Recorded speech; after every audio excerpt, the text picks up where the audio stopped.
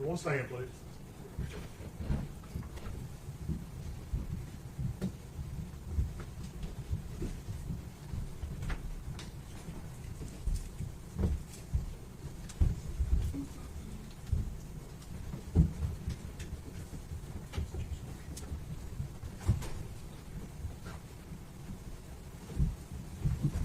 You may be seated. Thank you. Good morning, ladies and gentlemen. I gave you certain admonitions yesterday before you left for the day. Does any juror have anything to report? If you do, raise your right hand. For the record reflect that none of the jurors have raised their right hand. I believe we were beginning cross-examination. Mr. Scott? Yes, sir. Yes. Good morning, Mr. Fraley. How are you? Good morning, sir. Fine, thank you. I want to start where General Harper left off yesterday. Okay. You were asked, you conducted an interview of Megan on February the 25th of 2000. Yes, sir. Myself and Detective Licklider from the Sheriff's Department. And in that interview, you you talked with her about the child being dead Yes, sir. and some other things. Yes, sir. Judge, this time we'd ask to show that video.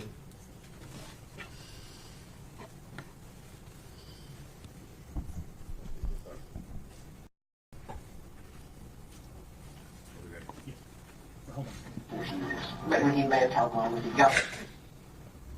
No. Oh, the day he went. You know this, okay. You know like the rate. This is the last place. If you If I had, tell you right there, you won't look. we'll bring it down. Yeah, but don't let me bring her on, man. Don't let us know why this is going too long, okay? This is for your baby. This is to give her proper and where she is. There's only two places I can make the fresh food. Where's she? I think there's somewhere close. I think she's somewhere at Dad's or at his house. Okay, his house? Maybe somewhere like, you know, that like the dog store. I think she's over there. She's somewhere at Dad's. And she's somewhere close. Underneath the dock at Hunter's. I don't know. She doesn't either. I'm just, Is that what you're trying to tell me? I'm not putting words in your mouth. that is just my theory. She has to be No, we're like, not looking at your side. You need to bring her home. he said that she was somewhere close. The only two places I can think that he would take her. You're not honest with you? Okay, but you know this part. I don't know for sure. I'm trying to help you on where I am at this point in time. This is the beginning, okay? Let's bring her home. Let's bring her home. There's a bunch of places I think that he would even have top to take her. She doesn't go very long. Well, regardless of time, there has to be a reason that you would know that, okay? Because He said she was somewhere close. in that time, there's only X amount of places she could be, okay? But you're specifically narrowing down those two places, right? You know that. He said she was somewhere close. Help me with this, Maggie. When he took her out with the driver, how was she dressed? You know that picture I have of her? She said her old penguin suit. She's in the penguin suit. She was wrapped up in her blanket. She was wrapped up in Did you give her to him? a picture You picked her up, where was she? on the bed. I held her for hours because I didn't want to let her go. That's okay. We need to bring her home. Okay? We need to bring her home today. Just tell us where we can go get her. I don't know for sure how old you are. I think she's at. Okay, hold on. You held her for hours. Yeah. She was in what? How was she dressed? You know that picture of me and her were sitting outside the trailer and she was Yes. on the tears and on purple. Deeply going. Yes. She was And she was wrapped up in a blanket. like a dark colored blanket. A big fleece blanket. And he took her from you? Where did he put her? What car was he driving? I read the car. The red car? Did he put her in the trunk? I don't know. I didn't go out Did there. you go outside with him? I know. What time of day was it? It was close to the dark. Was it close to dark or was it It was dark? close to the dark. What day was it? I don't know what day it was for sure, to be honest with you. So, how long was he gone? Less than an hour. Was it 15 minutes or 30 minutes or 45 minutes? Maybe like 45. He kept saying she's super close, Papa. Did he ever take you back to where it was? Between then and now? This I was didn't in want to December. go. Early December. Was it after you started working at the It was chicken? after summer. How long after? Not too long. You started on Monday, right? Right? Was it Tuesday? No, it was a Wednesday? week or two after. It was a week or two after. Closer to 2 weeks. So about December 10th. What do you remember about that day? Did you wake up or what happened? I don't know. I rolled over on her. I don't think I did. I think he did. It was an accident. He So would he never was hurt sleeping in bed her. with you? Was the three of y'all together? In She the was in bed? between us. Okay. I should have put her just on my side. I slept with her almost every night of her life before that, and I never once rolled over on her. But when you woke up, she wasn't breathing. Is that what you're telling us? Her head was like buried in her pillow and she wasn't breathing. Okay. So, there. So do you tell him, hey, I was panicking. He was like, well, you can't call anyone. We're both going to go why to couldn't you jail. call someone Because he said we were both going to go to jail if he didn't care of it. for her? For her just rolling over, or you rolling over on him? Or on her? I don't think I rolled over on her, though. I don't know if he did an accident or what. Like I said, I slept with her like her whole life before that. With her up against me right next to me, I never rolled over on her. We need to bring her home, honey. You need that piece. Mom needs that piece. Everybody needs that piece. We need that piece. Help us bring her home. You're the only one that I knows. told you all the only places I know he could have went. Where? Name it. My dad's in his house. When you say your dad's, where are you talking about your dad? I'm Lady Creek. Because he wouldn't have taken her inside the house and said, hey, Tommy. Well, I don't know. I just know there's I a wouldn't take her back to Tommy's. He said he was going to take her somewhere close. See, I don't think he would have taken her to Tommy's. That's too much of a risk. Why would he do that? I don't know. What if your dad would call him? I don't think she went there. But can you all just please check and then We're check going to check everybody? everywhere we believe she may be. Okay. But again, we need to understand where she's at. I don't know for sure where she's at. When you say for sure, I just have guesses and I've told you two what they are. and why has Hunter never spoke to you about this? I don't wanna When know. he came back, what did he say? I put her somewhere close. Did he say how he put her? I Did he didn't throw her in want a to know. trash can? Did he throw her in the lake? Did he bury her? I didn't want to know. What did he say? She said she was somewhere close and not to worry about it.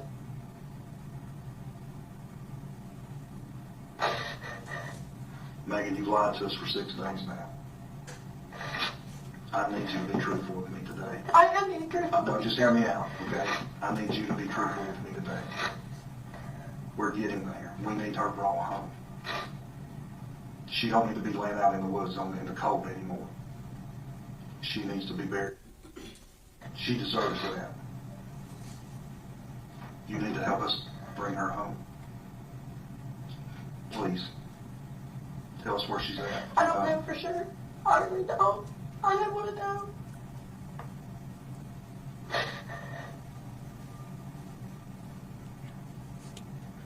I think you do, Maggie. I think you're scared to tell.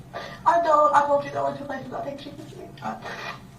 When you say the boat dock, what do you mean by the boat dock? I don't know if maybe he buried her there or what. Did he mention the boat dock? No, but he said he took her somewhere close and he wasn't gone very long. Did he drive away with her? Was she placed in the trunk? I don't know for sure. You didn't look out the window. No, I didn't want to. Who did you call? Nobody. I was scared to call anybody. Did he call you while he was gone? No. And it was dark. Close to getting dark. It was dark by the time he got back. It was light when he left and dark when he got back.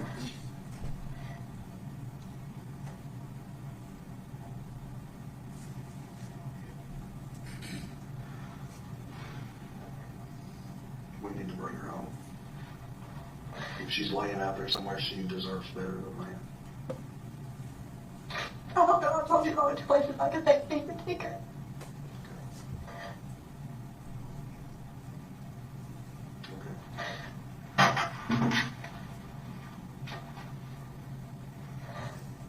What are you all going to tell my dad when you go to search his property? What should we tell him? I don't know.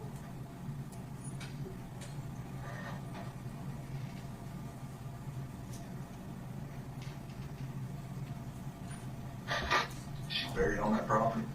I don't know if she is or she isn't. I really don't know. Those are the only places I know that he didn't have time to go to because Did Hunter of... take a shovel? No. Did he take a trash bag? Did he carry her out in that blanket, a box, or a box?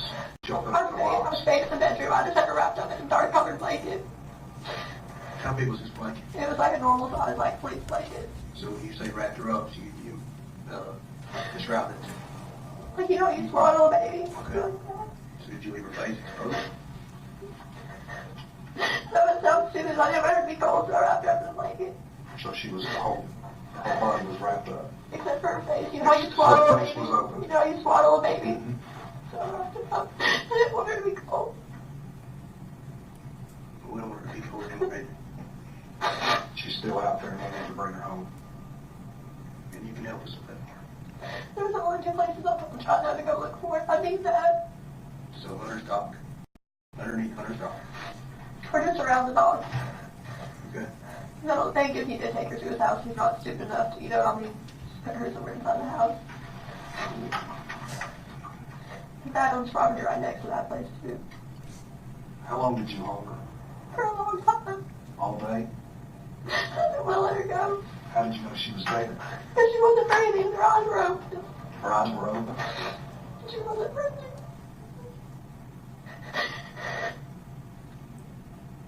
I tried to give her CPR, but she was already gone.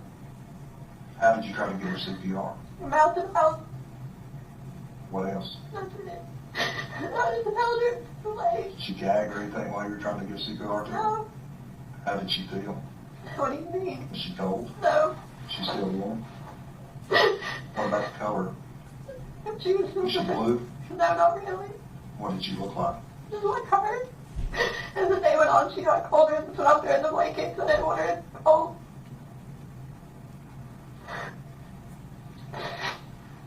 And you don't remember what day that was? No. I know it sounds bad, but I'm just trying to block it out of my memory as much as I can.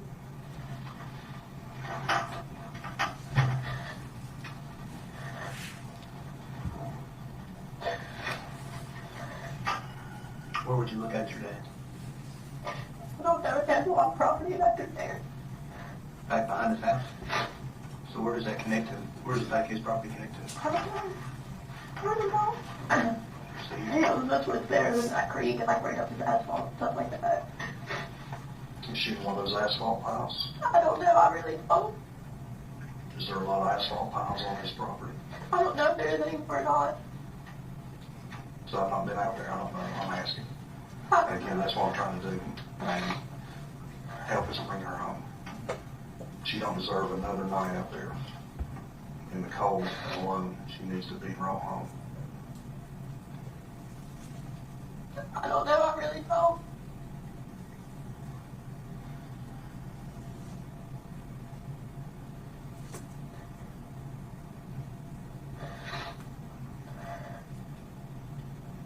I don't know if he took her in the trash can or not. When he came back to the job, I didn't want to ask.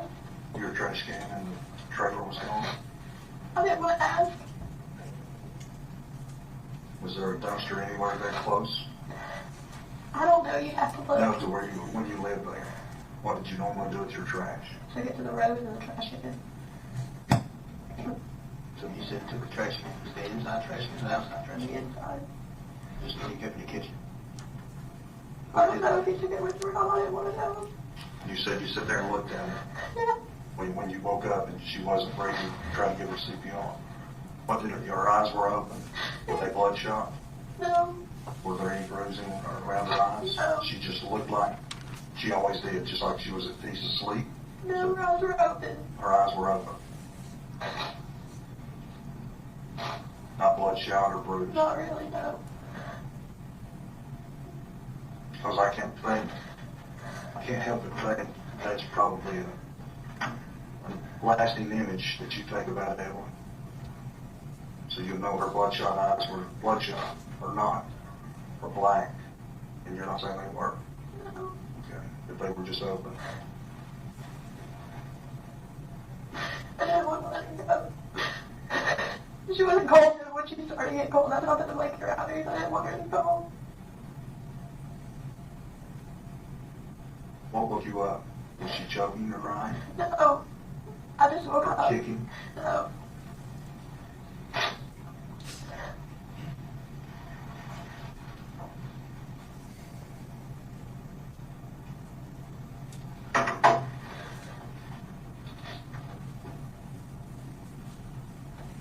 If we talked to Hunter, what would he tell us? The same thing he's been telling you. He's never met Evelyn because he told me not to tell anybody that he would go back to jail.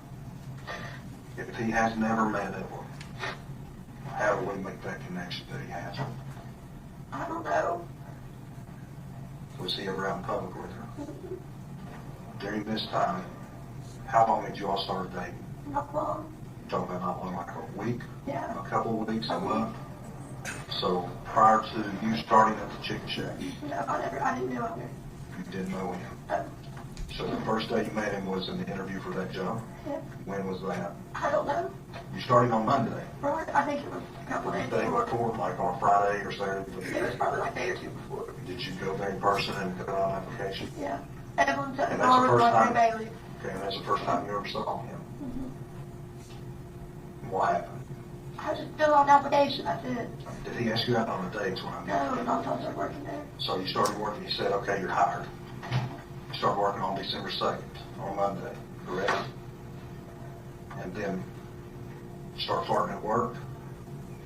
And tell me what happened, Joe, on a day, Monday night, Tuesday, I tell me don't about remember it. the day, I really don't. Whatever day, whenever you say the first day after the application, that the first time you met him, you started working, whichever, we know that's on a Monday, that's easy. Y'all started flirting at work. Did y'all go out Monday night, that first night? No, I don't remember what night we went out, but I'm just being honest, I really don't. Okay. But at some point, he started staying with you at the camp, or at the trailer. Just one night. He stayed one night. And then you said he stayed a couple of nights. I didn't say that. You said he had slept together. Just the one time. Said y'all slept together in bed with her between, Me and him. not with her. She slept in between us. And so I'm saying, you said you'd done that a couple of nights ago. No, I said I've done it 1,000 times where she slept with me. Like her whole life, she slept with me in bed. And then the one night he stayed was the first night he met her, correct? I mean, no, he'd seen her like in the car with me at the chicken shack. Okay. Like a couple days when you went to get the application, when you applied with Bailey. Mm-hmm. And I came to measure the parking lot. They wanted it redone. I had her in the car with me. when was that? I don't know a day. But you told these guys the other day, y'all went through a timeline. I think I wasn't in there. But y'all went through a timeline. I don't remember what day I measured the parking lot. I really don't. The day they opened, I came back to the drive-thru after I left, and she was in the car with me too. In the back seat, in the car seat. The pink and gray one you all have. Mhm. Do you think he took her in that trash can? I don't know, but it was gone. I never wanted to know.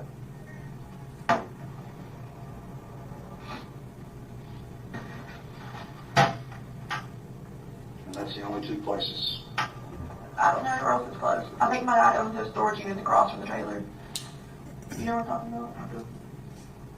Does Hunter have a storage building rented from him or something there? No, but I mean, Or do you? no, they're abandoned. Where do you put the baby at there? I don't know. You are asking me guesses. I'm giving them to you. He likes the lake a lot. Does he have a boat or anything like that? He used to. When you talk about the boat dock, you mentioned boat dock. What do you mean by that? Is he on the boat dock or?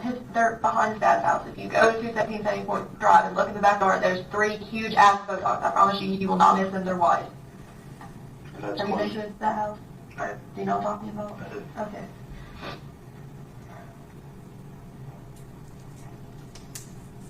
But of those 3 huge ones that you have, which, I don't know. where would you think?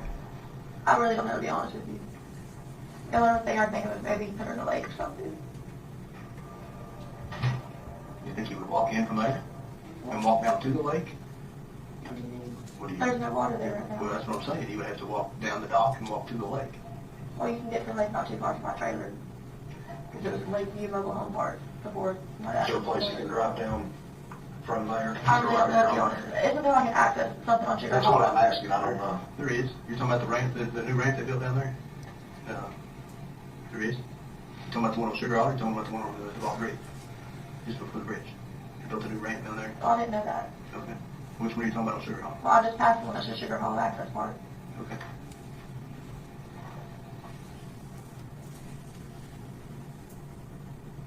Thank you for letting me talk to my mom.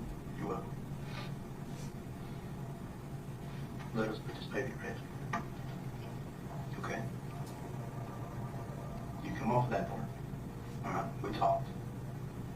This is, Those are the only places I know for you all to look, I swear. you're positive. Positive. Because this, Those are the only places you can get there. you're telling me all these other stories that you told me. All those before, those are lies. But this is the truth. This is the God's honest truth. Okay? That timeline, all the dates that you gave, all that stuff prior, and all that stuff was made up. And why do you want to come clean now? What benefit do you have I don't, but you talk to me. Be honest with me. Is it for me or is it for your baby? I'm not baby, but you're the one who were like, hey, like, it's been going on long enough, you know what I'm saying? It's time to turn it into. You have no idea. I told you the only place I think you could have went in that short conference.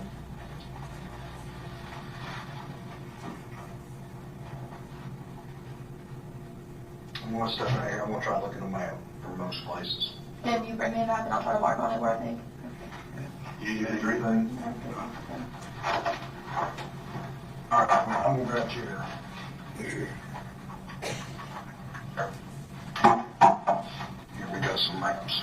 Let's see. I got that one.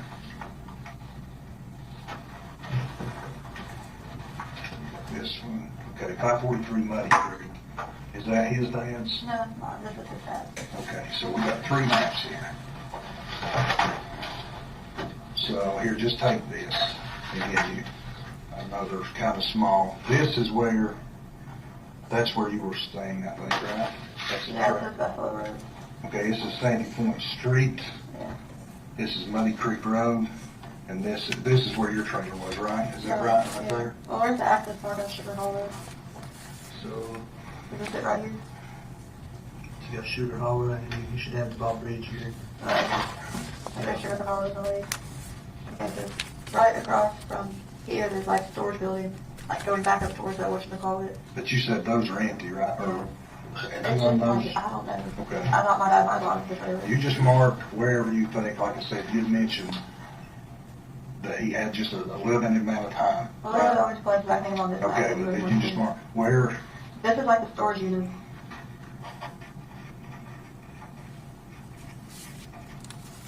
And is that for both of That's them? the access part of Sugar Hall. Where's his dad's house? Is that here? Yeah. Well, I don't know anywhere else except for there and Muddy Creek. Okay, well, just mark that, mark what that is, both dots. But your lake's down. Is his, Can I just put Randy's house? yeah, that's fine. Okay. Anything else you can think of?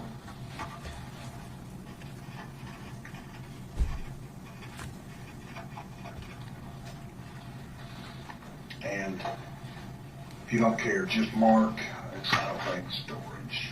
I think from what you're telling me, if she's in one of these 2 places, so just write what she was wearing, if you don't care. And that's just whatever, what'd you say her clothing was? Was it her little jumpsuit, purple fleece, and a sleeper? Was she wrapped up in a blanket?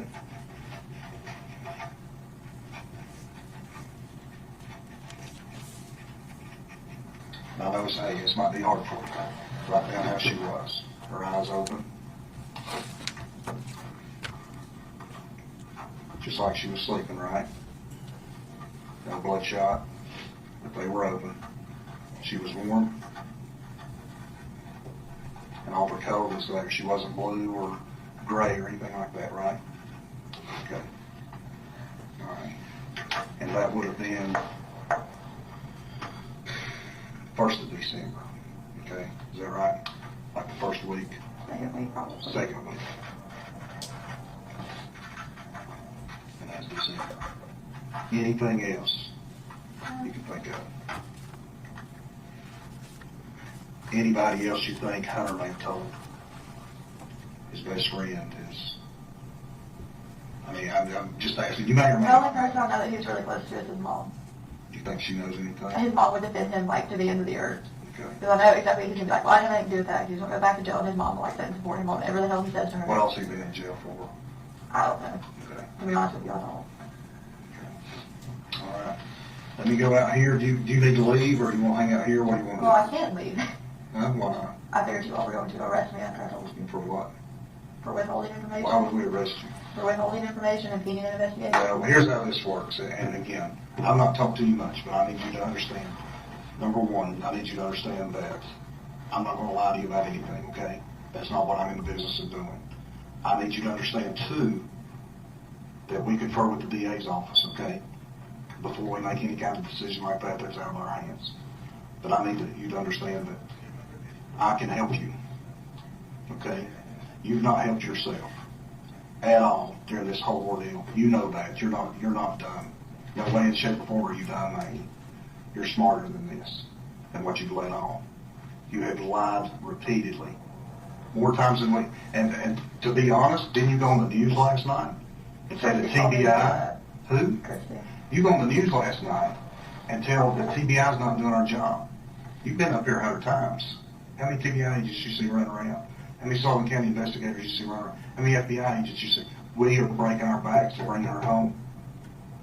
Then you go out there and do that.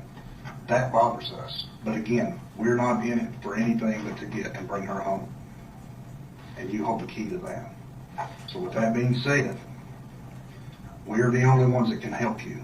And what I mean by that, and I want you to hear me out, what I mean by that is that when we talk to that DA's office and when they say, hey, what did she, well, they're going to say, hey, because we have talked to them, we know she's lied for 6 days now, 5 days, whatever it is. I haven't seen her. Many of us have not seen a full night's sleep in well over a week because of this. But when they go to and say, hey, what did she tell you other than the lies? Because how many lies have you told us? How many? Dozens? Just say it. Let me help you. I'm here to help you. How many lies have you told us? A lot. Every day you talk to us, right? I need to go to him, the DA, and say, look, I get it, she lied. She was a scared mother who didn't know what to do. Okay? But today, when he and I were in here and talked to us, when you first talked to him, she started to tell us the truth. That truth is what's going to be able for me and him to go to the DA and say, hey, we know she told all these lies. She's telling the truth now. We can help her. We'll go to bat for her. And that's what we're willing to do, is to go to bat for her. Regardless of how many lies you told, we can start over right now. And I can go back for you and say, hey, look, she was scared. We just need to bring her home, mate. You need to help us do that. This is a start. But you should, again, you just need to understand my perspective. I've been lied to before. How did it make you feel? Bad. And that was over probably something trivial. A boyfriend lied to you about going out with a girl or something like that. We're trying to bring her home. Dozens of guys out here and women out here, and in Quantico, Virginia, Nashville, Tennessee, and Atlanta, Georgia, are all working this thing. That's all we're working right now. To bring her home. Help me tell the DA she was finally the key that brought Evelyn home. I need you to be honest with us. Can you be honest with us? I am being honest with you. Is there any place other than here that she is that you know of? Not that I can think of. Okay. Anything else you think might be important? Anything else you want to tell us? Okay. Where do you want to go? What do you want to do? I mean, I can't go. You're not under arrest. I say all that to say that to be clear. You're free to go. Just you tell us if you want to hang out here, that's fine. We'll continue to help you out. But again, the lies are over. We can't help you unless you tell the truth. I have told the truth. Okay. Tired? You want to go outside? Can I just stay here? Yes, if you need anything, you're not going to make the door. Is Angie here? Who? Angie? She is. Can I sit with her? You want to sit there in here? I sit in her office, or have to sit here? You'll be fine. You sit tight. You got food here, right? Is that right? Thank you.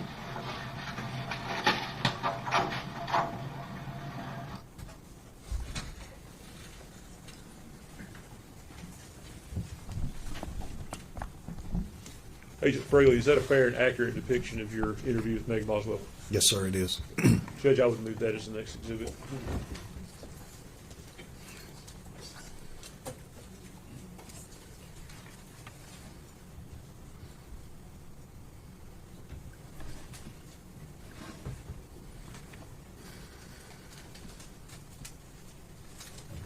Judge, may I approach the court reporter?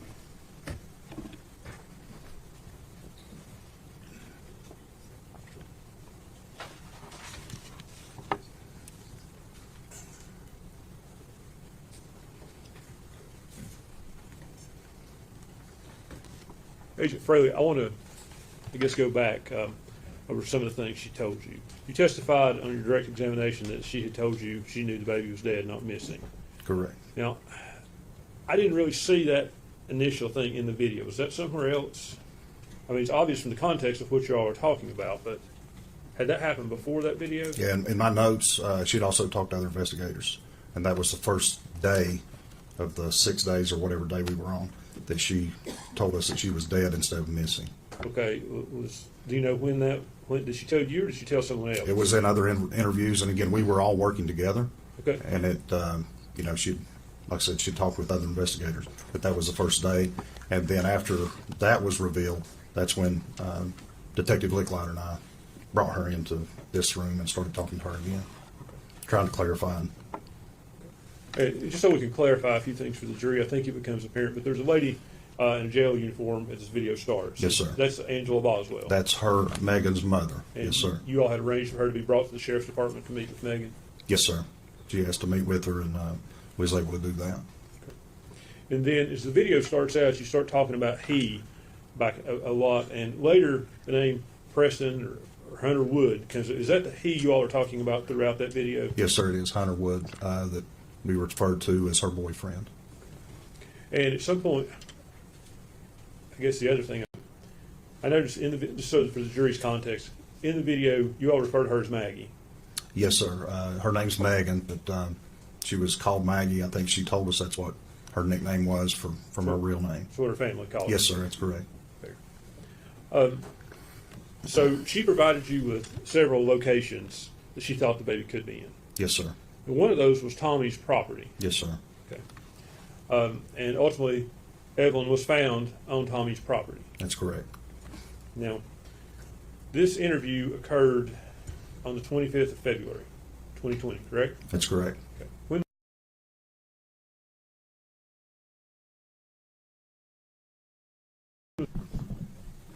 Continue.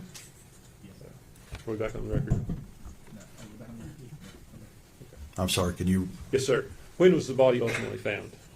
March 6th of 2020. Now, there's a conversation between you and Megan about the fact that you're not arresting her that day. Yes, sir. In fact, she was later arrested that night by Mr. Price, was she not?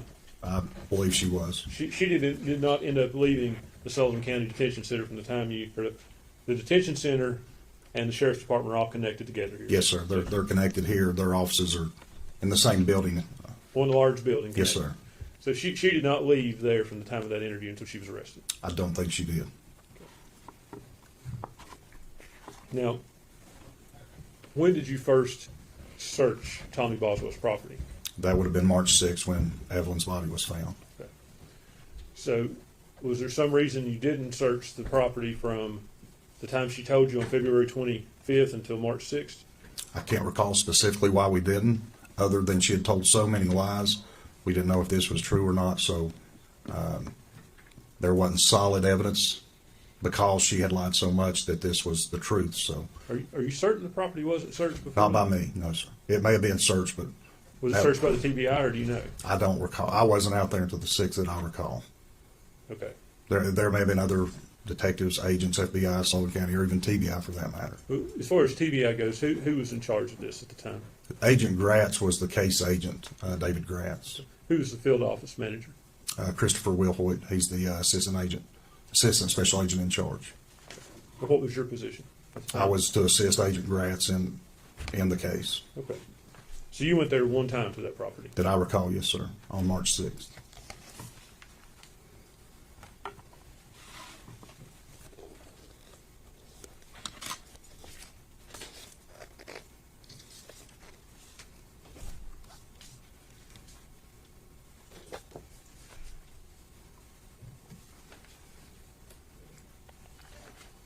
I'll be showing you what's been previously admitted as Exhibit 17.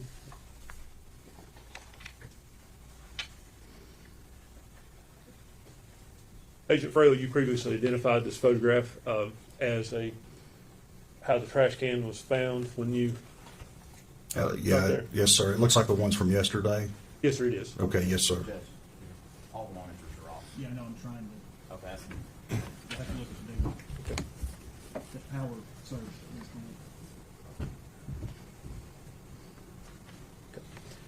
the- And I believe is this the position the trash can was in when you found it? That's representative of, like I said, once the door was open, on how the trash can and the bags were there. When you say it's representative, was the trash can moved and put back in place, or is that exactly how it was? In this particular picture, I think that my best recollection is that's how it was. It wasn't. At some point in time, I did remove these, and we stopped because of the weight of the trash can, believing that Evelyn might be in that trash can. But like I said, my best recollection is that was the way it was when the door was open and we first saw that. Okay. At some point after picking the trash can up, was it placed back in the same position for more photos? I believe, yes, sir, it was. Okay, so some of the photos we saw yesterday, the trash can was not exactly as you found it. It was to the best of your ability to put it back. Is that fair? Yes, and this probably, well, I don't want to probably, but yes, that is correct. It was moved and then replaced. And then, like I said yesterday, we stopped and made some phone calls after we confirmed or believed that to be Evelyn's body. And the trash bag, the black trash bag, that's ultimately where Evelyn's body is found. Underneath, it looks like, yes, there was a black trash bag on top of the one that's in there. Where did you find the body? And what I mean by that is, did you find the body in the trash can after you had removed it? They're giving you a pointer. Oh, if you okay. need that. Removed the trash can from the building, or were you still in the building when you found the body? Best I can remember, sir, was, like I said, we opened that door and we saw those items.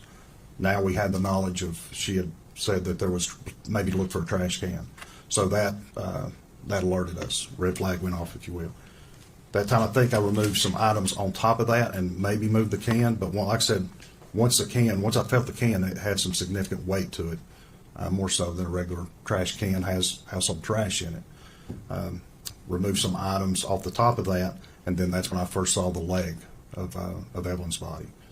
Like I said, maybe replaced it or resituated best I can, stopped what we were doing, and made the appropriate phone calls. So you say you replaced it. Set it back, yes, close to. Set the trash can back in. Did you set the stuff back in the trash can that was on top of the body? I don't recall putting those items back on top. I think once those items were removed, and some of the items I remember specifically, there was a bread bag, an empty bread bag that was in that top portion of the trash, and I recall it having a September 2019 expiration date, which again alerted us that, hey, this wasn't there like the rest of that stuff I testified to was obvious to me. It had been there for years, and now you had these couple bags of trash in this can that looked out of place or looked more recent. And I think, after seeing that, opening that bread bag with that date, obviously that date gave us an idea that this was a window of time that was recent, that fit close to the proximity that Evelyn was reported missing. Okay. So the black trash bag in Exhibit 17, it appears to be pressed down in the trash can. Is Yes, that correct? sir. Yes, sir. So at some point you took it out of the trash can. Yes, sir. That was, as I best recall, that was the first thing removed from that can. Agent Fraley, I'm going to show you what's been marked as Exhibit 15. Okay. Is that the same black trash bag? Yes, sir. As best I recall, you could only see that portion in that last picture, and that's after it's kind of been opened Okay. to inspect the contents inside. Okay. So that picture was taken after you open the door, obviously. You take the trash bag out of the can, or did you? I can't recall if I did or not. Like I said, I think I did, because to inspect the bigger bag that was down in the bottom of the can with Evelyn's body. Okay, did you place the black trash bag back in the can? I can't recall if I did or not. Like I said, once we confirmed that was Evelyn's body or what we believed to be, we stopped. But I can't remember if I placed it back in there or set it to the side. Now, I assume there's a protocol to how you all would handle a scene like this. Could Yes. you walk me through that? Well, typically, like I said, this was a looking for Evelyn's body, because based off of what the phone call had come in to come there to search for items that he had said had been brought there and placed in the yard barn. We found those items. I think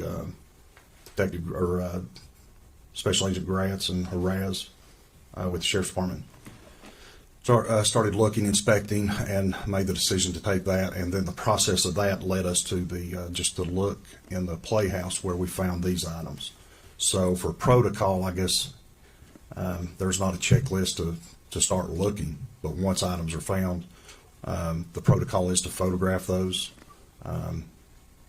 bag those, seal those bags, mark those bags, and ultimately send them to our TBI labs for examination. And I assume the would be not to contaminate other pieces of evidence there. You want to keep everything as separate as possible. As best we can. You described a situation where you all placed her body on a clean body bag. Yes, sir. And I think you said y'all put wax paper on the porch prior to doing I that. think it was like a butcher paper, this rolled butcher paper, then the body bag on top of that, and then as we were removing the contents of the trash can, it was onto the body bag. The black bag, when you inspected it, anything significant in it? Like I said, the only thing that sticks out is that bread bag with the date. Kind of, like I said, that other stuff had been there for years, it appeared to me, and the others. And this appeared to be recent, and that date on that bag, I recall. Okay. If I could approach the court reporter, Judge.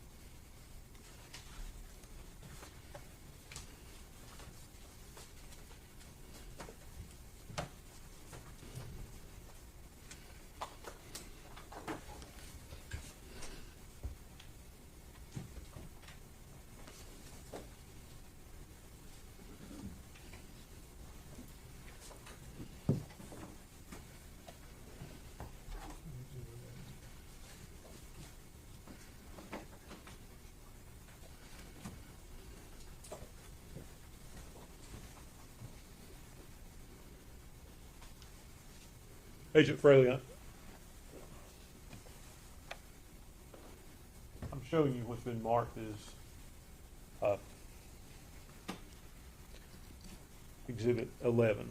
You recognize that? That looks like, yeah, that's one of the pictures introduced yesterday. Okay. What is- That's the playhouse with the door open, showing the trash can inside the doorway. And that's the front porch of the where you ultimately placed the body bag, correct? Yes, sir.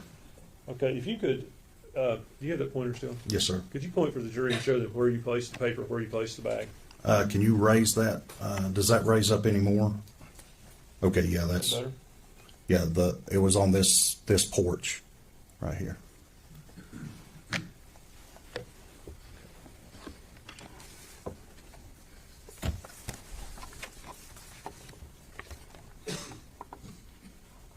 And take that one down. So if we could go back to that for just a minute. Okay. Over here on the side, can you see what looks to be like it's wire? This right here? Yes. Yes.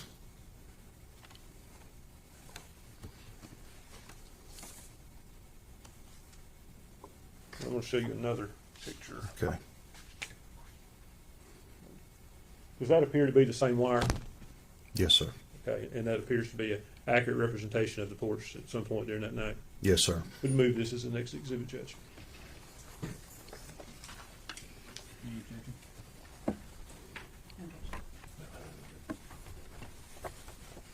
46.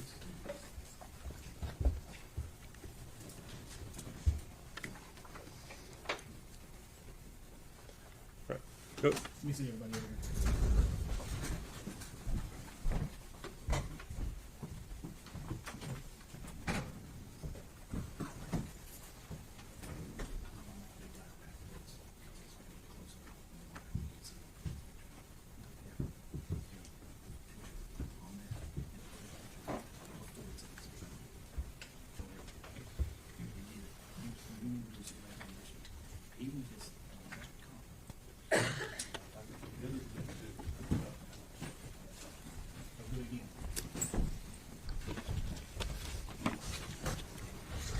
Go ahead, Mr. Scott.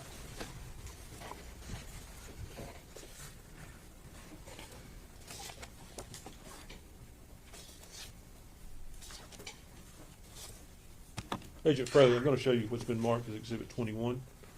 Yes, sir. Do you recognize that? Yes, that was one of the photos introduced yesterday depicting the removal of the trash bag containing Evelyn's body from the can onto the body bag.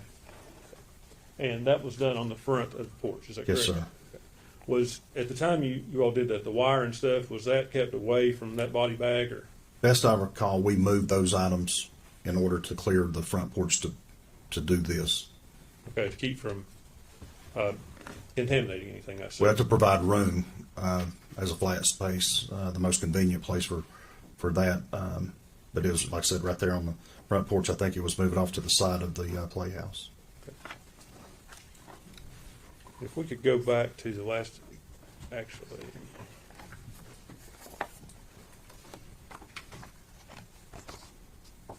We'll put back up Exhibit 46.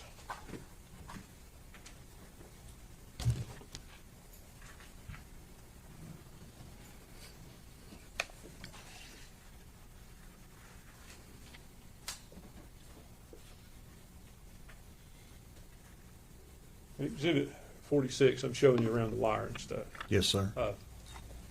Does it appear to you that there's some leaves and debris under the wire? I can't make out. I'm sorry, I can't make out exactly what that is. Okay. Now, participants.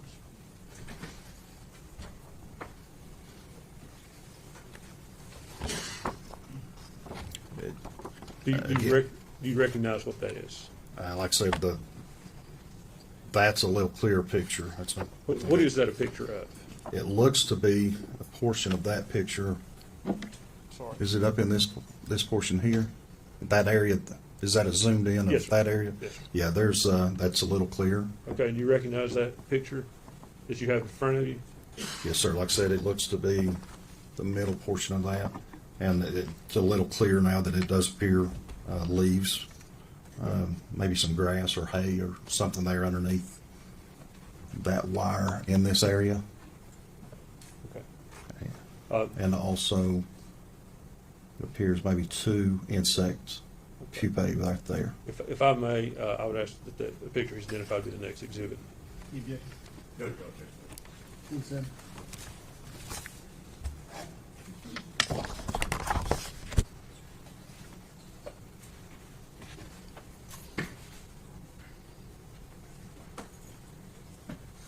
We'd ask to publish this at this time. Agent Fraley, is that a better Yes, sir. picture for you to Yes, describe sir. to the jury? It is. I believe you said you saw some leaves. Yes, sir. It looks like maybe right there, Uh-huh. and that might that area right there looks like what I said looked like grass or hay, possibly. Okay. And then, I'm sorry, Oh, those go two, ahead. those two right there is what it said looked like insect. You described those as pupae. Yes, that's, You talked about pupae yesterday. What's pupae? it's just where an insect, once an egg is formed, it's formed as larva. In the middle of that stage before it fully develops into an adult, that's the stage of that. Okay, so the egg would be laid and then it forms into this. Is that what you're saying? That's correct. Yes, sir. Okay. That pupae, do they move on their own? Yes, they're living organisms, and they feed, which, like I testified yesterday, it's common with human decomposition that the eggs are laid on that decomposing human flesh, and that's where they develop from there.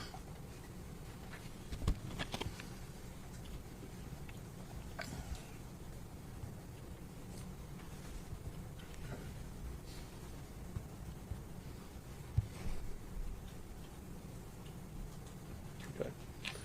You say they're living organisms, but in fact, a pupae is an insect in its inactive, immature form between larva and adult. It's in the middle. It's an inactive form. Okay. Would you agree with that? Yes, sir. So they don't crawl around, do they? Like I said, the eggs are laid, and then they develop into an adult. Okay, that's the stage before they become larvae, which would move around. Yes, sir.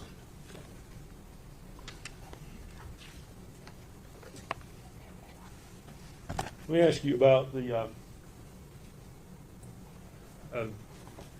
So, when you found the body in the trash can, it was in a bag, correct? Yes, sir. Evelyn had leaves in her hair. I don't recall that. I don't recall that. Okay, were there any leaves in that trash can? I don't recall. You the say you leaves. don't. When you say you don't recall, I guess I want you to clarify. Did you say I don't remember? You say I don't remember, or I Well, don't remember? even reviewing the pictures yesterday, I don't remember saying, I mean, it's been 5 years, but even reviewing those, I don't remember seeing leaves inside of those. So you don't think there were leaves in the trash can or her hair? Like I said, I don't remember seeing those, even after the review of those photographs yesterday. Okay. I want to talk about the body. Obviously, when you find it, you had to move it to some degree. Yes, sir. I mean, you would have done your best to have placed it back you moved it out of the trash can and then placed it back like it was, I'm assuming. No, sir. Okay, tell me what you did. Are you talking about removing the body and then putting it back in? Yes. No, sir. Okay. That's incorrect. Okay, tell me. No, once we went into the playhouse, opened that door, saw what we saw, the trash can, the 2 bags that, like I said, were obvious to us that they didn't match everything else in that playhouse. It was, and then confirming, like I said, with the information that Megan had provided to us, that the trash can was in play. That first black bag removed, and then like I talked about the empty bread bag that had expiration date. That confirmed this wasn't in the time frame of this other stuff with the dust and the cobwebs. Pulled that off, and that's when the odor of decomposition appeared or was present, and then pulled that fleece blanket back, and then that's when I saw the leg and the foot.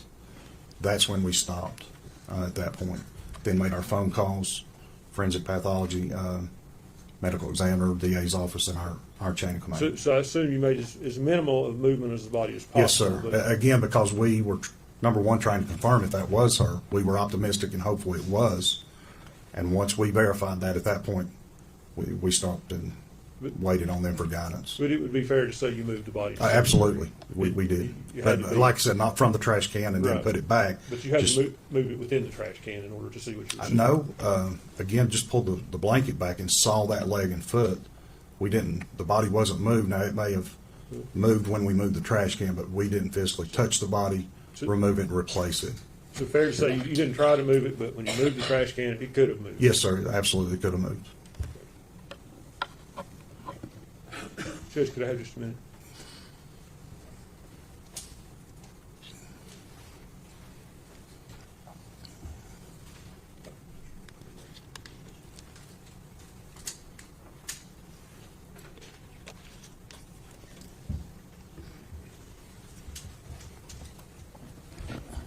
Did you collect any evidence there yourself? I know, and what I'm saying is typically, at least for the jury, I'll explain the question. I know you know what I'm asking you, but typically a lot of law enforcement people are there. One person may collect this, one person may collect that. Did you collect any of the evidence there? I recall when we first got there and we were in that yard barn where all that evidence was. I think Gratz wanted, Special Agent David Gratz wanted all of that taken. I think I assisted in that. And then, like I said, then went to the playhouse, found Evelyn's body, was active in processing that. Those bags, what wasn't sent to the forensic center for autopsy, which included Megan's body and the clothing, and the blanket. Those other items were collected. They were transferred from that scene over to the Sullivan County Sheriff's Department, where we continued to process. But I think I was party to that as well. So I think to answer your question, what you're getting at, if I collected evidence items, and yes, I did. Do you know which items? I'd have to look at those lists because they were, it was voluminous in the items that were collected. It was dozens, I believe. I'd have to see that list to refresh my memory. Because that's all the questions I have for Agent Fraley. Thank you. Yes, sir. Thank you. Redirect. Just briefly, Judge.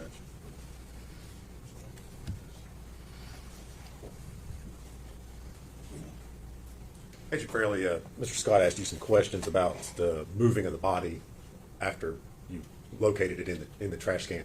When you first saw the trash can and the black bag that was in there, how would you describe them as far as where they were positioned in the trash can? Like I said, trash can, as we've seen in these photographs, the black bag was on top. Then you see it kind of opened. That's where the bread bag was. After that was removed, then was the white trash bag.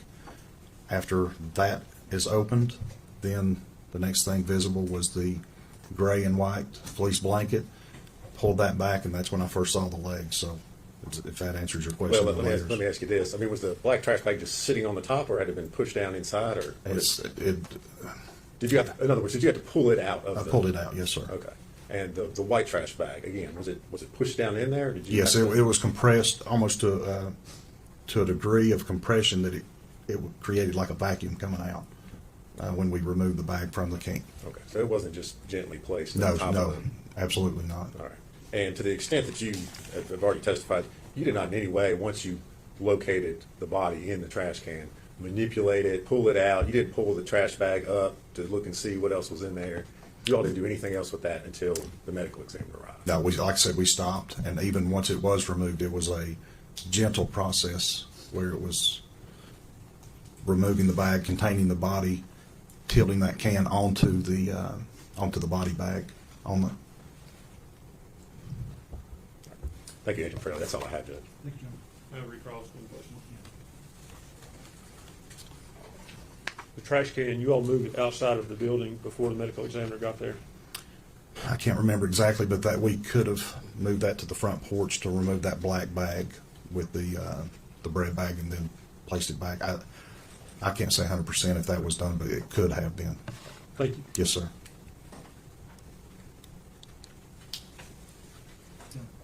That's all, Judge. Is he need under subpoena? I have served an additional subpoena on him should he be needed later. He'll need to be. All right. Agent Fairley, thank you for your testimony in this case. You're still under subpoena, so you'll need to remain under. Okay. Thank you. You ready for this witness, Judge? Yeah, State called Tommy Boswell.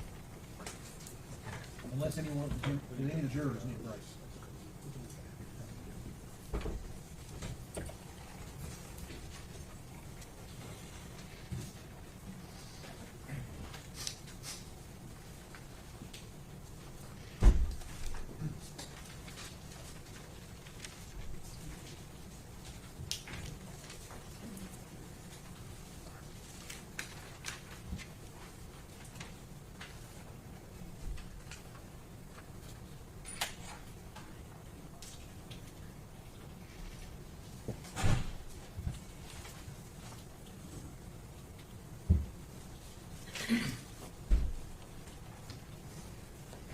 You raise your right hand and be sworn, please.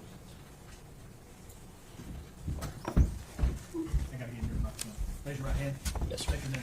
Tommy Boswell, Sr. Solemnly swear about to give you the truth, the whole truth, and nothing but the truth, sir. Yes, sir. Speak into the microphone, please. Good morning, sir. Good morning. If you would speak like Judge asked, speak up close to that microphone. All right, how's there that? you go. That's better. You're Tommy Boswell, is that correct? Yes, sir. And Mr. Boswell, where do you live? 543 Muddy Creek Road, Bluntville. All right. Is that here in Sullivan County? Yes, sir. Okay. And you are the father of the defendant, Megan Boswell, is that right? Yes, sir. She's your daughter? Okay. And Evelyn is your granddaughter? Yes, sir. All right. Now, Megan's mother, who is she? Angel Boswell. All right. Or Jones. Okay. And two of you, are you still married? No, we've been divorced since 16. 2016? Yes, sir. How long were you all married? 17, 18 years, something like that. Okay. Megan lived with the two of you while she was growing up? Mainly live with my mom and dad. Okay. And where did they live? Right below me, we lived on the same piece of property. Okay. They're on Muddy Creek? Yes, sir. Okay. Now, at some point in time, did you have problems with Megan that eventually led to her being placed in foster care? Well, that's her mother's fault for not sending her to school. And she come to stay with me. And then she wanted to go stay with her mom. I said, you got school, we got to go to court Friday. And I said, you don't go to school tomorrow. I said, we'll send you off. Well, she went to stay with her mom. Mom didn't send her to school, went to court. State took her. Okay. Now, let's back up a little bit. this was after you and Angel were divorced? Oh, yeah, yeah. Okay. All right. How old was Megan when all this took place? The divorce, or which part? When Megan went into foster care? I think she's about 17. Okay. She in high school? Yes, sir. Okay. Now, while Megan was in foster care, were you aware that she had a child? Yeah. Okay. And who was that child? That was Evelyn, my granddaughter. All right. Do you remember when she was born? I'm so nervous today, I can tell you the date if... All right. It was November 2018? That's right, Sound yeah. about right? Okay. During this time that she was in foster care, were you working with DCS to get her back into your custody? Yes, sir. Yes, sir. I done everything in my power. Okay. What sorts of things were they having you do? I'd meet the foster care parents on different weekends. We went to church events, different things like that, and then they finally let me get her on the weekends, and then she'd come over and stay. All right. And she had Evelyn during this time with her? No, Evelyn wasn't born then. Okay. Did you do that after Evelyn was born? Yeah. Okay. Because Evelyn was born while she was in foster Foster care, care, right? yeah. Okay. Now, at some point in time, did Megan or Maggie come back to live with you? Yes, sir. Okay. Do you remember when that was? I don't remember the exact dates, but it was after Evelyn was born. All right. Okay. So Evelyn's born in November 2018. Yes, sir. So at some point in time after that? I can't remember exactly the dates, but she was real little whenever they come back. All right. And that's to your, when you say she came back, was that to your house there at Muddy Creek? Muddy Creek, yeah. Okay. Megan and Evelyn come back to my place. So they were both living there with you. Who else was in the house all the time? I had my little daughter and my son, and then my soon-to-be ex-wife was there. And she had her little boy part-time. All right. When you say soon-to-be ex-wife, that's someone different than Angel, correct? Yes, this is Ashley. Ashley. And when you say Ashley, what's her last Rosenbaum. name? Ashley Rosenbaum. Okay. Were the two of you married at that time or dating? No, Or? not that time. We were engaged. Okay. All right. Did you, when Megan came back to live with you, was she working? Did you help her out? How'd she support herself? I supported her. Okay. I supported her when she was with them people. All right. Bought her whatever she needed and give her money and stuff. Okay. Well, tell the jury, 'cause we don't know. What sorts of things did you do to help her out? I give her money. She had my credit card number. She'd get stuff on it. I mean, if she needed anything, the baby needed anything, I seen to it they had it. Okay. We heard some information that came out earlier today about Megan having a car. Did you have anything to do with that? I bought her a brand new car, paid cash for it, get $20,000 cash for it, and her the title to it. Did you help out with expenses for taking care of Evelyn Yes, sir. while she was living there? Yeah, I bought everything while she was there. Okay. Bought diaper genies, just whatever baby needed. Okay. So how long did Megan and Evelyn end up staying there at the house with you? I don't know exactly. I don't want to lie to you. Just a few months. It wasn't that long. Okay, just a few months? Yeah. Well, what happened that caused her not to be living with you anymore? Not clean her room, to be honest with you. I mean, I had my two little ones. Ashley had her boy part-time. And then we had Megan and my granddaughter, and Megan didn't want to clean her room, and that's causing problems between me and her. Okay. So did she leave your house? Yeah. Okay. Where did she go from there? I think she went to my mom's for a few days, and then she she went up to the trailer park. Okay. Judge, can I see exhibit number 1? Should be diagram. I mean, I'm sorry, not 126.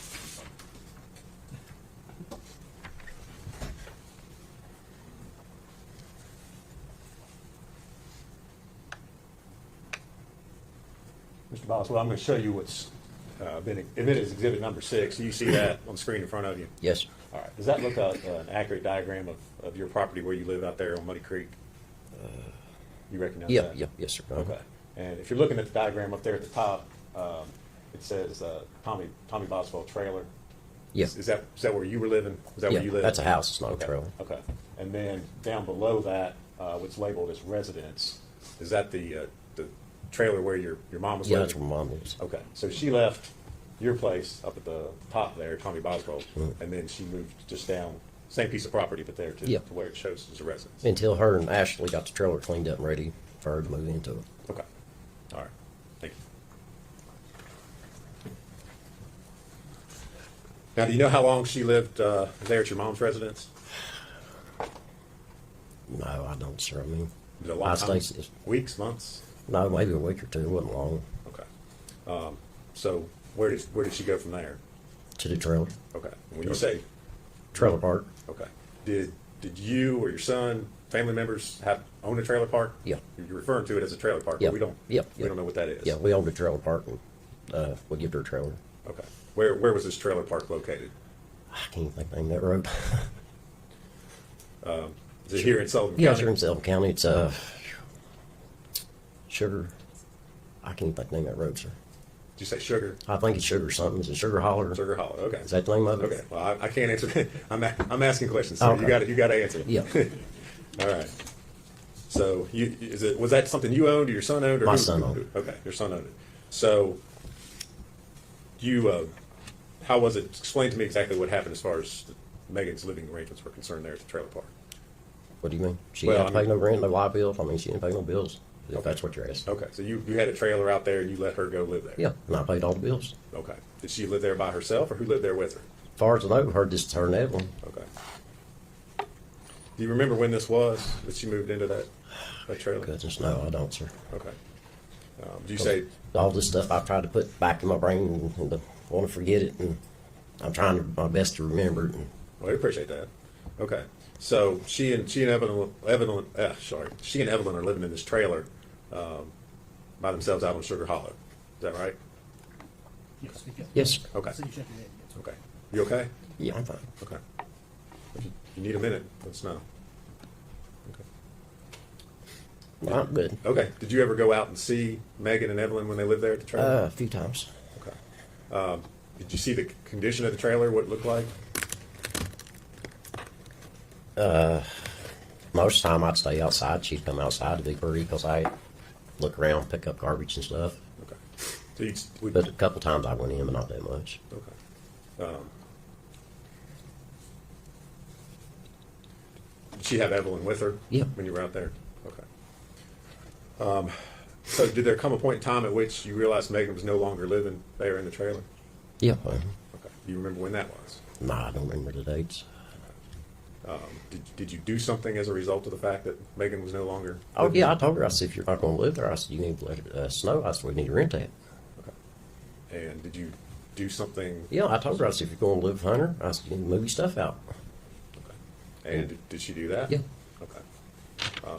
Did you have to clean it out or do anything to it before you could re-rent the trailer? Dave's a guy worked with us. He took care of the park, as you say. He got free rent, and he cleaned it up and done stuff like that, and mowed. And, Well, do you remember what the condition of the trailer was when Megan moved out?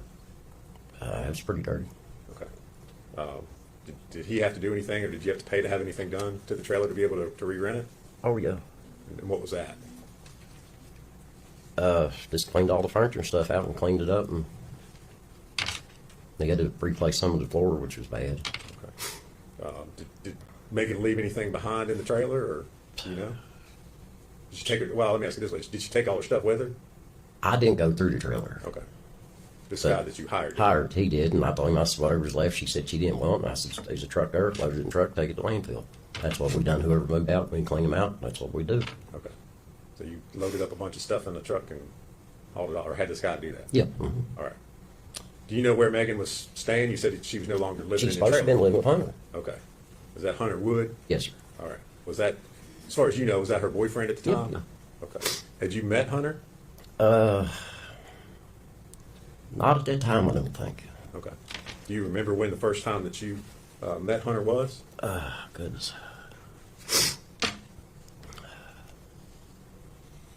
It was either when she come up Earth Angel to get my two little ones, or when we went to Gatlinburg for Christmas, or Pigeon Fords. Okay.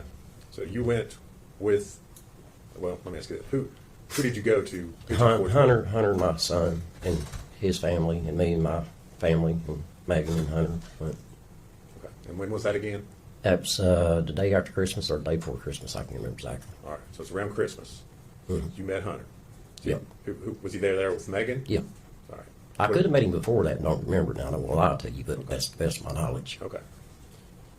Did your trip there at Pigeon Forge, did Megan have Evelyn with her at the time? No, sir.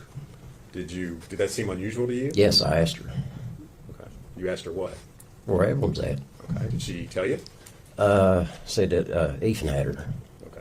Do you know who Ethan was? Yeah, I met Ethan. He's a nice young man. I thought a lot of Ethan. Okay. And who did you think Ethan was at that time? Or who did she say Ethan was? Well, they used to date, Okay. but she said Ethan was the father, Okay. and he wanted to see Evelyn. He'd been in the Army. So I said, I'm going to stand back. If he's going to man up and want to see his child, I'm going to let him see her for a while. And then after a while, I said, enough's enough. It's my turn. Okay. So at that time, when you went on this trip, she told you Evelyn's with Ethan. Yes, sir. Okay. And you thought that was a good thing. Yeah. I mean, Okay. After this trip to Pigeon Forge, did you see Megan after Christmas? here or there, very rarely. I'm sorry. Just here or there, not that much. Here or there. Okay. Did you see Evelyn? No, last time I seen Evelyn was on Thanksgiving. Did you ever, in those times that you saw Megan after Christmas, did you ever ask her, hey? Yes, I asked her numerous times. Okay. And what did she tell you? She kept coming up with different stories and different lies. Okay. Well, what was she telling you? First, it was Ethan had her. No. First, let me back up. I'm sorry. Hunter's mom was watching her, and then she come off with Ethan had her. Then after it went on for a while, I said, I'm gonna do something about this. Well, she told me that Ethan wouldn't give her back. I said, hey, let's go get an attorney. I said, he can see his daughter, but I said, he's not taking her. Okay. What did she say when you told her that?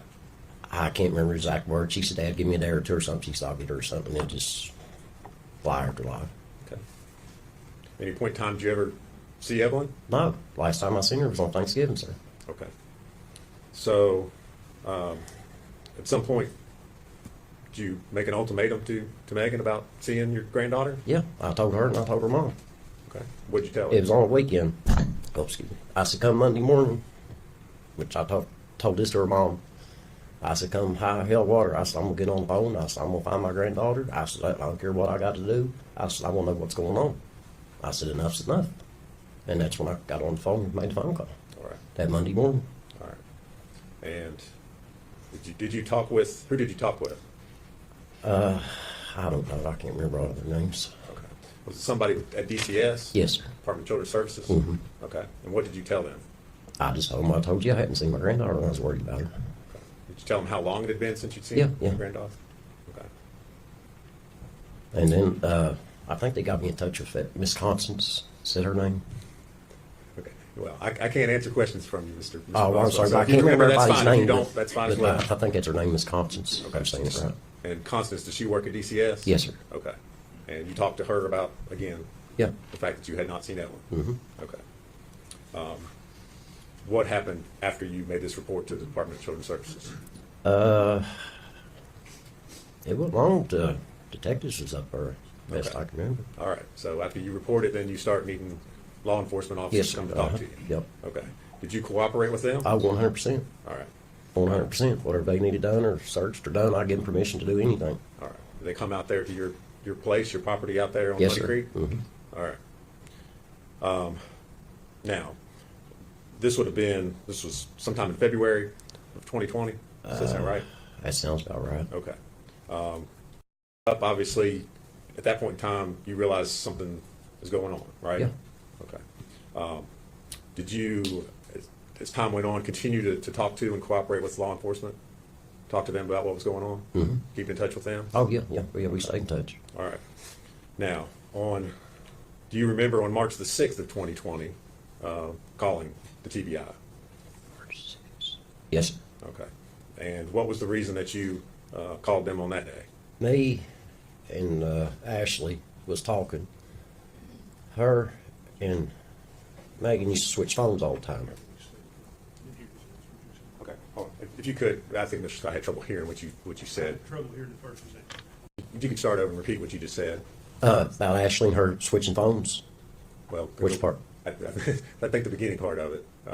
Oh, when I called TBI? Yes. Okay, well, before that, me and Ashley was talking. Okay. They used to switch their phones all the time. Okay. When you say they, are you talking about But Megan and Ashley, they'd switch their iPhones and trade backwards and forwards. Okay. And I told Ashley, I said, call that TBI guy back and tell him he can have that phone. There might be something on that phone. Because I prayed and done everything. I could help them. And they come back and got the phone. Okay. When they got the phone, they got to the gate, and I asked Ashley, I said, what about that stuff Megan put in down there in Dad's building? She said, I don't know. I said, well, call them back and tell them to go down there and look in it. Okay. All right. And did you all call them back? Yeah, Ashley did. Okay. And as a result of calling them back, did law enforcement then return to your property? Yes, sir. Okay. And what did you do once they arrived there at your property? I told them about the building because I come in one day and I remember seeing her car backed up to the building and the door raised. Okay. I'm sorry, could I see Exhibit 6 again?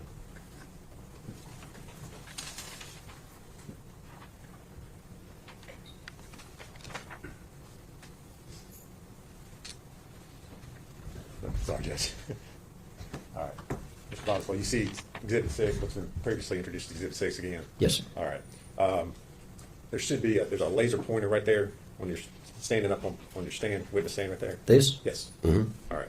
If you push the button, can you describe a vehicle being backed up next to the shed? Can you, on there, Let's see. point where? This one right here. Okay. You've indicated on there what's. Right there, it's got a roll-up door. All right. That's the one directly below what's listed as residence. Right, yeah. Okay. All right. And so after you showed that to the law enforcement We went down officers- there, I rolled the door up, there's a pile full of stuff, and as I was walking away, I saw, there's her playhouse back there Dad had built for her. Basically, we looking at it, I said, do what you need to do. Okay. Let's back up just a second. When you rolled the door up to the shed, all right, you saw stuff in there. Just clothes and miscellaneous stuff like that. Had you at any time in the months leading up to that been in that shed at all, or had anybody been in that shed to your knowledge? That one there where her clothes are at, yeah, sometimes we're in and out that one because we got some stuff we keep in there. Okay. All right. So after you look in that building, where do you take law enforcement, or where do you? I showed them where to, let me show you on the thing. Yes, if you don't care. Let's see. I can't really see it from here. It's right there. Okay. Is that what's been At- marked as at playhouse? Playhouse. All right. Yeah, as I was walking away, I said, that's the playhouse my dad had built for Megan. All right. And when was that built for Megan? See, we moved there in 03, probably around 04, 05. He built a barn, and when he got done building the barn, he had some leftover lumber, and he built a playhouse out of it. All right. And that was built just for Megan? Yeah. Okay. Anybody else ever use it or play in it? As far as I know, no. Okay. And again, in the months leading up to sheriff's office showing up there, had anybody been in that playhouse? As far as I know, no. Okay. All right.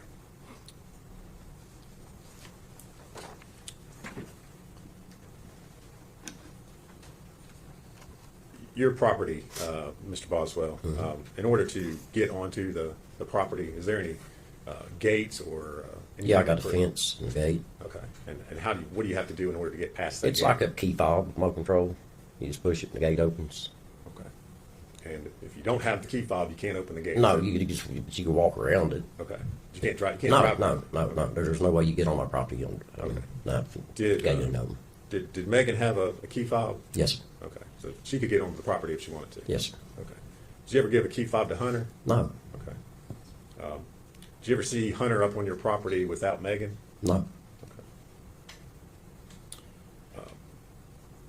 Mr. Boswell, do you remember giving permission? I know you said you cooperated with law enforcement. Yes, sir. Do you remember giving permission to the sheriff's office to film the entrance to your property with a drone to show the location of that gate and where the shed and playhouse were? Yes, sir. Yeah, I remember. Okay. And do you remember reviewing that drone footage prior to coming into court here today? Yes, sir. Okay. And did that footage accurately show the location of where your gate was, the trailer on the property, as well as the shed playhouse? Yes, sir. Nothing's changed. Judge, there's a video drone footage that Mr. Boswell's identified. I'm going to move to make that an exhibit, and we'd ask to publish that to the jury. Any objection? Just The full exhibit number 48.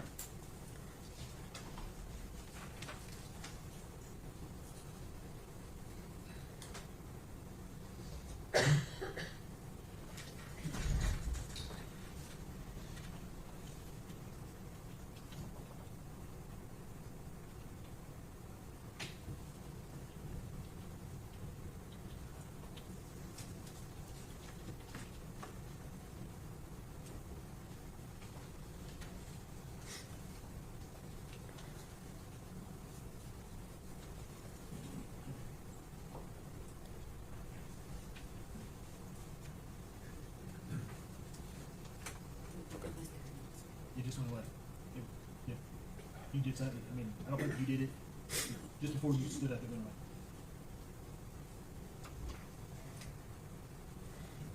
away. Hold on. I'll be back. Yeah, I can see it.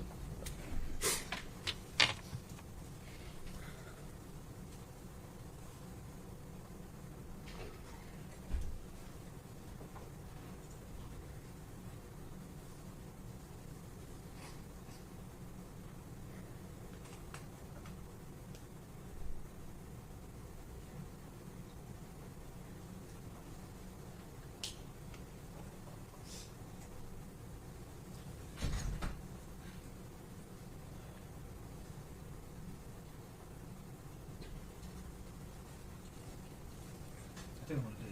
Judge, I think I'm just gonna, I think I'm gonna turn the Zoom. Let's see if that helps. Hold on just a second.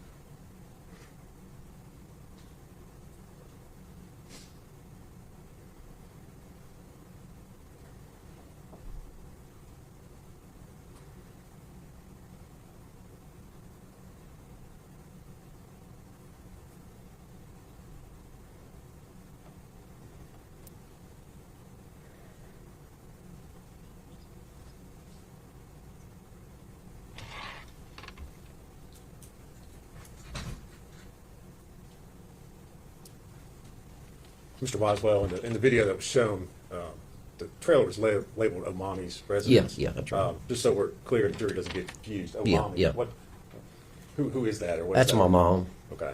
Is that a nickname that? Yeah, Megan it's a had? nickname. Okay. We all start calling it. Okay. And so that's where she lived? Yeah. Okay. Mr. Boswell, at any point in time, did you ever see, or did Megan ever come up to your property with Hunter and have Evelyn with her? No. Not that I can remember of, no. Okay. Because the last time I seen Evelyn was on Thanksgiving. Mr. Boswell, one other thing that was shown in the drone footage there, there was a camper that was sitting in front of the trailer. That camper was not sitting there No, back no, in 2020. no, Is that right? that's right. Okay. But everything else as far as... Everything else is actually the same. Positions of buildings. Yeah, other than the camper. Okay, that was accurate.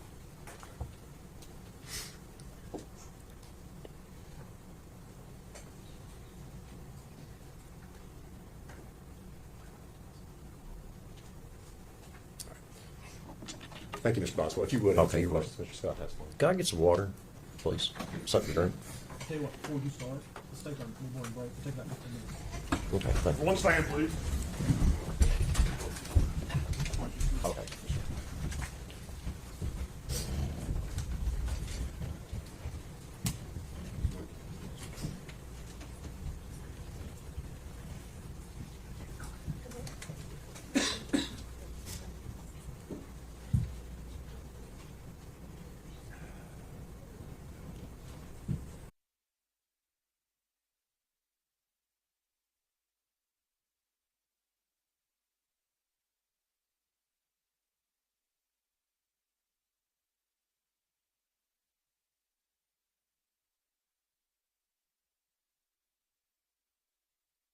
Two felony convictions.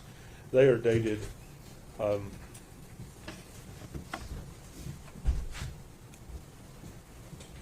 they're dated 9/24/2014. They're entered, I guess, 10/1/14, so that would be the working date the judgments were entered against him. One is for, sorry, I had the wrong judgments. I separated. Let me start over with that. I propose to impeach him with two felony convictions, one from aggravated assault, judgment entered 12/11/14, and one for kidnapping, entered 10/1/14.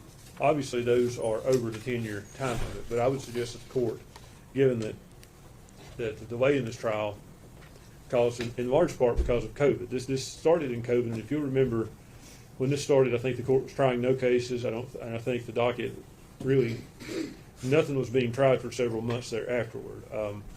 Ms. Boswell did have a counsel change, but as I recall, I came in on the first day. I set this trial date and never asked for another continuance. I approach? Yeah.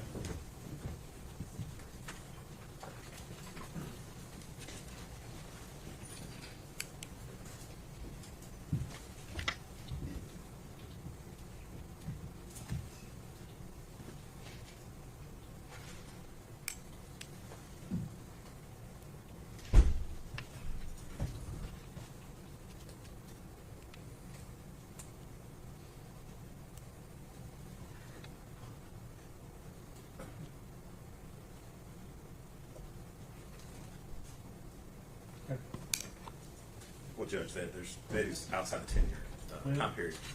Here's the time period.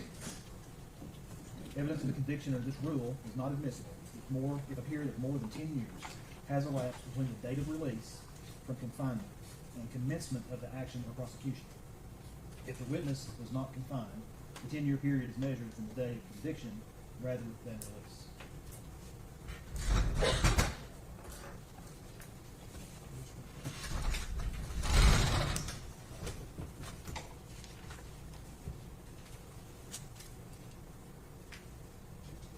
It looks to me like the prosecution was commenced February 25th, 2020.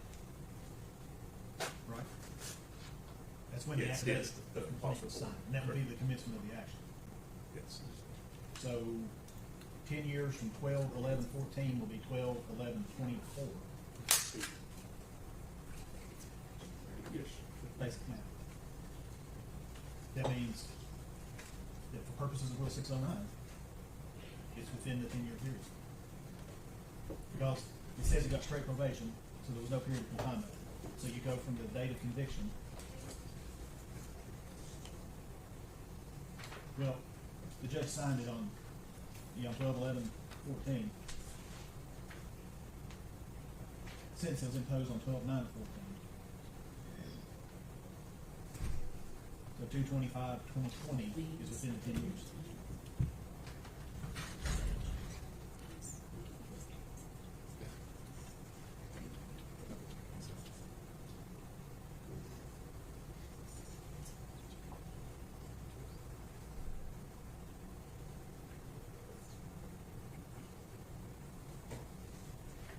June, are you following my logic? I am, yes, sir.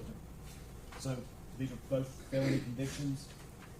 They appear to fall within 10 years as contemplated by Rule 609B.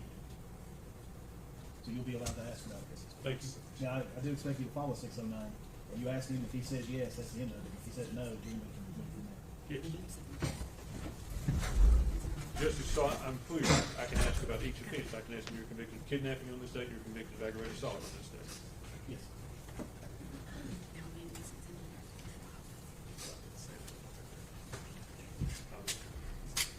Do you want Mr. Boswell back on the witness stand before this reconvene? Now, are we ready to proceed? Yes, yes, sir. Yes. You'll be getting a bottle of water. I think so.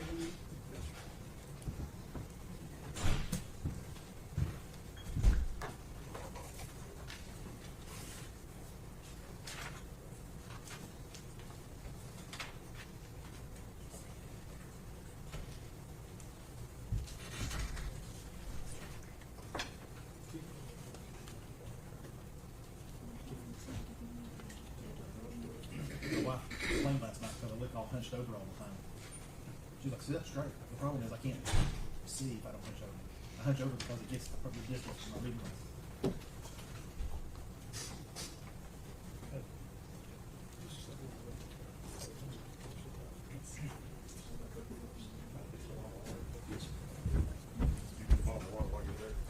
Did you get some more? If you don't care. All right. Yeah, I left it in the room. I didn't know to bring it back in or not. All right. We ready to proceed, Mr. Stoker? Yes, sir. Jim? Yes, sir. If the jury's ready to bring him in. Sure, anytime.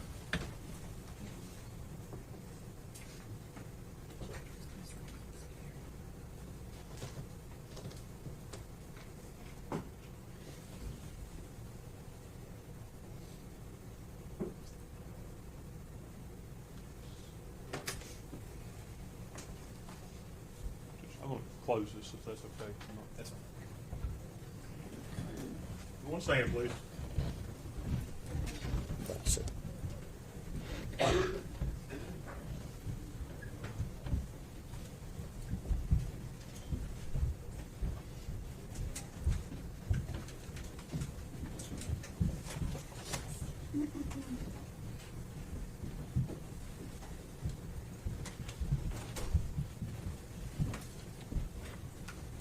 You may be seated, thank you.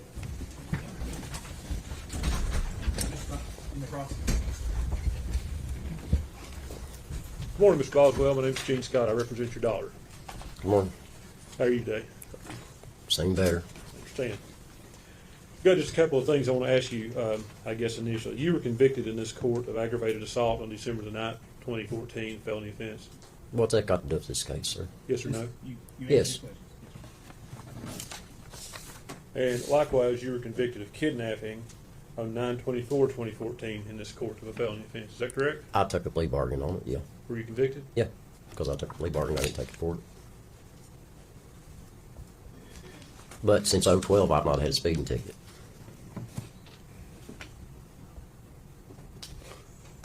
Well, Yeah. sir, you were convicted in 2014. You said since 2012 you haven't done anything? 2014. No, that was 2012. I don't think this line of questioning is. I wasn't convicted enough in 14. All right, we're gonna move on. I was not convicted enough in 14. He was. Judge, we had a jury out hearing about what he could ask as far as that was concerned. Now we're Maybe just going into.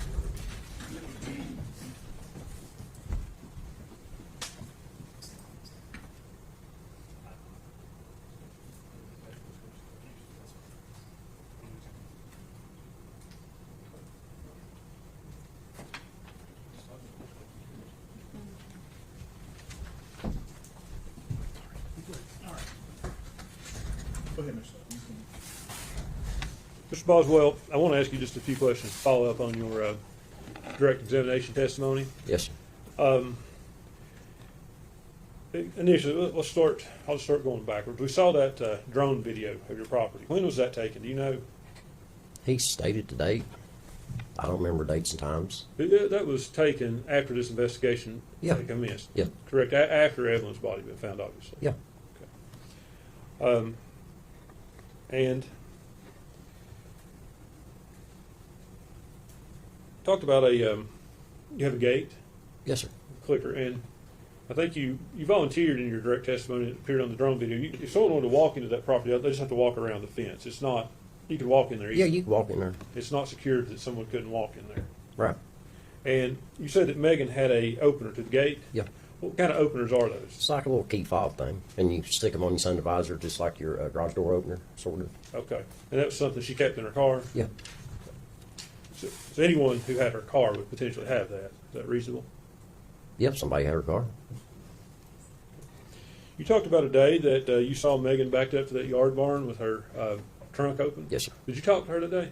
No, I was in a hurry. My boy, I think, had a seizure or something going on, and I had to get back up the hill to take care of him. But as I drove by, I seen her car backed up to that building with the door that rolled up and the trunk open, but I never seen her. Didn't see her, just the car. Just the car.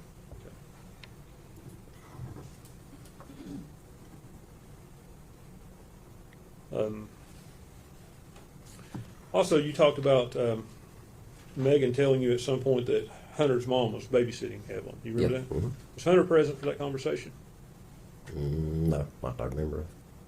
It's not that you can remember, or do you know, one way or the other? I don't think so, sir. I don't want to lie to you, but I don't Appreciate think that.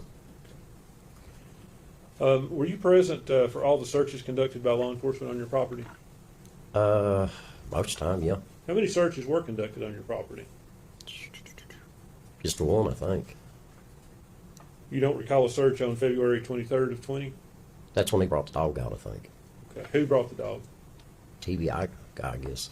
I don't know who he was. And that was prior to Evelyn's body being found. Yeah, that's before. Okay. And obviously, they didn't find anything that day. No, Did you watch them run the dog? not really. I watched some of it. I mean, Okay. Did you see the dog pass in proximity to the playhouse? they was mainly concerned down in there, in that bottom where it's filled in at, and back, like that farm Mm-hmm. that joins my property, back around in there. They searched the whole property, though, didn't they? I don't think they brought the dog on top of the hill. I don't know. I didn't watch him the whole time. You didn't watch it? You No. know? When they got the dog out, that's where they were at, down there in the bottom. And then I turned around doing something else. You talked on your direct examination about how Megan come to move out of your home. There's some kind of discord, I guess, with you, her, Ashley, about the way she kept her room. Yes, sir. Did you kick her out, basically? No, I didn't kick her out. What'd you do? She went to my mother's, and I had a trailer waiting on her that her and my soon-to-be ex-wife Ashley cleaned up and got ready for her to move into. Now, I want to talk to you about the dollhouse. Like, you're the one that suggested that to law enforcement that they should search that. Is that right? How all I got started was about the phone. Me and Ashley's talking about the phone. They come and got the phone. And then me and Ashley kept talking. I said, what about that stuff Megan put down there in Dad's building? So she called them back to come back. Went down there, and as I was leaving, I saw, oh, there's the playhouse Dad had built for her, too.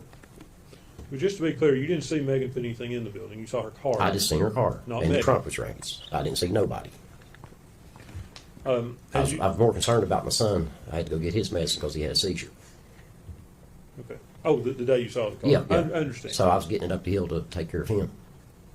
And had you never thought, when did you start to suspect the child could be on your property? I didn't suspect the child was on my property.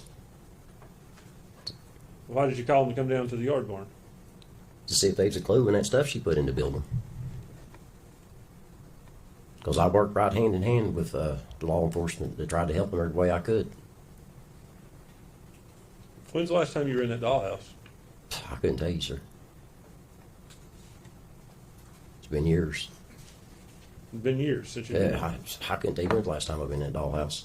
Half them buildings down there, I don't go in. How big is your property?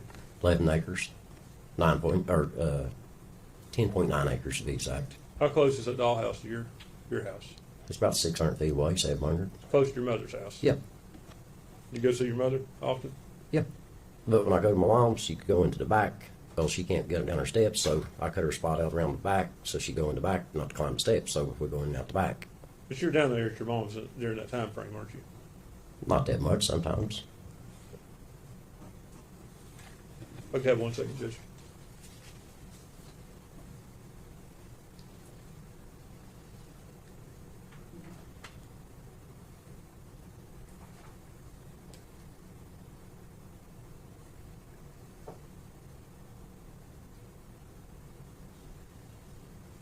No further questions. Thank you, Mr. Boswell. No. We ready? Is he free to go, or does he need to remain under subpoena? I would say, under subpoena, Judge, we would actually not watch the trial or talk about it. We restricted them.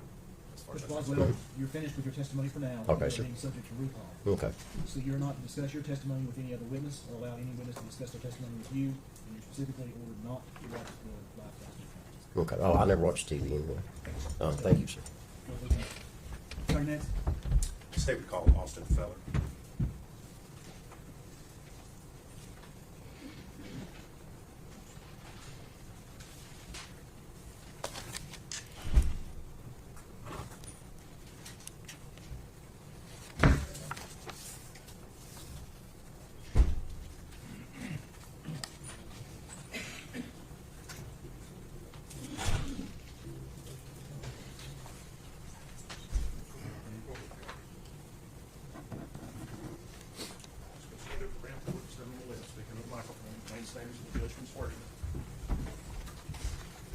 Raise your right hand, sir. State your name. Austin Feller? You solemnly swear or affirm testimony you're about to give the truth, the whole truth, and nothing but the truth, sir. Yes, sir. Have a seat right here. Speak in the microphone for us. Good morning, sir. Morning. You're Austin Feller, is that correct? Yes. All right. And Mr. Feller, at one point in time, did you live at a trailer park out on Sugar Hollow Road? Yes. And is that in Sullivan County? Yes. All right. And why were you living there at that particular location? Because at the time I was working for Tommy & Sons Paving, and they said I could live there for free if I were to do maintenance on the trailer park. Okay. And was that back in 2019? Yes. Okay. I'm going to hand you 2 pictures from Mr. Feller and ask you if you recognize what's shown in those pictures.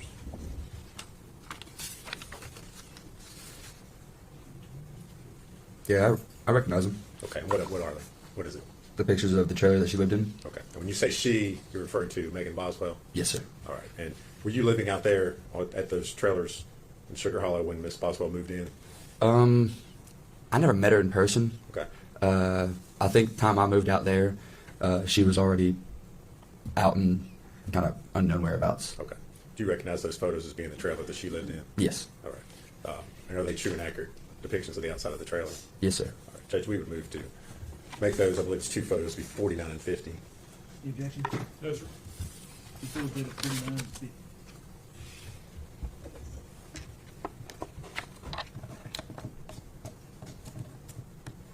I'm going to publish those to the jury.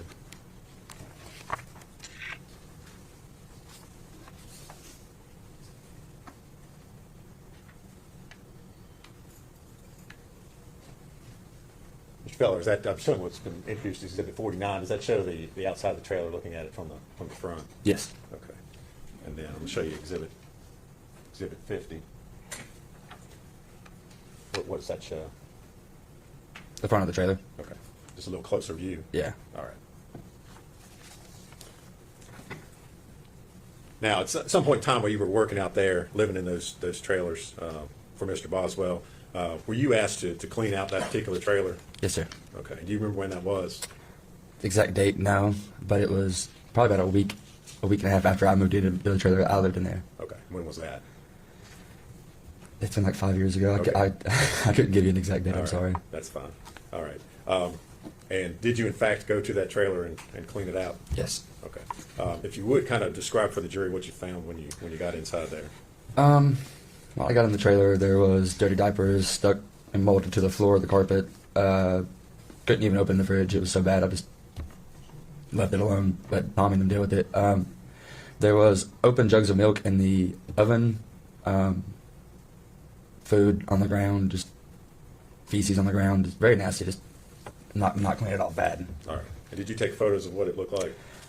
I did, but I don't have those photos of that phone anymore. Okay. That's fine.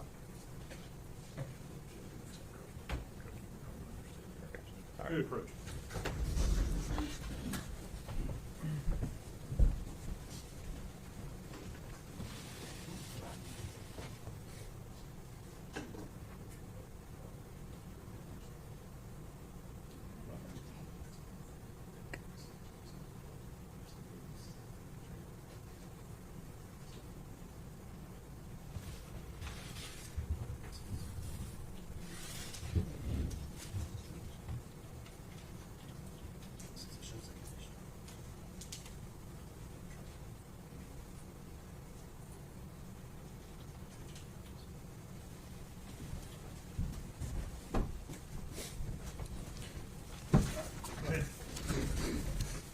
Mr. Feller, I'm going to hand you 6 photographs and ask you if you can identify what's shown in those photos. Okay.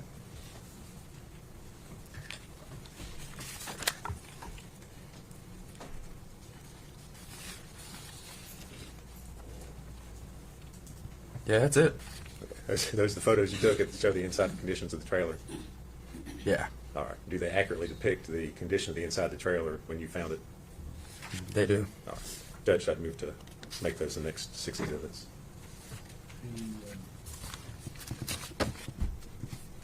51 through 56. 51 for this.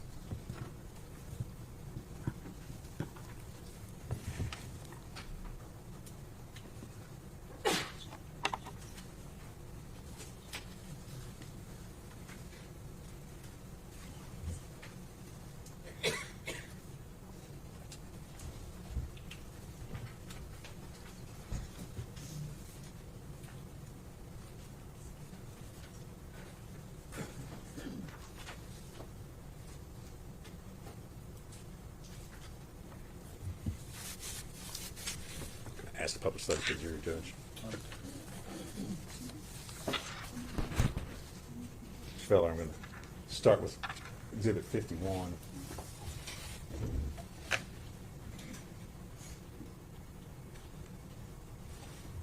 you tell us what we're seeing in this particular photo? The bedroom. And that's the condition and state you found it in when you Yes. entered. You did not move or toss anything or Otherwise- Everything you see is exactly what I walked into. All right. Now going to show Exhibit 52.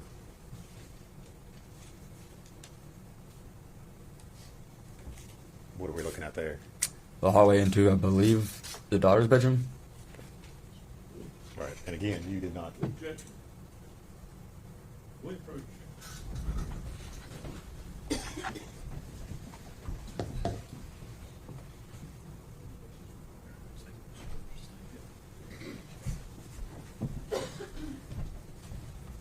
Ladies and gentlemen, I'm gonna sustain that objection. There's been no foundation that he would know that was the daughter's bedroom. I'm going to instruct that you're not to consider that statement for any purpose for deliberation. If you can do that, raise your right hand.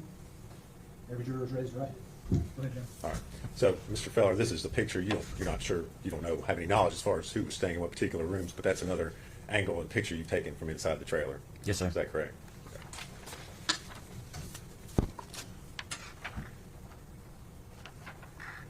Now showing Exhibit 53.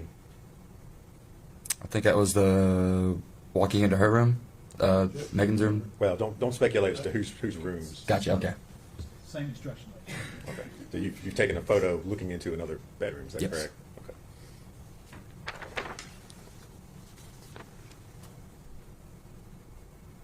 Now it's showing Exhibit 54. What's shown in that photo? The living room. All right. And again, you did not place or move or disturb anything. That's exactly as you saw it. Exactly what I saw when I walked into.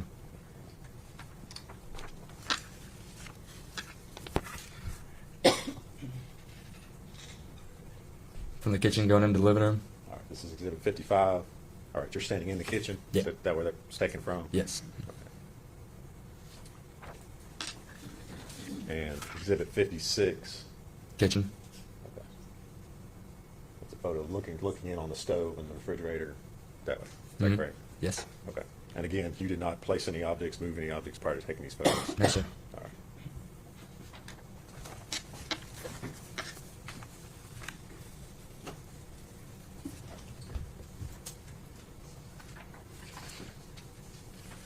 After you removed all these items from, or what did you do with the stuff after you took these photos? I was instructed to take it to the back of the driveway where the Tommy and Sons had a big dump truck, and they just used equipment and put most of it in there. Okay. Did you remove all that, lack of a better term, trash and stuff that we saw? Everything, trash, carpet. I mean, completely remodeled the whole entire thing. Okay. What was the condition? I mean, was it like inside after you got all that stuff out of there? After everything out, I mean, I had to rip up subflooring and put down new subflooring and linoleum, and I mean, it was bad. Okay. Was there any sort of odor or anything in the trailer? I had to use respirators to enter the house.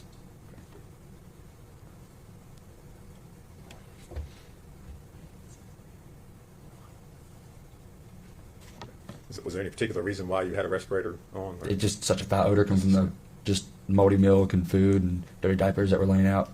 Just bad smell. Okay. All right. Thank you, sir. If you would answer any questions, Mr. Stein, for you. Morning, Mr. Fellers. Morning. When you don't know when you moved in out of the trailer park? It's been so long, I couldn't really give you an exact date. Without giving me an exact date, was it before or after Christmas of 2019? I think after. I think so. Do you remember what the weather was like when you were cleaning out the trailer? It was warm. It was warm. Yes. So probably Probably February, before Christmas, then if it was warm. before Christmas if it was warm. How much before Christmas? Like I said, I couldn't give you an exact date or anything like that. I just knew that it was pretty warm outside. I didn't really need much of a coat, just some long sleeves or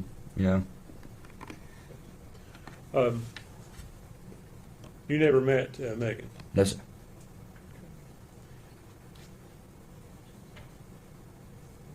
So the pictures, you took those contemporaneous with cleaning it out? Yes. Why did you do that?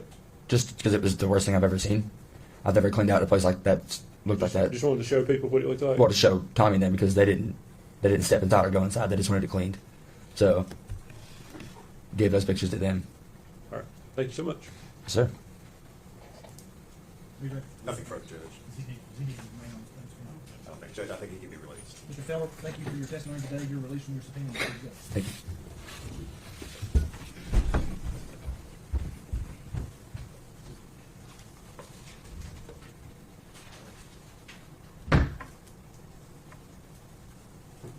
Safe to call James Lewis.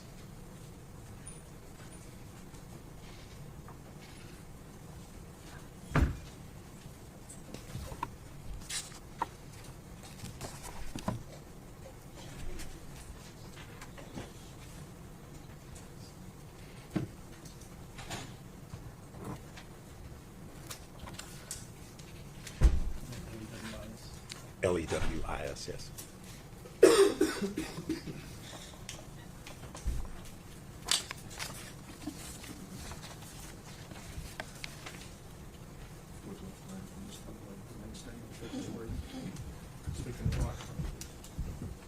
Raise your right hand, sir.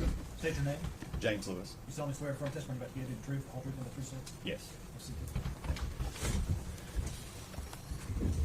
Good morning. Morning. You are James Lewis, is that correct? Yes. And Mr. Lewis, where are you employed? With the Department of Children's Services. All right. What is your current assignment there? Currently, I'm a supervisor for the department in the Division of Child Protective Services. Okay. How long have you been employed by, we call it DCS for short? Yeah. All right. How long have you been employed there? I've been with DCS for 6.5 years now. All right. Back in February, specifically February 18th of 2020, what was your assignment with the department at that time? Yeah, so my role with the department during that time was an investigator to investigate reports that we received in Child Protective Services.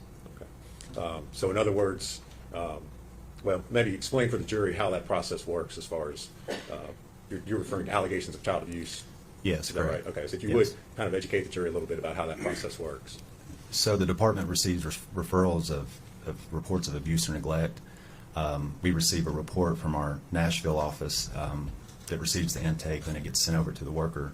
And then from there, we review the report, the allegations that came into the report, and then we start following our policy and procedures that can be found, outlined in 14.6 of our policy and procedures, and start investigating, doing internet checks and background searches, and really just start notifying important personnel that need to be involved in the case. For example, like our Child Protective Investigation team in Sullivan County. All right. Back on February 18th, 2020, did you get a referral that was made on a 15-month-old child by the name of Evelyn Boswell? Yes, All right. And was that particular referral assigned to you? it was. Okay. Purposes only of explaining why you did what you did, what was the nature of the abuse allegation? The allegations in the report? Yes.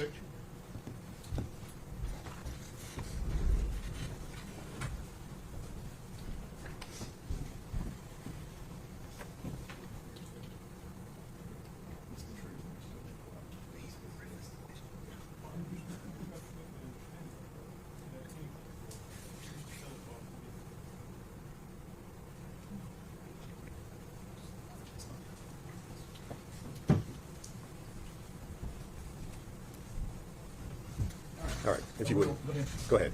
Okay. The allegations that came into the report that day state a lack of supervision and physical abuse. All right, in regards to Evelyn Boswell. is that Evelyn correct? Boswell, yes. Okay. So after you get the referral, what's the first step you take after that? Typically, the first step when we receive these reports is we would reach out to the person that made the report, and then we would see if there was any additional information that needed to be added or to clarify the report in general. And then from there, my next step was to reach out to any collateral contacts and notify our Child Protective Investigation team partners. Okay, you used a term or a phrase, collateral contacts. For those of us who don't know, what are you talking about? Yeah, so a collateral contact would be someone that lives outside the home, anybody that would have information to the report. That's what we refer to whenever I say collateral contact. Okay. You've identified, and we've talked about the fact that this referral involved Evelyn Boswell. Were you able to identify who the parents of the child were? I was able to understand that, come to learn that the parents of Evelyn Boswell was, only to my knowledge at that point in time, it was Megan Boswell, the mother, Okay. was the parent. All right. And did you attempt to locate where Megan Boswell was at that time? Yes. Okay. As part of your file there at DCS, do you all obtain birth certificates or other documents that would, I guess, identify who the parents of the child were? Yes. And did you, in this case, obtain a copy of Evelyn's birth certificate? I did. As part of your case file? Yes.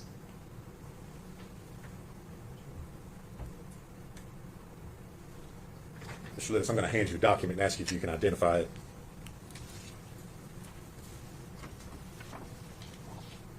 What is it, sir? So this is the certificate of live birth for Evelyn May Boswell, child.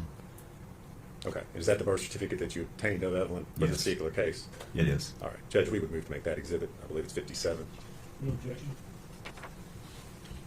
57. All right. Mr. Lewis, you indicated that you were able to learn where Megan Boswell was at that particular time. Did you then, what was the next step in your investigation? Once I received information from Detective Tracy Jerez, who I was working the case with, that she had sent patrol officers out to the home that Megan Boswell was living at to see if Megan was there, and that she had received information that Megan had just arrived at the home. And then from that point in time, Detective Tracy Jerez and myself decided to go to the home to speak with Megan Boswell. Okay. And where was this home? The address is 217 Sandy Point Drive, or Sandy Point Street, Blunteville, Tennessee. Okay. And just generally, where is that located? It's in Blunteville. It wasn't far from my office. I couldn't give you. Okay. It's here in Sullivan County? Yes, in Sullivan County. All right. Did it take you all long to get there? No, it did not take us that long. Okay. What did you find when you arrived there at that address? So when we pulled into the address, we saw the patrol officers with Megan Boswell in the garage of the home. All right. What kind of, just generally describe what kind of home this is for the jury. The home is it's a two-story house.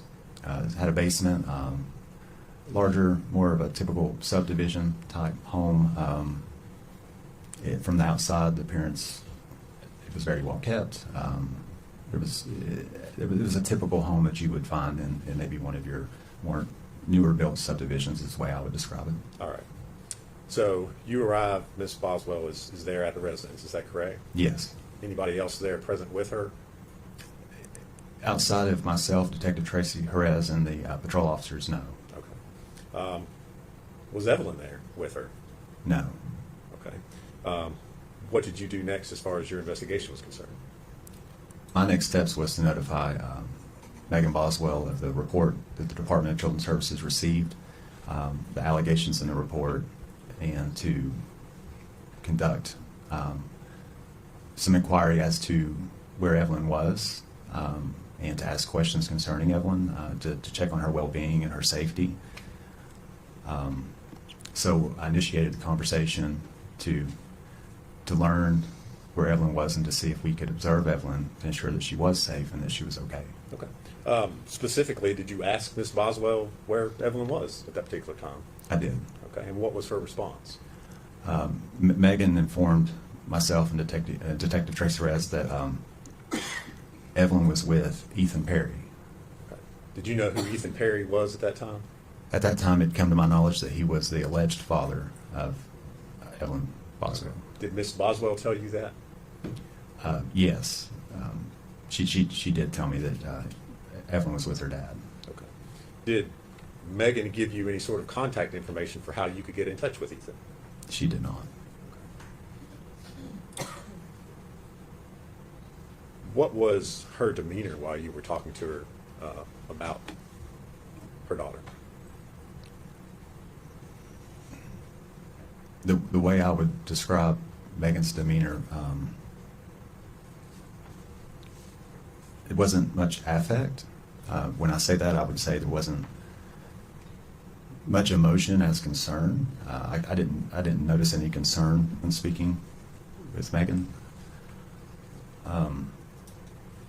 She just stuck at that point in time to telling us that Evelyn was with Ethan, and then from there I asked her to show me, of course, evidence that a child had been with her. Okay. So did you go inside the house with her? How did you do that? She invited me into the home and walked me through the home. Nothing at that point in time appeared to be observable to be outside of a typical home. I didn't see any safety concerns as far as what we may consider a safety concern for a child at that age. She walked me. I asked to see a crib or a pack and play. She said that those items were elsewhere, that she didn't have any of those items. She proceeded to lead me to the bedroom where she could show me some items of Evelyn's. And so I followed her to the bedroom. Okay. All right. And did you observe any items? I asked her what items she did have. She proceeded to tell me that she had an outfit and what she called a memory box. Okay. You said an outfit. Was that one singular outfit? I observed one outfit, yes. Okay. Did you see any other baby items, diapers, No. anything like that? After she showed me the memory box and opened it to observe some of the items in it and the outfit that was still on the hanger, it was new and it hadn't been worn. And she took me downstairs to show me a sippy cup. Okay. And did you take a photograph or a picture of these items that she showed you? I did. All right.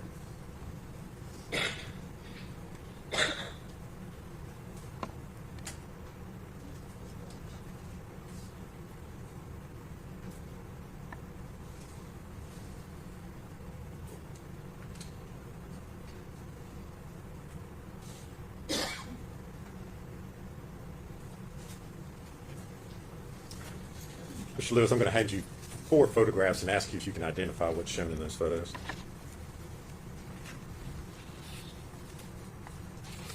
Do you recognize those? Yes. What are they photos of? This first photo is the photograph of what she described as the sippy cup. Okay. That's fine. Go to the next one. And then the next photo I'm looking at is the bedroom that she reported to be staying in with Preston Wood. Okay. All right. The next one. The next photo is the photo of the what she described as the memory box. Okay. Is there one more? And the next photo is the outfit that she showed to me All right. on the hanger. And do you recognize those as being the photos that you took that day while you were in the residence? Yes. And are they true and accurate photos of what you saw? Yes. Judge, we've moved to make those exhibits 58 through 61. No objection. The full exhibits, 58 through 61.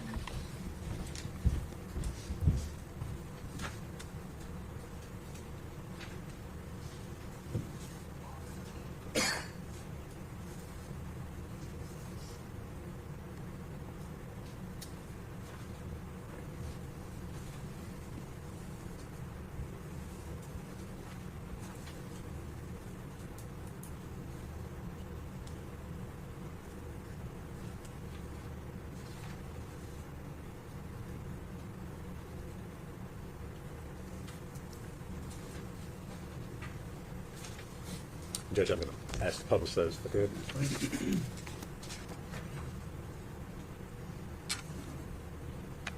Mr. Lewis, I'm showing what's exhibit 58. What is that photo of? This is a photo of the cup that Megan Boswell informed me that Evelyn Boswell would drink from. Is that the only kind of dish or spoon or item of silverware that she showed you? Yes. Belonged to Evelyn?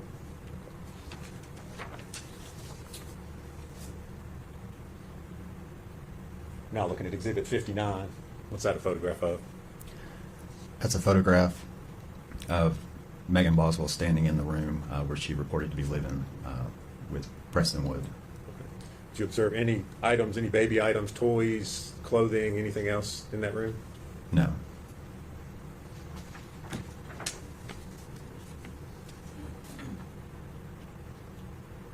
Now looking at exhibit 60, what is that? That is the box that Megan Boswell has showed to me, that she described as the memory box with items of a rattler, handprint, and footprints of Evelyn. Okay. Did you take any of these items at this time, or did you just take photographs of it? I just took photographs. And now showing you Exhibit 61. This is a photograph of the outfit that Megan showed me was Evelyn's, but it was still on the hangers and had tags on it. It's new. Okay. You tailed off a little bit there. Did you say it still had tags on it? Yes. Okay. Any other items of children's clothing that she was able to show you? No. Okay.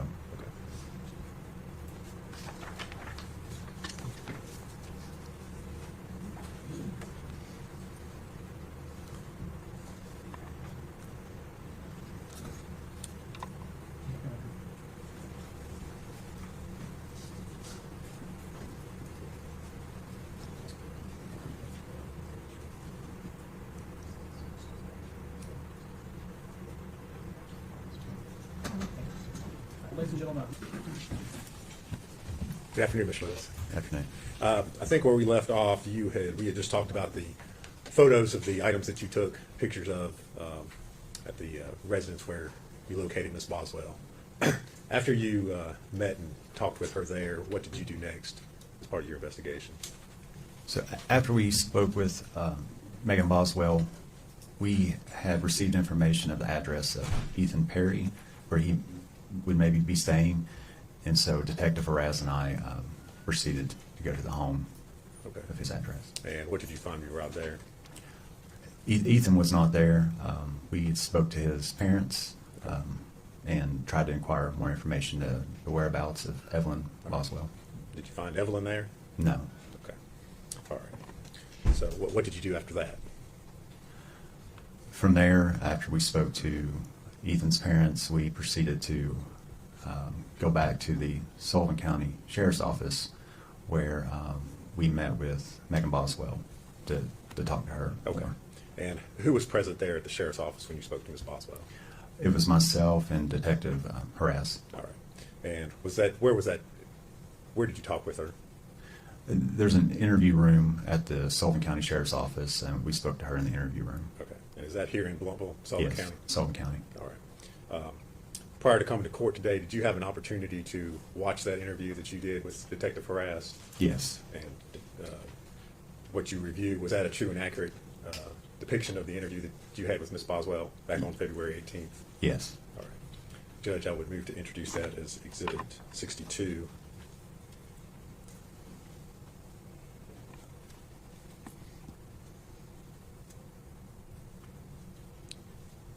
Beautiful exhibit. All right. And if I could, I'd like to play and publish that to the jury. All right. Ladies and gentlemen, this video that you're about to watch has, well, what I'm going to call subtitles on it. Those are to aid you on the actual evidence is what's said here in the video. Does everybody understand that?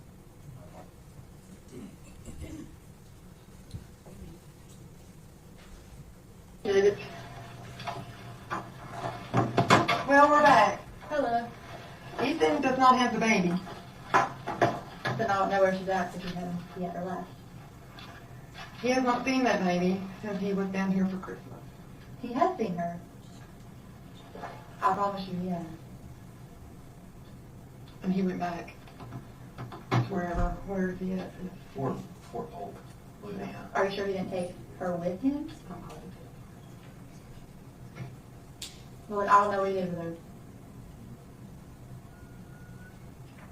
Does that not concern you? I mean, yeah, but like, you all not know at all where she is? No. Well, what can we do? That's what we're trying to figure out. Can you put out like an Amber Alert or something? When is the last time you've seen her? I guess more than a couple weeks ago, it was around January. Well, he went back. Let me go back. January the 1st.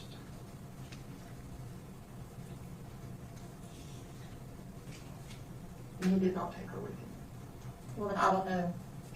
I really don't. Like, what do you do when your child's missing? And you told us you were going to meet him tomorrow in Colonial Heights, you know. What was that about? I was going to try to contact him and get him to meet me. You said you lived in Memorial Boulevard. That's where the last time that I, like, went to go see her was. How was you in contact? You said that you didn't have a phone number. I was gonna try to message him from Hunter stuff, get hold of him.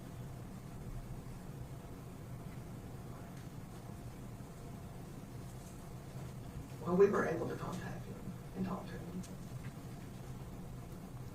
And he said that the last time he seen her was,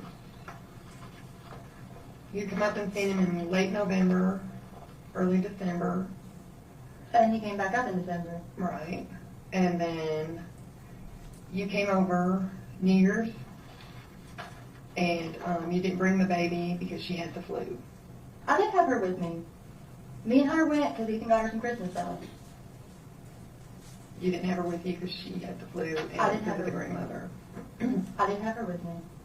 He says you did. Well, I did. I don't care what he's telling you, I did.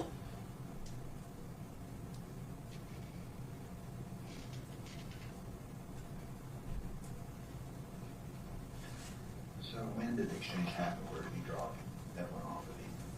That you're saying that this happened? It must have been a couple days after that. New Year's. It was before New Year's because me and Hunter didn't have her on New Year's. Me and Hunter went to a party on New Year's.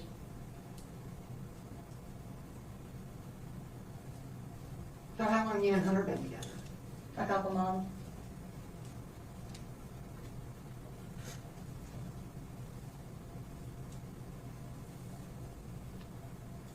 Are you going to put on amble or anything, or what are you going to do?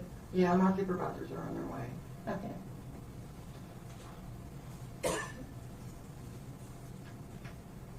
And what was the conversation like that you had with Ethan whenever you dropped her off? Well, I mean, he was really hateful with me because Hunter was there. He wouldn't even let me, like, pull up the driveway, drop her off, maybe walk it up, Walk it up. the driveway.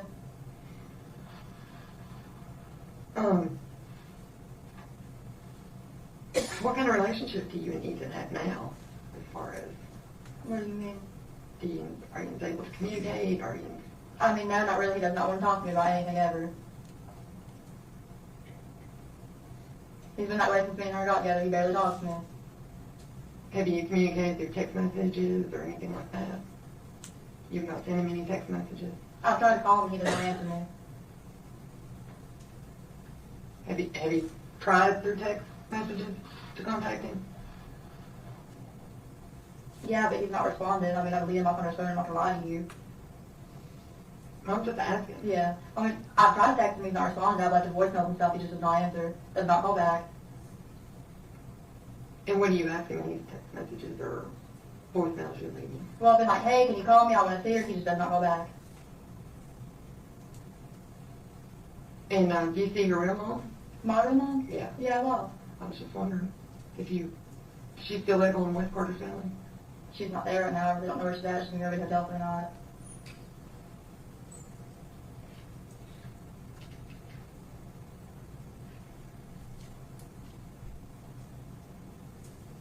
If, let's just say, if Ethan was to leave the baby with somebody, who would he leave it with? I mean, I really don't know because, like, I know when Ethan was in the Army, he did not talk to his family. And really, when he was gone in the Army and I had Evelyn, we really didn't talk much. Which is why we're not together now. I mean, he used to go, like, months and weeks without talking to me. Never really helped me out with her the whole time that I had her and he was in the Army. So, I mean, I really don't know who he talks to, who he fools around with or nothing. He didn't talk to his grandfather or the one? I mean, I guess he did when he came up here, but, like, as far as I knew, any time that, like, they tried to contact him, he just didn't respond.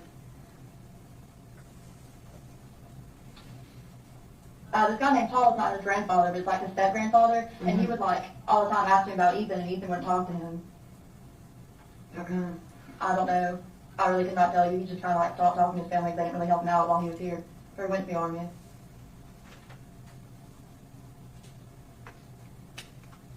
And you don't have a phone? No, I'll use others. You need to get your phone. Okay. Do you want a description of her? Do you want me to try to find pictures of her, or? Yeah, we'll need a description of her. I'm worried about, too, the broke arm. I don't think he ever took her to the hospital and found out it was broke, though. I just know it was bruised. And that's all I know. I mean, I don't lie to you, when she was with me, there were a couple times when she was trying to walk, she was like falling bruise her cheek, you know what I'm saying? But, like, she was never bruised, I never whipped her. Like, I can't whip a kid. You know what I mean? I know some people disagree with that, but I mean, I just can't. I mean, well, they're gonna fall when they. Well, yeah, but I walk, mean, whenever that happened also, my dad was like, Mama called and said that you abused her because she has a bruise on her cheek. And I was like, you can't do that, like, because for one, like, I'd never hit that baby. Ever. And I wouldn't, you know, because when kids are back, like, you know, bad, I believe, like, oh, you should take a toy away from them or something, like. And like I said, I know a lot of people disagree with that, but, like, you should spank your kids, but I'm not one of those people.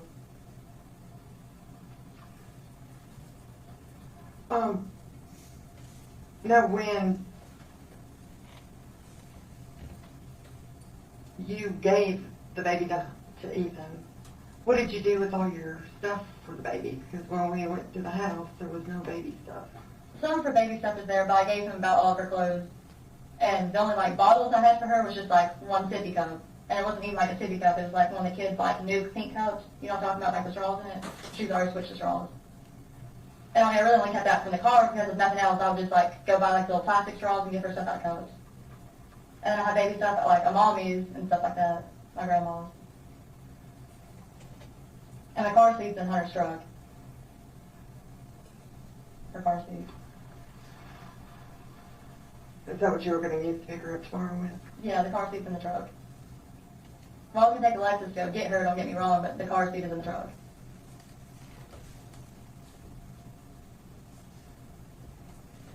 So, tomorrow at 4, who were we going to meet down there? I didn't even know he went back. I thought he was still up here. To be honest with you, because he literally does not tell me anything.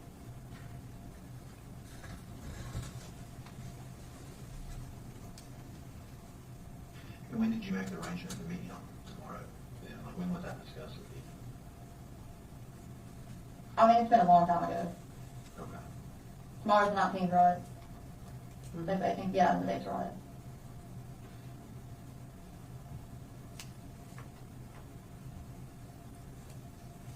Was it after he took Evelyn with him? Yeah. I mean, I'll be honest with you, he got mad because he asked me if I have custody of her, and I said you'll have to take me to court over it. I was like, I would not keep her from you, you know what I'm saying? But I was like, if you want to have custody, we're going to go to court and it's going to be set up like the right way. But I'm not going to sign half of her over to you, you know what I mean?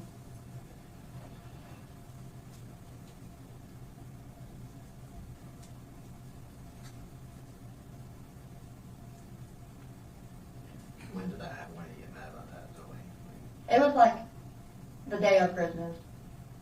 When did you all officially break up? Sometime in November, I don't know, to be honest with you. When you went down there to see him? Yeah.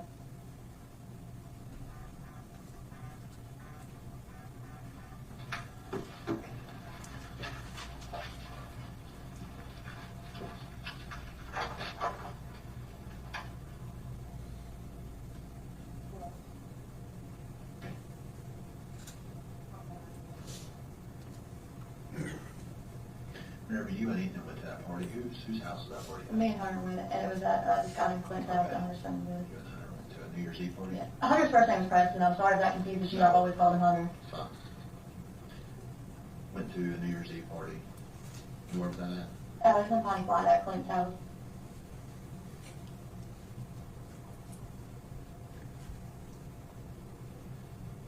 Say Clint's? Yeah. Who is Clint's? Just a friend? It's one of Hunter's friends.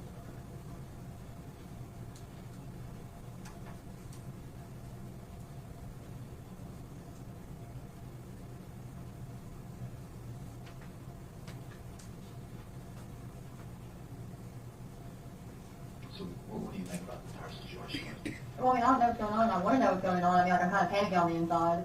You know what I mean? I don't know what to do. There's not really much I can do. Michelle, she's on her way out to get the phone recorded. Is that your supervisor? She's one of the ones that works with me, and there's no supervisor. They're on their way from police court. Okay.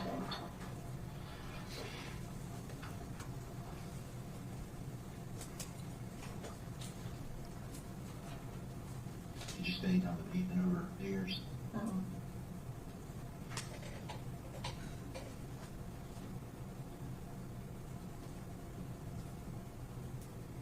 like I said, I know he went back down to Louisiana, wherever he's at.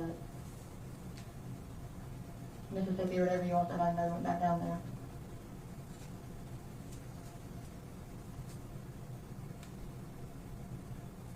So he told you he was living in Kingsville? Earlier, did you tell us he was living in Lumberlow? You know he was living in Lumberlow?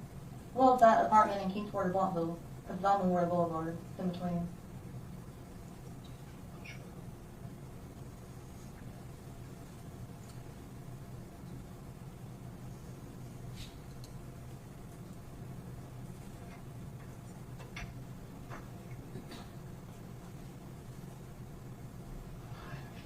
Questions?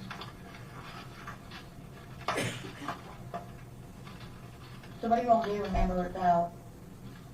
Like, what's the process after Well, that? we're gonna have to find this baby tonight. And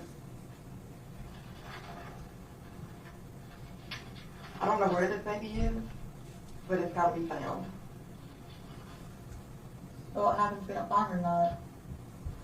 I don't know. I've never run into this in my 20 years here.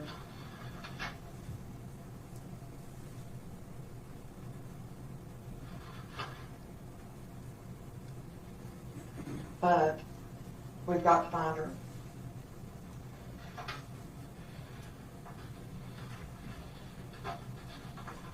And Ethan doesn't have her. You don't have her. Where did this baby go? I don't know.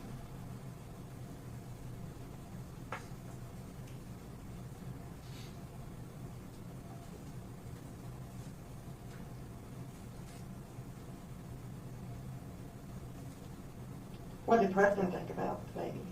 What do you mean? Or Hunter? Do you call him Hunter? Yeah, that's his middle name, I'm sorry. Okay. I thought Well, it was Hunter. well, I didn't know what you called him. Was Hunter jealous of the baby because it was No. by another? No.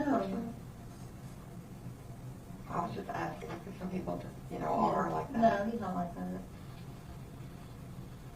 Maybe one of the questions that popped in my head, maybe he didn't want the baby. Ethan? No, Hunter. No. But Ethan and I used to get into it, and he used to tell me he didn't want Evelyn, that wasn't his baby. We said thoughts like that all the time. I'd be like, I'll give you DNA test, I know the child's yours. There's my supervisor.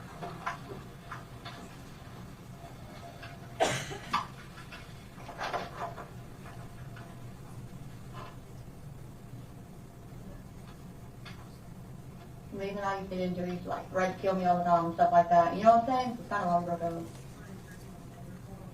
I don't think he's a bad person, I don't make him sound that way, but you know what I'm saying?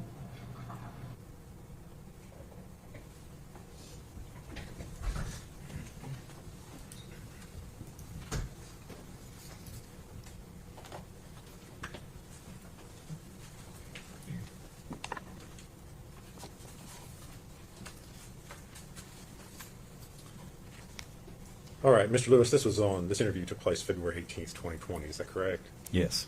Did you, as an investigator at DCS, continue to search for and attempt to locate Evelyn Boswell? Yes. And were you able to do that? Were you able to find her? No. All right.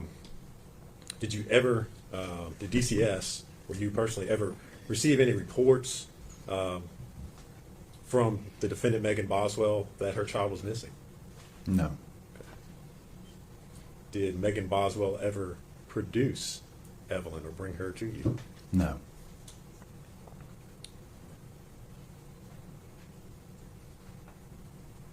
Since DCS was involved in this, since you all had received a referral, if there had been any court proceedings that had been instituted or took place regarding custody of Evelyn, would you all have been notified or made a party to that?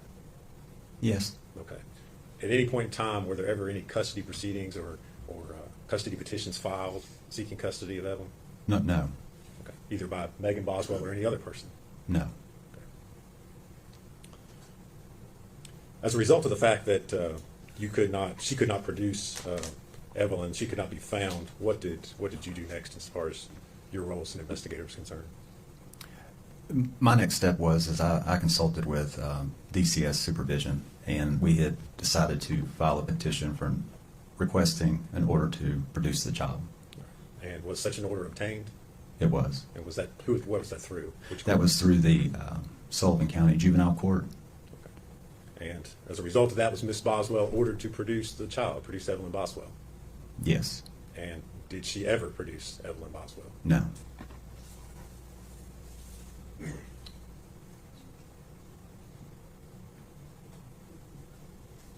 Thank you, Mr. Lewis. If you would answer any questions, Mr. Scott, Mr. Horn had for you.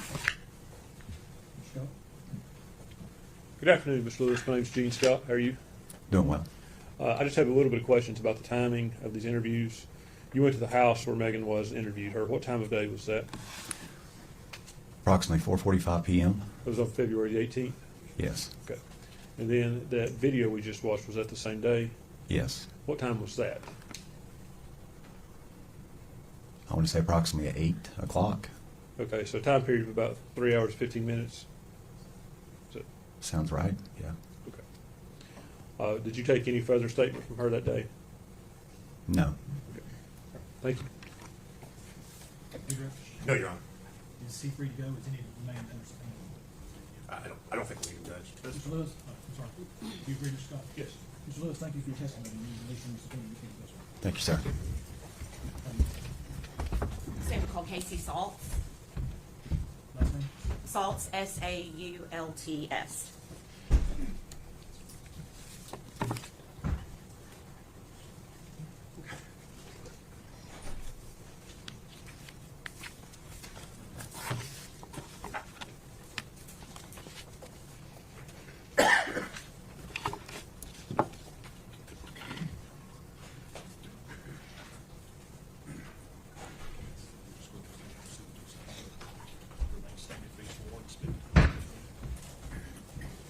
State your name.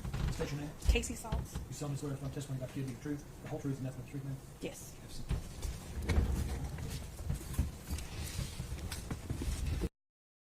Salts, is that correct? Yes. And good afternoon. Hi. Your name is Casey Salts, is that correct? Yes. And where do you live? In Elizabethton? Okay. Do you know the defendant, Megan Boswell? Yes. Can you tell us how, and I'm going to ask you to maybe go just a little bit closer to that microphone so we can catch your voice. Thank you. Hi. Your name is Casey Salts. Good afternoon. Hi. Your name is Casey Salts, is that correct? Yes. And where do you live? In Elizabethton? Okay. Do you know the defendant, Megan Boswell? Yes. Can you tell us how, and I'm going to ask you to maybe go just a little bit closer to that microphone so we can catch your voice. Thank you. Tell us how you know Megan Boswell. She was a foster child to my parents. Okay. And what is your mom's name? Gail Kite or Patricia Kite. Okay. And so did Megan Boswell live with your mom, Gail Patricia Yes. Kite, when she was pregnant with Evelyn? Yes. Okay. And did she also have Evelyn while she was living with your mom? Yes. Okay. And do you see Megan Boswell in the courtroom today? Yes. Can you point her out to us, please? She's right there. Okay. Can you describe what she's wearing, please? A blue jacket, navy blue jacket. Okay. Or we'd ask the court to acknowledge that, just identify the defendant. Records of the floor. Okay. So during this time frame, are we talking about 2018 and early 2019? Or do you, and you may not know the answer to this, when she was living with your mom? I'm thinking it was just 2019. Okay. Let me ask it this way. Do you remember when Megan gave birth to Evelyn? Yes. And where were you working at the time? Premier Pediatrics. Okay. And obviously we probably know the answer to this, but what is Premier Pediatrics? A pediatrician's office. Okay. And where was Pediatrics located? In Johnson City. Okay. Do you remember how many, is that place still open? No. Okay. That's why I'm asking it kind of in the past tense. It's now closed, is that correct? Yes. Okay. How many pediatricians were working there at the time? 2. Okay. And what were their names? Dr. Pugh and Dr. Trosen. Okay. And what was your job description there? Receptionist, front office. Okay. Can you tell us a little bit about what your job duties were at that pediatrician's office? Scheduling and making appointments, answering phone calls, medical records, all the front duties. Okay. Would you check people in? Yes, check in, check out. Okay. Okay. And were you able to see the waiting room when people would come in, or would they come up to the window and check in? How would that work? They would come into the waiting room, or no, they would come into the front office to the window and check in, and then we had 2 separate waiting rooms, one for well visits and one for sick visits. You could kind of see in there from where we were from the doors open, but to actually see in there, you had to get up and walk in there. Okay. After Evelyn was born, is this the office that Megan Boswell brought Evelyn to for her well visits? Yes. And when she would bring Evelyn, would you know when they came into the office? Yeah, Okay. And is that based upon what you just told us about how the office runs? correct. Okay. Based on that office, can you tell us what your office schedule was for newborns? Like, how often would they come in? They would come in like once a month for the first couple of months, and then we would kind of space them out to every 3 to 4 months until they were about 2 years old, and then they would come once a year. Okay. So for that first year, is it common for them to come more than once from 0 to 3 months? Yes. What about from 3 to 6 months? How often would they come? I'm thinking it would be about 2 to 3 times within that time frame. Okay. What about from, say, 6 to 9 months? Probably just once at then. I think by then it was like every 3 months. Okay. And same for 9 to 12 months, it would be just one Yes. visit? Okay. When a newborn and a baby in that first year, would they always, when they came to the office, would they always see the same doctor, or would they? We would try to keep them with the same doctor just for continuity of care. Okay. But if that doctor was unavailable, the other pediatrician would also see them too. Okay. And did Premier Pediatrics keep records of visits on their patients? Yes. Was that done on every patient? Yes. Including the records of Evelyn Boswell? Correct. Okay. And since you worked in the front, were you aware of whether that office did any kind of reminders for patients to remind them of appointments? Yes, they would get like an automated call the day before, Okay. and we could see if they answered or replied back to that. Okay. So you could kind of see if they said, yes, I'm coming, or no, I'm going to Right. reschedule, or whatever. Correct. Okay. Did your office also give appointment cards We out? did. Okay. And when would that be done? Usually when you check out for your previous appointment, we would schedule the next one and Okay. give an appointment card. Okay. And after Evelyn was born, did Megan Boswell bring her to her scheduled appointments? Yes. Your Honor, approach.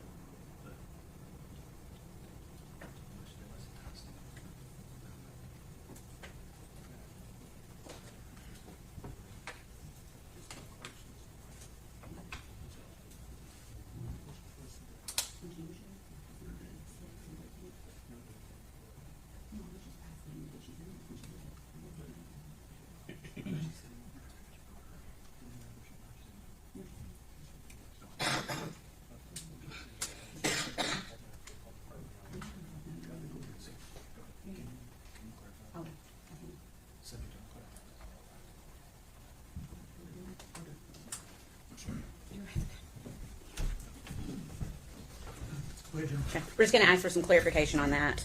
When I asked that last question, did Megan Boswell bring Evelyn, and I'll ask it in a different way maybe, did she bring Evelyn to her normal appointments for, say, the first weeks that she was supposed to bring her? Did she bring Evelyn to those appointments?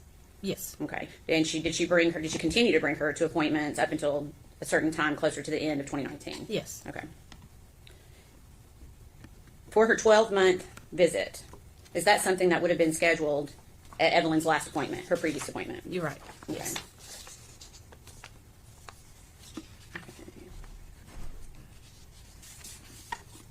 Okay, and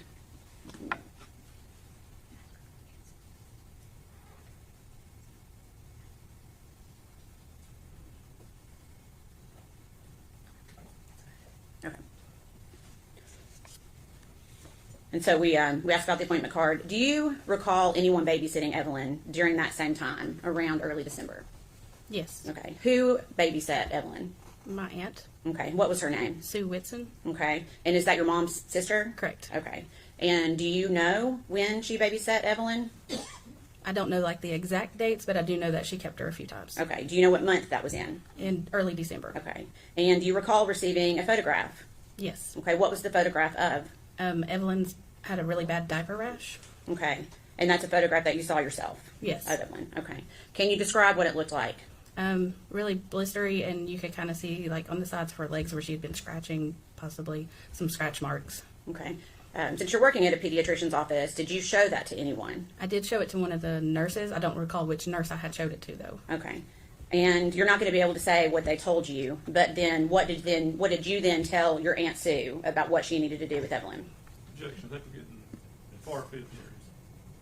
I'm not asking to elicit hearsay. I'm asking what she told.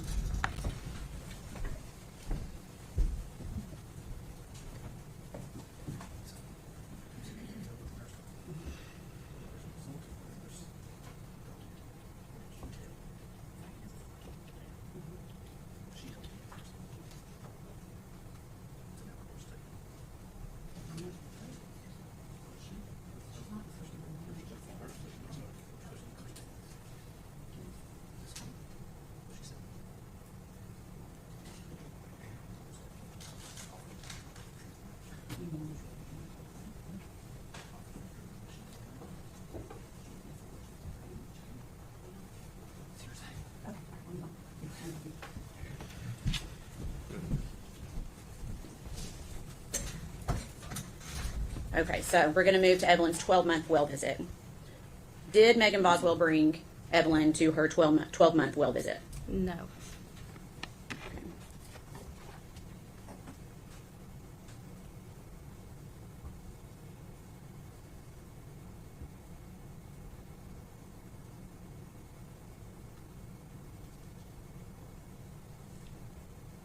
I'm going to pass you a document, see if you can identify it.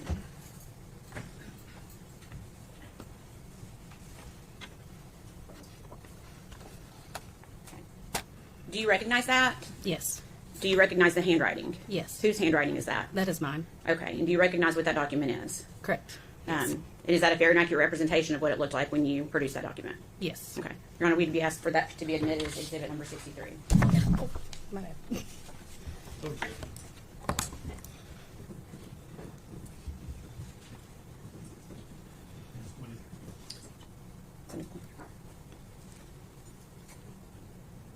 The reminder card? Yeah.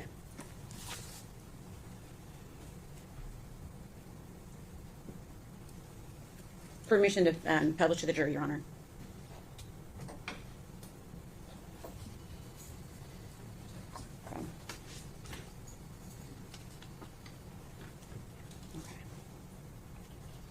Okay. Can you see that okay? Is that the appointment card that you wrote on for Megan Boswell? Yes. And for the appointment of December 5th, 2019. Is that correct? Yes. Okay.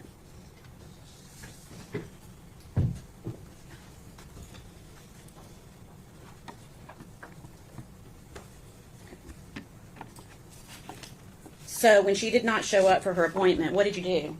I texted Megan. Okay. So you had her contact information? I did. Okay. When she was part of the family, we did keep in contact. Okay. And how would you contact her? Through Facebook Messenger, mostly. Okay. And had you communicated with her before on Facebook, or was this the first Yes. time? No, I've communicated with her before. Okay. And is that how you reached out to her that day? Yes. Okay.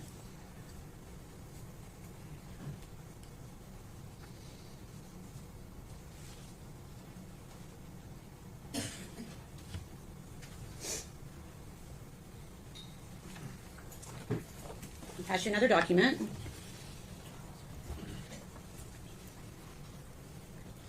And I'm going to ask if you recognize that. Yes. Okay. Can you tell, without telling me what it says, can you tell me what it is?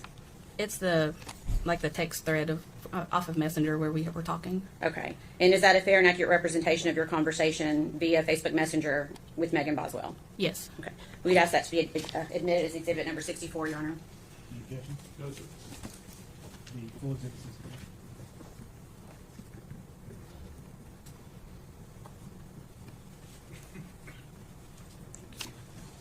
Permission to publish? Go ahead.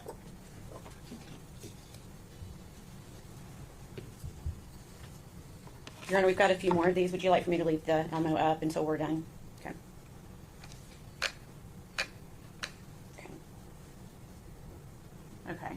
So obviously that's your name on the left. Is that correct? Yes. And so then Megan Boswell's is in blue. Is that correct? Correct. Okay. And can you tell us what you said, the message that you sent to Megan that day? That Evelyn had an appointment today. Do you need me to reschedule it? It was for her 1-year baby check. Okay. And then what did Megan Boswell say in response? That she had thought it was the next day. Okay. And then I'm missing part of that. What did you say in response to her? I had asked her where she was, And what was her response? that she was working. Okay. And I meant to ask you, the date is December 5th, 2019? Yes. Okay. And this would have been after her appointment, after she'd already missed the appointment? Right.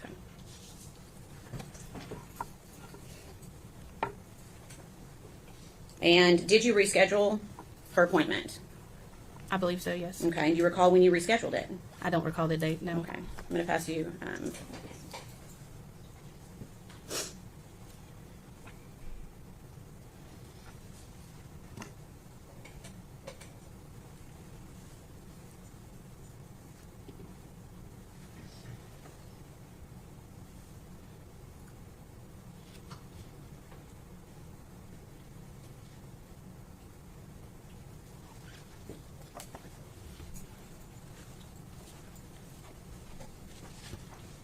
going to give you a second to read through that. I believe it's 2 pages.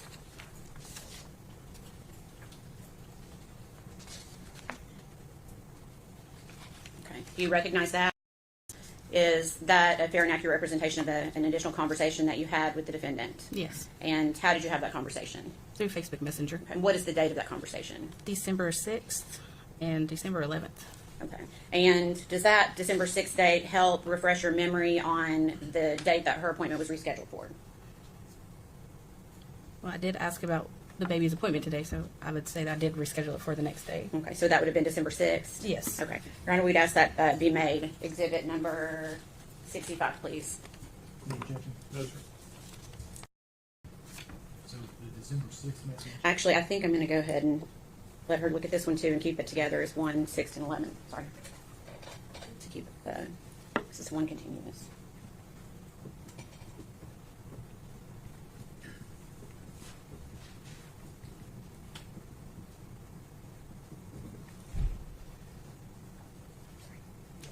I'm going to give you one additional page for that same exhibit. If you could just take a look at it, please.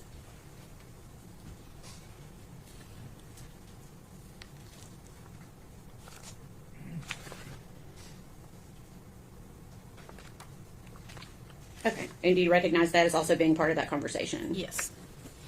same day. Does that go into the date of December 11th as well? Yes. Okay. It has to be that collective exhibit number 65. Before exhibit 6. Yes, sir.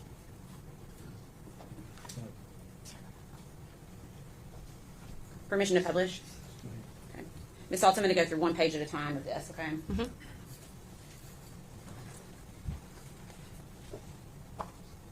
So again, this is the day after that first missed appointment, is that right? Yes. Okay. And can you tell me the date of this conversation? December 6th, Okay, and what do 2019. you, I'm sorry, December 6th, 2019. and what do you ask the defendant, Megan Boswell?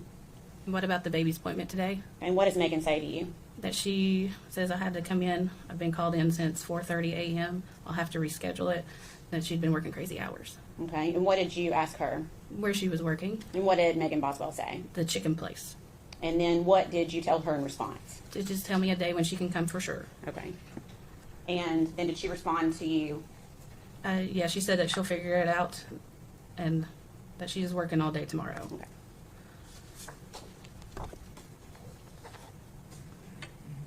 Is this a continuation of that same conversation?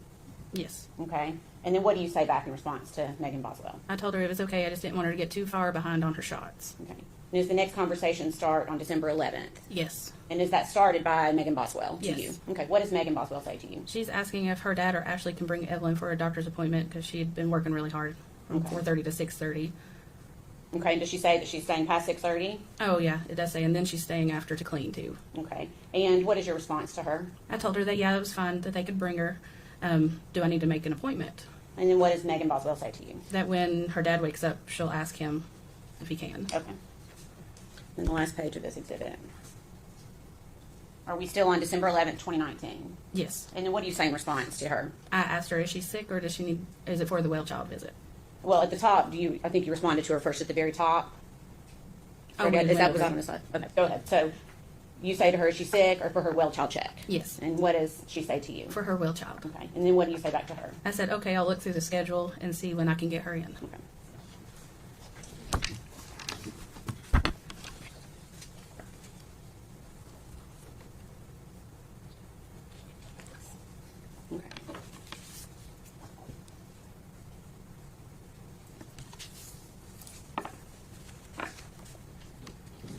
Do you recall if you rescheduled that for a date? I want to say that I did, but I don't remember an exact date. Okay.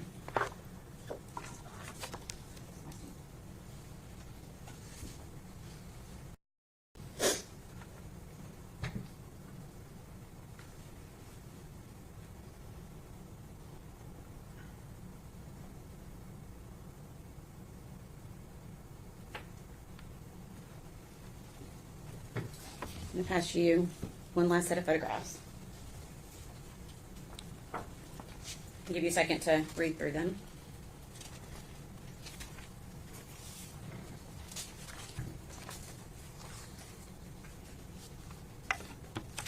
Okay. And are you able to identify that? Yes. Do you recognize it? Yes. Okay, what is it? It's more of a text thread off Facebook Messenger. Okay, what is the date of that December conversation? 10th of 2019. Okay, and is that also a fair and accurate representation of your conversation via Facebook Messenger with Megan Boswell? Yes. Your Honor, we'd ask that be made exhibit number 66. Okay. What was the date again? December 13th, 2019, Your Honor. Thank you.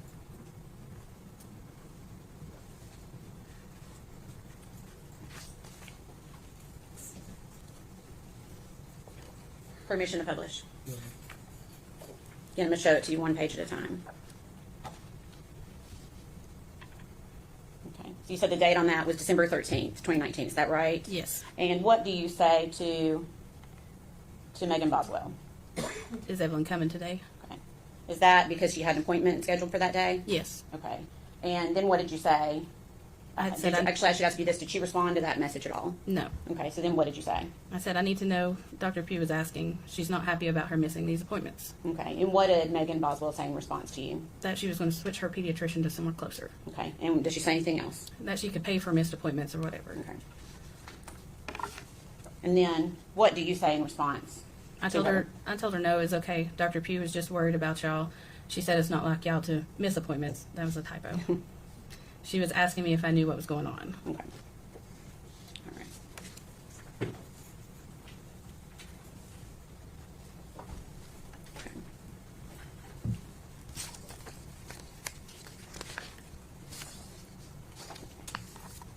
How long did you work at Premier Pediatrics? Probably a little over 4 years. Okay. And during that time, I'm assuming like children would switch pediatricians. Correct. Is that a fair statement? Yes. And when they did, would you get record requests from the new doctor? Yes. Okay. Did you get a record request from another pediatrician for Evelyn Boswell? Not to my knowledge. From any other doctor's office for Evelyn Boswell? No. Is it typical, based upon the time that you were there for 4 years, typically would you get a request from another doctor to get their vaccine records, et cetera, Yes. of the child? Okay. And I'm assuming you've met Evelyn yourself, is that right? Yes. Do you recall the last time that you saw Evelyn alive? November 28th of Okay. 2019. Okay. So it had been just a little bit after she turned 1, is that right? Yes. Do you remember where you were? At my home. Okay. And do you remember why she was there? I think Megan and Evelyn were going to visit with my parents, and they were busy, so she stopped by to visit with me. Okay, so she came by to visit, and Yeah. it was just Megan and Evelyn together? Yes. Did Evelyn appear healthy that day? Yeah.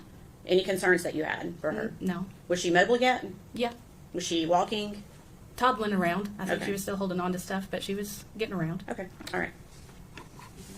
Okay. Please answer any questions that Mr. Scott has for you. I'm sorry, Mr. Horner. Okay. Ms. Saltz, right? Yes. My name's Tim Horn. I'm one of Megan's attorneys. I just want to ask you a couple quick questions to make sure I understood your testimony. And that is, since Evelyn's birth, up until roughly right at the 12-month mark, Megan was bringing Evelyn in as recommended for these wellness checkups. Correct. It would be a fair statement to say that she did that up until Miss Massengill last year, right at the infancy or the onset of December. Correct. So a year. Yeah.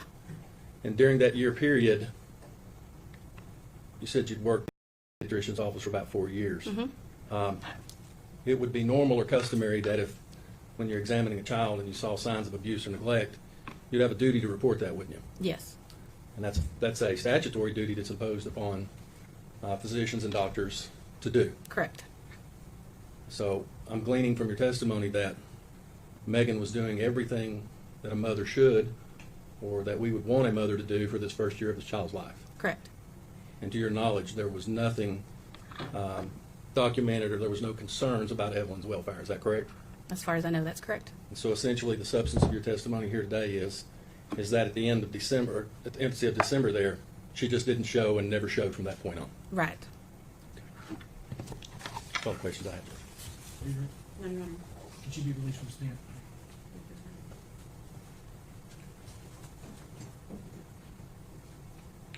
Yes, Your Honor. She can be released. All right. Ms. Sauce, thank you for your testimony today, and you can be released from the stand. Thank you. His name is called Dr. Barbara Pugh.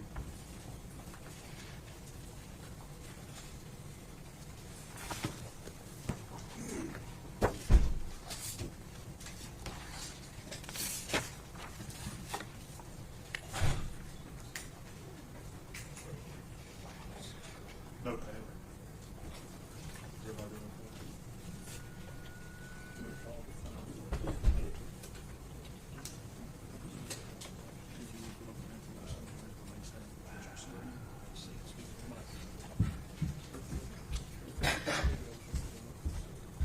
Raise your right hand next. State your name. Barbara Elaine Pugh. You solemnly swear or affirm the testimony about you is the truth, the whole truth, and nothing but the truth. I do.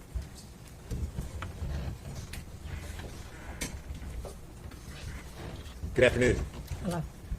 Dr. Pugh, if you would scoot up real close to that microphone there so we can pick you up. Okay. There you go. That's better. All right. Your full name, please. Barbara Elaine Pugh. All right. And where are you employed, Ms. Pugh? I am currently retired. I'm a pediatrician. All right. And how long were you a pediatrician? I think 37 years. All right. Where did you practice? I own my own practice Premier Pediatrics in Johnson City. All right. And was that an open pediatrician's office back in 2018? Yes, I think that's right. Okay. While you were had that pediatrician's office, did you have a patient there by the name of Evelyn Boswell? I did. All right. And the mother of the child, her name was Megan Boswell? Yes. Okay. How many doctors were in the practice there at Premier Pediatrician? At that time, we had a physician assistant and another doctor, another pediatrician. Okay. So how did that work when you had a patient there at the office? Did one doctor, was that assigned to a specific patient, or was it just kind of on a Well, they could rotational request basis? who they wanted to see, but most often they saw the same one for their physicals, usually. Okay. And did you see Evelyn shortly after she was born there in your office? My partner at the time, Dr. Trozen, saw her for the very first time at 8 days of age. All right. And would you all have reviewed her birth records from the hospital as part of your usual protocol in taking her on as a new patient? Yes, and it was in the chart when Dr. Trozen got the information. All right. And you had an opportunity to review Evelyn's chart? Yes. Okay. Did you note any concerns as far as her birth, pregnancy, anything like that prior to her coming on as a patient there at your office? Well, the mother was a teen mother, and in pediatrics we consider that of concern. So she was 17 at the time. The baby had group B strep. Mama was group B strep positive, so the baby got some antibiotics for a couple of days, but she went home at 2 days. She was small for gestational age, like 5 pounds and 6 ounces, I think it was. So she was small, but other than that, she was doing well. All right.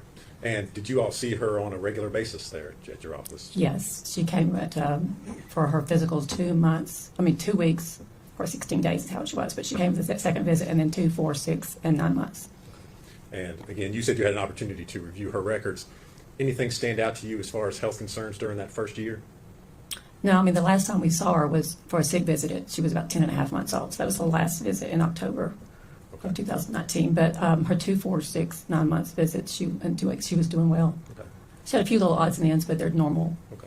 No, Developing normal like a yes, a she was newborn growing will? well, and her developmental skills were very well. She was actually advanced at 9 months, talking some, and she was doing well. Okay. So meeting normal milestones, nothing that Yes. would, as a pediatrician, would give you any sort of concern? No, she was doing well. Okay. You aware that she had a visit scheduled for December the 5th, 2019? That probably would have been her 12. It should have been her 12-month checkup. All right. And you learned that she failed to make that visit, is that correct? Yes, I think she had more than one. I think it may have been rescheduled. I'm not sure, but she did have, because the front office takes care of that. But she did not come anymore after 10 and a half months. All right. And obviously, as a pediatrician, it's important for you to see a child regularly during the early parts of her Yes. life, correct? Yes, Okay. we have it. Okay. So did that concern you when she did not show back up for her year visit? Well, yes, but in pediatrics, it's, sometimes people move, they change. So you don't always know as the doctor, you may not know why they don't show up. But all you can do is call and try to find out and follow up. Okay. All right. So you said the last time you saw Evelyn was in October 2019. Well, actually, Dr. Trozen saw her that day for a sick visit. So the last time your office saw her? Yes. Okay. All right. Does your office maintain medical records as a normal course of treating patients Yes. there? When I sold my practice to when they the charge of maintain with Dr. Justin Jones with Ballot Health. Okay. He's a pediatrician. All right. Okay. Dr. Pugh, I'm going to hand you some records and ask you to take a look at them, see if you can identify them.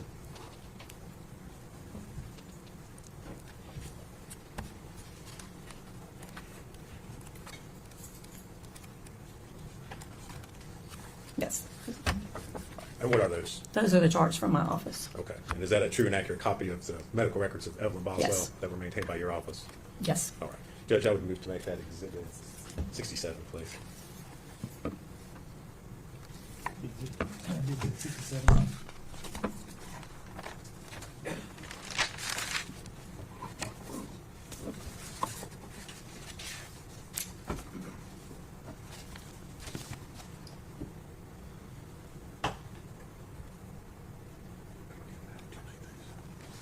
Thank you, Dr. Pugh. If you would answer any questions, I believe Mr. Horn might have for you.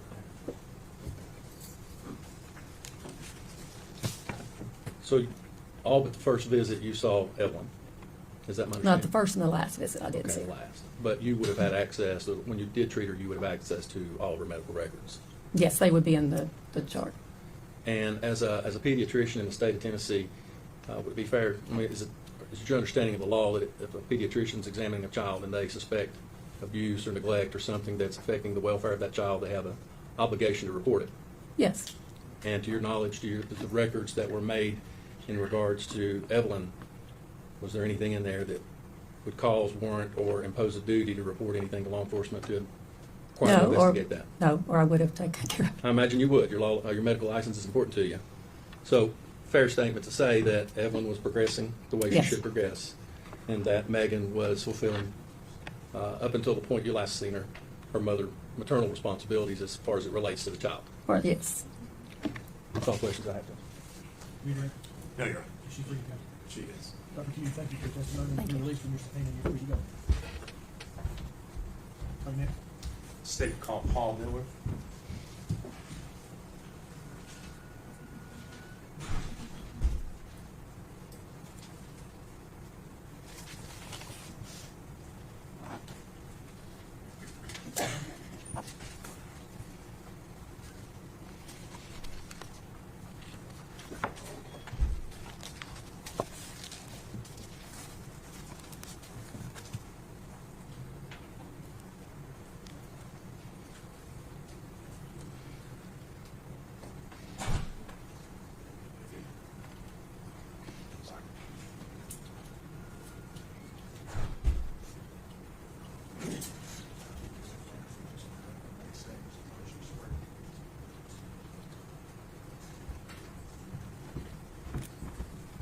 Raise your right hand, sir. State your name. Paul Miller. You solemnly swear to affirm testimony about to give you the truth, whole truth, and nothing but the truth. Yes, sir. Speaking. Good afternoon, Mr. Miller. Good afternoon. If you would, scoot up real close to that mic so we can pick you up, okay? You're Paul Miller, is that right? Yes, sir. All right. And Mr. Miller, where do you live? I live in Johnson City. Okay. Now, at one point in time, you were married to Ethan Perry's grandmother, is that correct? Yes, sir. All right. So, just get this straight for everybody, you are Ethan Perry's step grandfather. Yes, sir. Is that right? Okay. And at one point in time, you believed that Ethan was the biological father of Evelyn Boswell. Is that Yes, correct? Okay. Did Ethan ever live with you growing up? He did from birth to he's about 11. Okay. And do you know the defendant, Megan Boswell? Yes, sir. Okay. And how is it that you know Miss Boswell? She was dating Ethan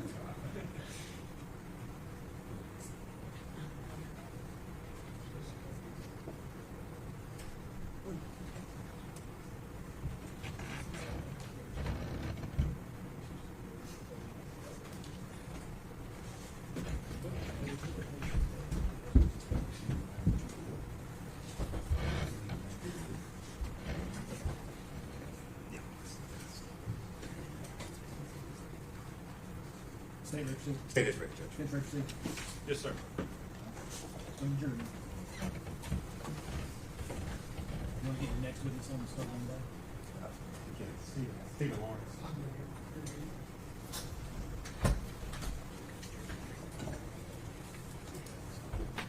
One stand, please.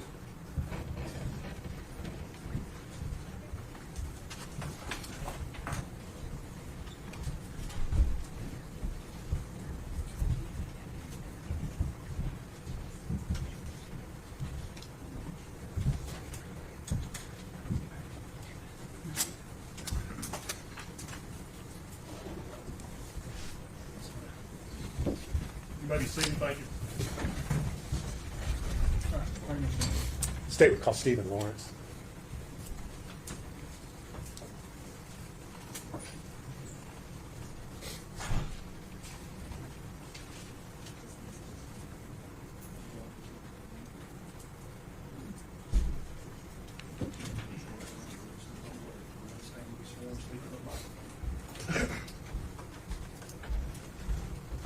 Raise your right hand. State your name. Stephen Lawrence. You solemnly swear affirm testimony you're about to give you the truth, the whole truth, and nothing but the truth, sir? Yes, sir. All right, proceed. Good afternoon, Mr. Lawrence. Good afternoon. You are Stephen Lawrence, is that correct? Yes, sir. Mr. Lawrence, do you know the defendant, Megan Boswell? I do. And how is it that you know her? She was friends with my little sister. Okay. And who's your little sister? Her name was Madison Broom. Okay. Did you know her through high school, or how were they friends? I believe it was high school. Okay. Were you aware that Miss Boswell had a daughter by the name of Evelyn? I was. Okay. Did Miss Boswell come to visit you at some apartments that you were building in Johnson City back on December the 8th of 2019? I believe that was the date, yes. Okay. Do you know why she was there to see you? The apartment building I had, my sister that I mentioned had passed away, and I was going to name the building after her, so she had come by to see the building. Did Miss Boswell have Evelyn with her on that day? She did not. Okay. Did you inquire as to where Evelyn was? I asked about Evelyn, yes. Okay. And what did Megan tell you? She was with the father. Okay. And did you know, was that Ethan Perry, or who did she tell you the father? Ethan was the father, I believe, at the time. Okay. All right. Now, on February the 25th of 2020, were you contacted by Megan? I don't remember the dates to be exact, but I was contacted after the visit, yes. I believe that was about the time frame, yes. All right. Was this during the time frame in which Evelyn was reported missing? Going off memory, yes. Okay. And why did she contact you? She was pretty much seeking some help in general. Okay. What did you do after she called you? I obviously was wanting to help assist in finding Evelyn. I said if we can find Evelyn, then I'd try to help in any way I could. Brought her up to the Sullivan County Sheriff's Office and tried to have her speak with detectives and whatnot to get answers. Okay. Did you go pick her up, or? I did. Okay. Where did you pick her up? It was in. She was staying with my mom at the time. So I believe it was in Bluntville. Okay. All right. So you picked her up. You brought her up here. You said up to the sheriff's office. Correct. Okay. Did you stay there with her, or what did you do? I dropped her off and then I had left. Okay. After you left, did you receive any sort of communication from her after that? Yeah, she afterwards had said she was done up here, and I had come back and picked her up. Okay. And what did you do after you picked her up? We drove around for a little bit. And, I was just kind of waiting. I had brought her up here, like I'd said, to speak to detectives and try to make more leeway on where Evelyn was. Okay. Did you have any conversations with Miss Boswell while you all were driving around? We did. Okay. What did you talk about? I don't recall a lot with all the time that has passed. I believe I had asked her in that ride if Evelyn was missing when she had came and visited the apartments back in December, and she said that she was missing.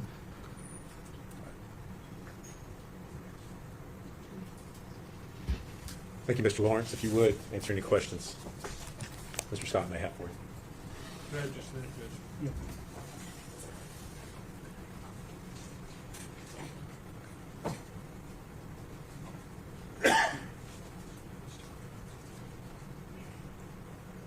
Judge, we don't have any questions. Mr. Lawrence, thank you for your testimony. You're released from this opinion.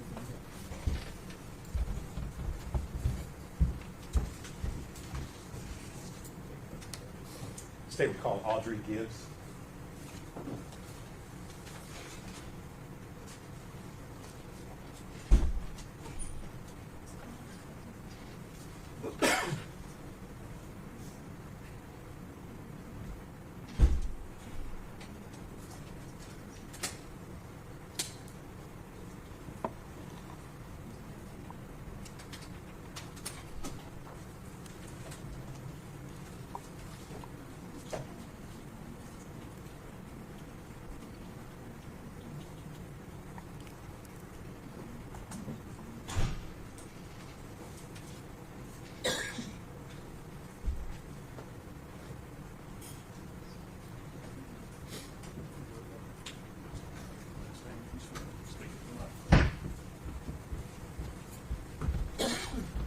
Raise your right hand, ma'am. State your name. My name is Audrey Gibbs. You solemnly swear or affirm testimony you're about to give the truth, the whole truth, and nothing but the truth. Yeah. Sorry. You're fine. Hi. Hi, how are you? Been better. Okay. Just breathe. You'll be fine. You need a minute?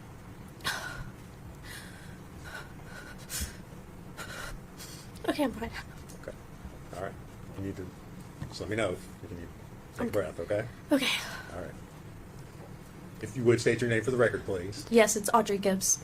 And Miss Gibbs, where do you live? I live in Kingsport, Tennessee. All right. Do you know the defendant, Megan Boswell? Yes. And how is it that you know Miss Boswell? We met in 7th grade. You known her since then? Yeah. How long ago was that? It's been quite a minute. Over 10 years here. Okay. Did you also attend high school with her? Freshman year, yeah. Okay. And where was that? That was at Central. Here in Bluntville? Yeah. Okay. Did you know Miss Boswell's daughter, Evelyn? Yes. Okay. Were you friends with Miss Boswell after Evelyn was born? Yes. Did you ever see her or visit with her? Quite often, yes. Okay. When you say quite often, how often are we? How frequently are we talking? Almost every day. You know, in 2019 we hung out a lot. Megan was one of my closest friends then. We would sometimes take trips together, and you know, Evelyn was always there with us. Okay. So that would have been right after Evelyn was born. Is that right? How old was Evelyn at the time? I think, you know, I mean, we hung out the whole time. I mean, in the summer, I believe she would be like, you know, 7 months, 8 months, 9 months, something like that. I can't remember her exact age during that time. I just don't. Yeah. Okay. So you were seeing her quite often. Very frequently during that time. Yeah. What were your observations as far as Megan and her being a parent to Evelyn? You know, for the most part, it was all right. There's no complaints there, but there were some things like that I noticed. Like sometimes it would be a long time before she would change her diaper, and it'd be like, hey, do you need to change her diaper or anything like that? There was also one time with the car seat. I had noticed that she hadn't buckled her in, and I just mentioned, hey, you know, you better buckle in Evelyn and stuff. It's not safe for you to ride around. You could get in a car accident. She could get hurt. And just those two things I noticed. But other than that, not really much else. Okay. She appeared to care for Evelyn? Yeah, Love yeah, her? yeah, definitely. Good mom? Yeah. Okay. Did you ever babysit for Megan? No. We would hang out together. We would, you know, either go to the park, or one time we went to the aquarium in Pigeon Forge. We would always just do like family-friendly things. You know, one time we also tie-dyed together with Evelyn. I made like a onesie for my daughter that day because it was before she was born. At some point in time, do you leave the Tri-Cities area? Yes. So after my baby shower, I did move to Knoxville with my the father of my child to live with his family at just Knoxville. Okay. Do you remember when that was? Yes, it would have been early November. Of 2019? Yes. All right. It's kind of a silly question, but did you have your child? Yes. Okay. And when was that? That was December 9th, 2019. Not going to forget that date. All right. Did Megan come to see you while you were in the hospital? Yes, she did, with my other best friend, Bailey. Okay. What's Bailey's last name? Bailey Hawkins. Okay. So the two of them, you were in Knoxville, correct? Yes. Okay. And so the two of them came together to see you while you were still in the hospital? Yes, it was right after I'd given birth. Okay. Did Megan have Evelyn with her that day? No, she didn't. Okay. Which would have been the first time I saw her without Evelyn ever. You trailed off a little bit there at the end. Did you say Evelyn? Oh, yeah, that would be the first time that I would ever see her without Evelyn, because every time otherwise we hung out together with Evelyn always. Okay. She always had Evelyn with her? Yeah. Okay. Did you notice anything unusual about Megan that day? Yes. So I was just trying to tell my birthing story because, I kind of had a little bit of a traumatic one. So I was just, telling her and Bailey about that. And Megan's behavior that day was just a little weird. She just kind of had like a weird look in her eyes. And then she just kept saying over and over to me, like, I love you. And just like, I love you, I love you, I love you. And it was just over and over until I would acknowledge that. And, eventually I had to say, like, I love you too. But, I was trying to tell a story. Okay. So that was not her normal behavior? No. Not the normal way you all would interact? No, normally, we'd have just like a regular old conversation, back and forth. Okay. Did you ask her where Evelyn was? Yes, I did. I asked her where Evelyn was, and I can't remember who she said she was with, but I just thought that was kind of strange at the time because, normally she couldn't find a babysitter. It's hard for her, too. After her visit, did you communicate or stay in touch with her? Yes. Okay. And how was it that you communicated with Megan? Mainly through Instagram. Did Megan talk at all about Evelyn? Well, she wouldn't directly bring her up, but I would ask, about Evelyn, and if Kyrie could meet Evelyn because, they were supposed to be besties. Okay. And who's Kyrie? That's my daughter. Okay. All right. So you said you talked about Evelyn. Yeah. Did Megan ever bring her up or talk about her, show any pictures? She didn't show pictures, but she would answer, like, my questions if I asked about Evelyn. She would just say, she's good, but, she's not with me. She said one time that that Evelyn was with Ethan. Well, actually, that's really the only thing she told me was just that Evelyn was with Ethan. Okay. And you said that this was after your visit on December the 9th. So yes. Do you remember conversations back in January of 2020? Would you have had conversations with her on Instagram at that point in time? Yes. All right.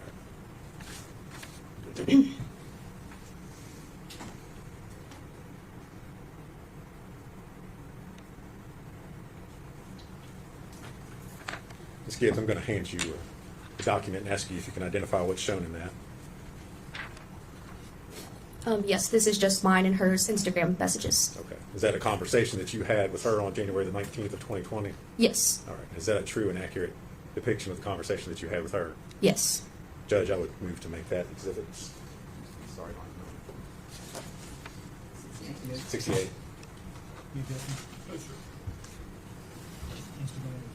It's Instagram, yes, Judge.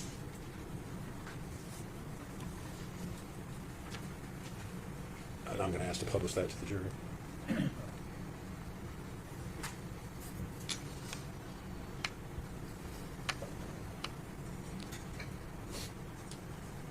All right, Ms. Gibbs. Just for clarification, I noticed at the top it says Maggie May. Is that how you had her, or is that her handle on? That was her handle on Instagram. Okay, and the tagline there, Maggie_Wood 23. Wait, sorry, that was her handle. The first part, that was just like her name, how it's shown on Instagram, but the under part's the handle. Okay. Sorry. So that's how her name displays as Maggie May. Yes. Okay. All right. And so her part of the conversation there is on the left. Yours is on the right. Is that correct? Okay. So on January the 19th, 2020, you got a message from her, WYD. Can you tell us what that stands for those of us who may not know? Yes, that means what you doing. Okay. And did you respond to that? Yes. All right.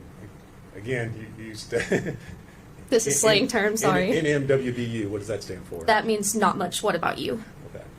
And what else did you ask her? I just said, how's Evelyn? To which she would reply, good.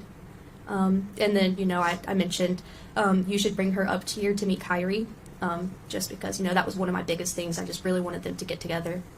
Okay.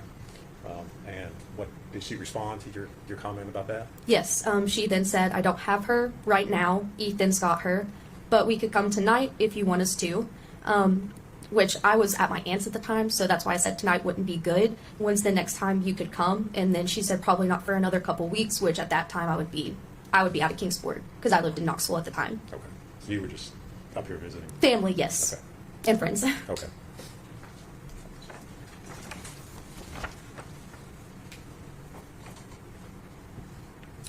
All right.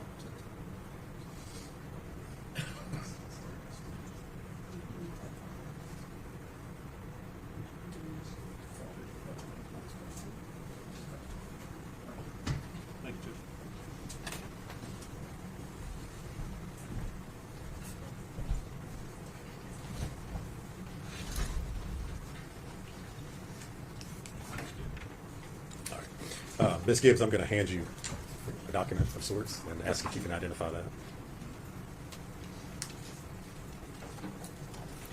Yes, this is another conversation between me and her on Instagram. All right. Was that a conversation that you all had back on January 24th into the 25th of 2020? Yes, All right. and also the 26th. Okay. And was that a is that a true and accurate copy of the conversation that you all had there on Instagram? Yeah. All right. Judge, I would move to make that Exhibit 69.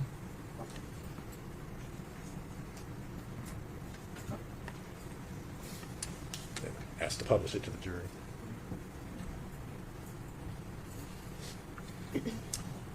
All right, Ms. Gibbs. So again, Ms. Boswell's portion of the conversation is, as we look at on the left part of the screen, you're on the right side. Is that correct? Yes, that's correct. Okay. So you want to interpret for us again? Yeah. Okay, so starting off, she says, "What are you doing?" And then I just said, "Nothing much. What about you?" And then she said, "I'm impregnated." And then, am I allowed to use profanity? Okay. I said, "Oh shit, for real?" And she said yes. And then I said, "That's awesome. Evelyn's gonna have a sibling." And then she said yes. Okay. All right.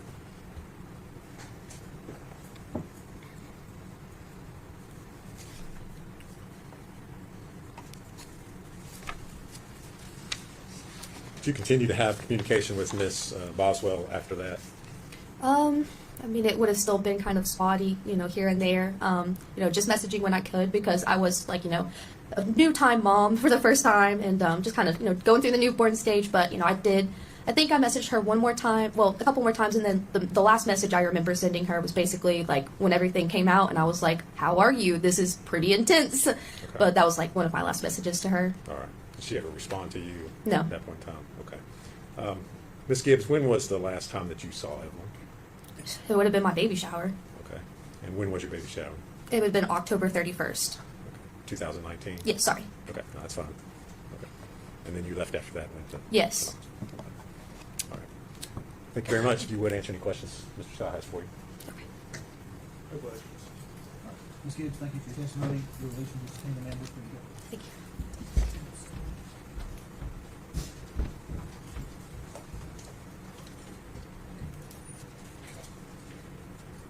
State would call Bailey Hawkins.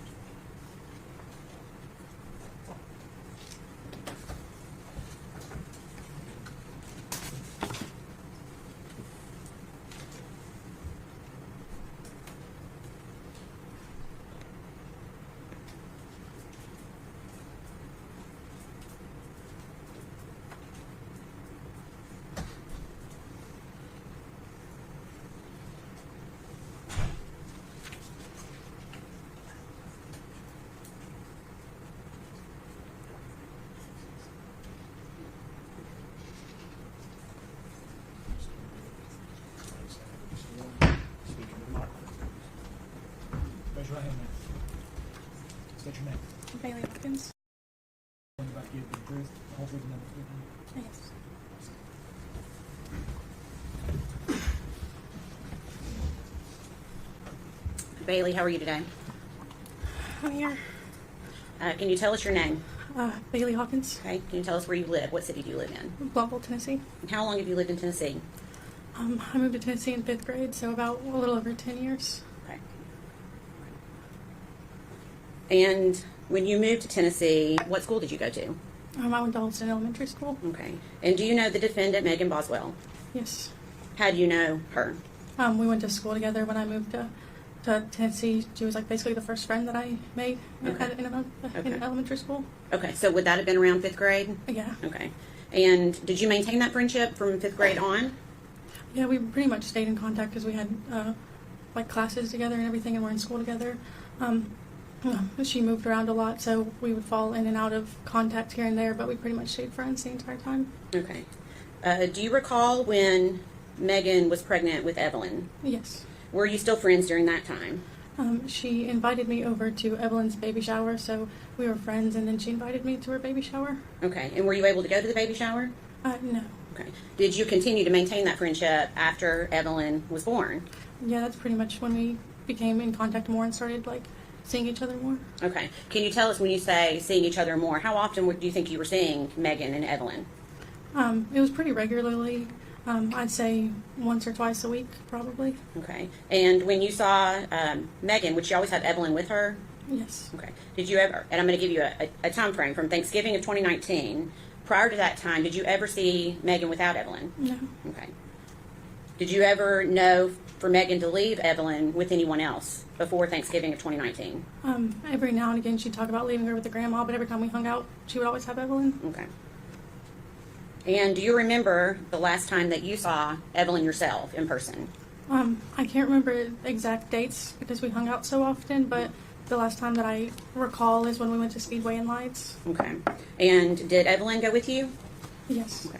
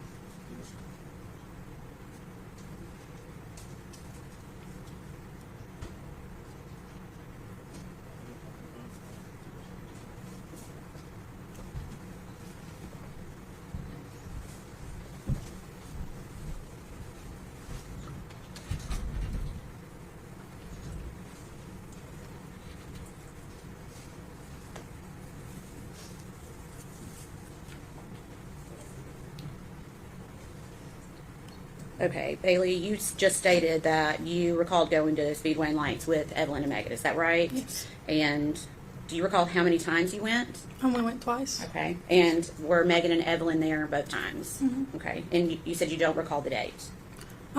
They were in November. Okay. Mhm. Definitely November. Yeah. Okay. Do you recall when Megan started her new job? That was in December. I want to say it was beginning of December. Okay. And do you know where she was starting to work? Hunter T's Chicken Shack. Okay. And did you ask her, did she tell you who was going to be watching Evelyn during the time that she was working at the Chicken Shack? Her grandma. Okay. And did you have knowledge as to what kind of hours that she was working at the Chicken Shack? It seems like she was pretty much always there. It was like from like open to close, Okay. long hours. Okay.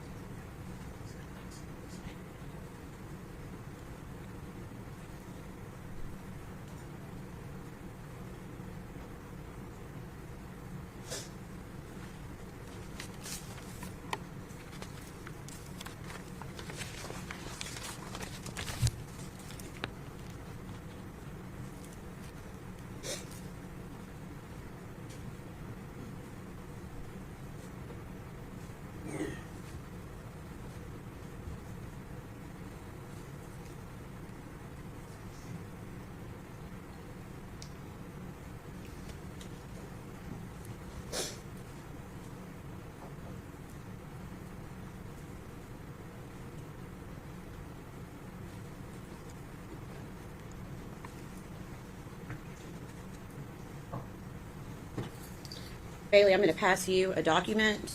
If you can, try to keep it in order, but just look through it and see if you recognize it.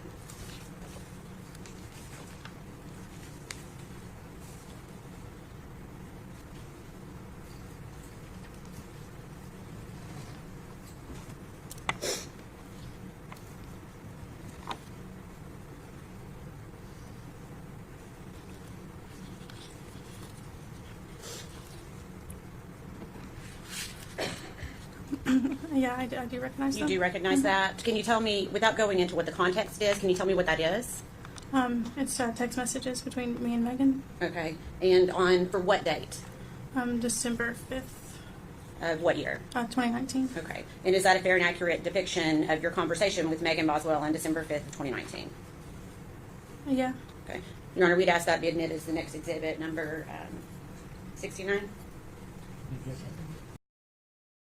Before we did 69. I'm sorry, 70. 70. Oh, I'm sorry. What, 69?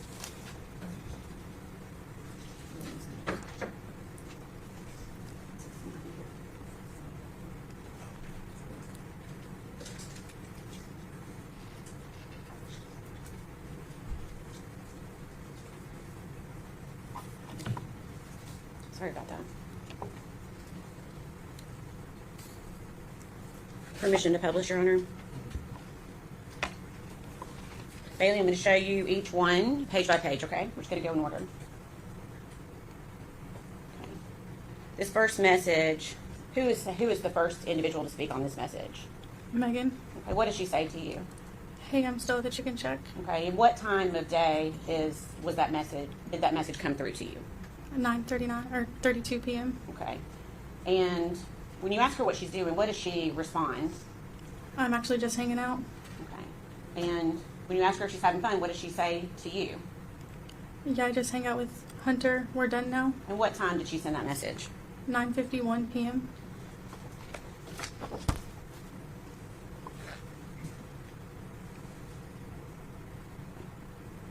So now at 10:29 p.m., what does Megan say to you? Is that blurry a little bit? I genuinely enjoy hanging out with him. Okay. And when you respond to her, what does she say in response at 10:30 p.m.? Like, I don't mind work at all. I've been at work all day. Yeah, no, I really like being around him. Okay. And then when you say, that's awesome, I'm glad you like your job, what does she say in response to you? I left and came back after they closed just to see him. Okay.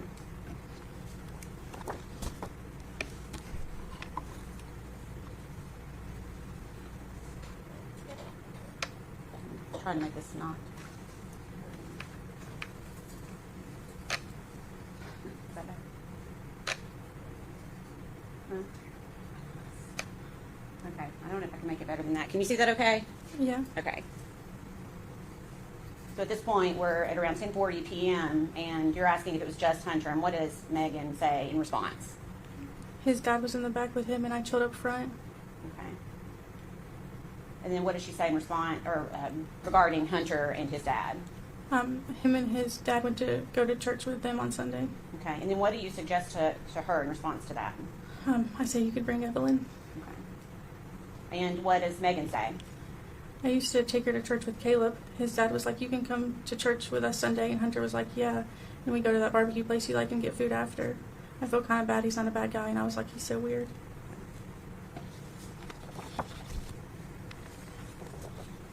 And on this message, let's see if we can see it okay, is she continuing to talk about Hunter? Yeah, she says, yes, his dad likes me a lot. I'm the only person on overtime. Okay. When you respond about getting hours at work, what does she say in response to you? Literally this morning, I wasn't supposed to go in until 10, and I went in at 6. Hunter called me and was like, do you want me to come in? I'm here. And I was like, sure. I'm going to the shack at 4:30 in the morning to help him open. I've not had a male friend I've actually enjoyed just like hanging out with in so long. Okay. And has she indicated to you that during all these hours that she's working that her grandmother is keeping Evelyn? No. Okay.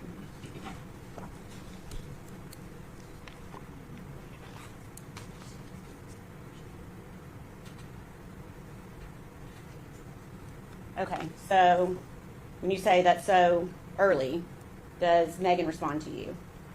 Says even if he does attempt to hit on me, sometimes I brush it off. It's fine. I'm just so genuinely content. I literally don't even mind. That's when he's gonna get there. Is that bad? Okay, and then you say, let's hope he gets the hint. What did you mean by that at that point? I guess. If you know. Yeah, I don't know. Okay. Sorry. It's okay. What does she say in response to you? Like, not even an, oh, I like him, content. I'm just content and happy around him. That sounds weird, but I am. Okay. And then what do you say in response? But if you don't mind and have someone watch Evelyn, then definitely go for it.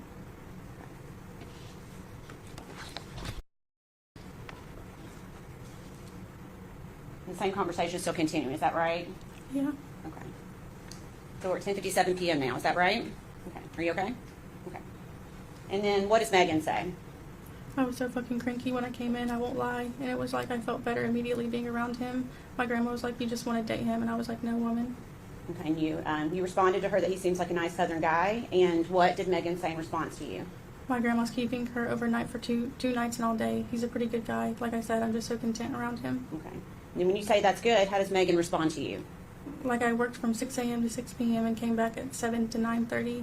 I literally just didn't mind. I washed dishes and helped him clean for a little bit. And the only time I left was to go get him.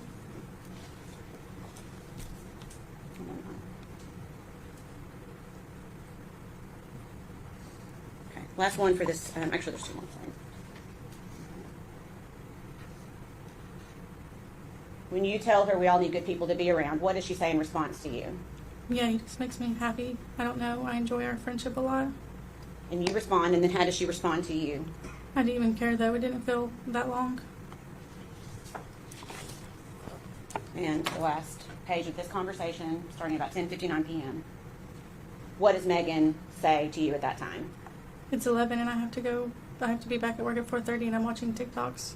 I'll be there from 4:30 a.m. until like 8 at night or later. Okay, and you said OMG, and how did she respond? I don't even mind whatsoever. Okay. At any time during that conversation, did she ever indicate that Evelyn was with her? She said that Evelyn was with her grandma.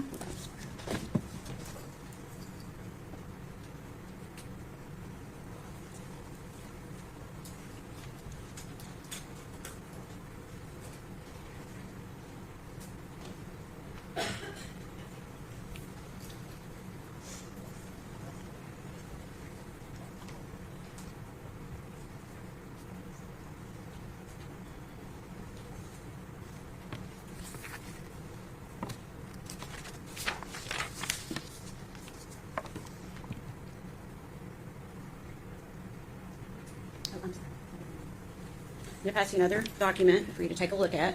Take your time.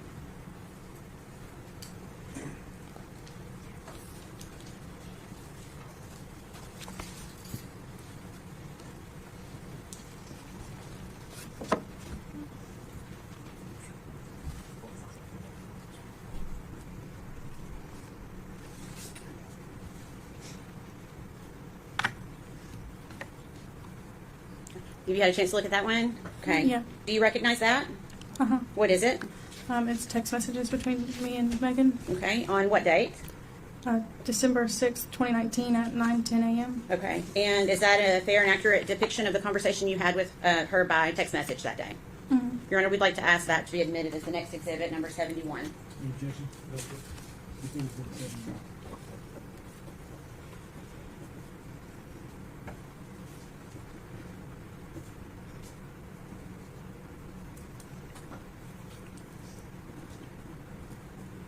Thank you.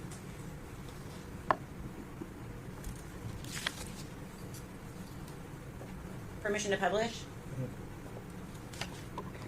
Bailey, again, we're going to go through this just like we did the other ones. You said this started on about 9:10 on December 6, 2019. Is that right? Yes. Okay.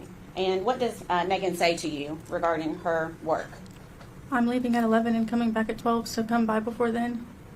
Okay. And you said okay, then what does she say? JK, I'm leaving at 10:44, 45. Was that you were going to go by and visit her? Is that what that conversation? I guess. Okay. I know some time has passed. I was just curious. Okay. So at 11:19 a.m., what does Megan say to you? I'm back now. I left again, but I'm with Hunter. Okay. The same day, around 5:30 p.m., what do you say to Megan? What are you doing? And what does she say? Chilling with Hunter still. Okay. So just quickly, I'm going to go back. Okay. So okay, that's okay. And then what does she say at 7:21 p.m.? I'm going to Hunter's house. Wish me luck. Okay.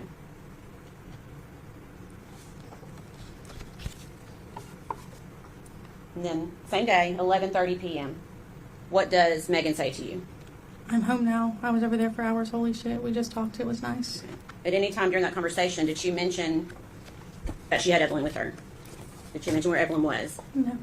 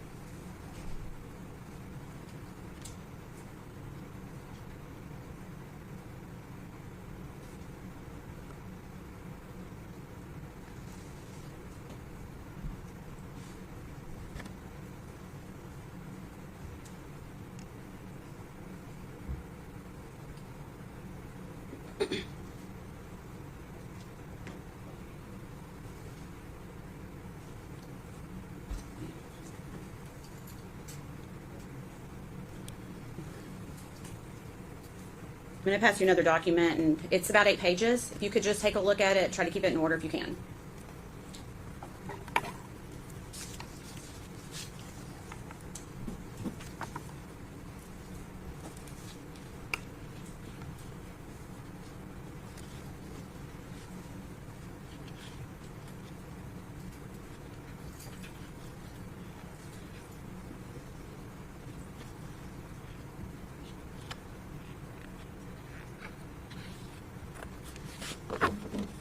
Okay. Do you recognize that? Yes. Okay. What is it? Text messages between me and Megan. Okay. I'm going to ask you to speak up just a little bit so we can all hear you. You said it was text messages between you and Megan? Yes. Okay. On what date? December 7th, 2019 Okay. at 12:16 a.m. Okay. And is that a fair and accurate representation of your conversation with Megan on December 7th, 2019? Yes. Your Honor, we'd ask that to be admitted as Exhibit 72. Before Exhibit 72.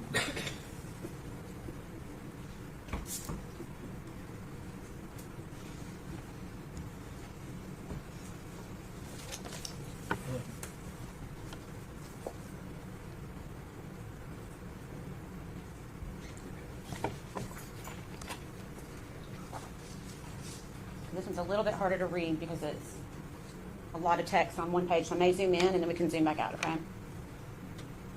Okay.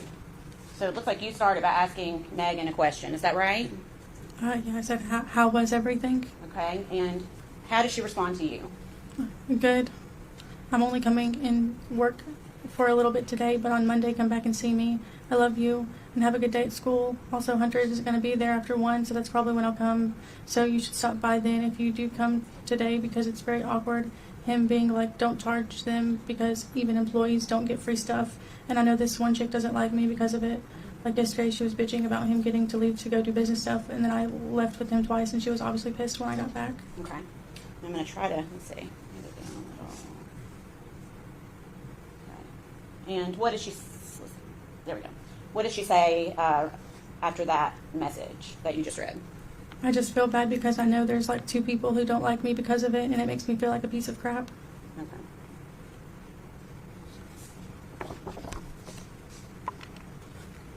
The same conversation's continuing at 3:43. Is that right? On December 7th. And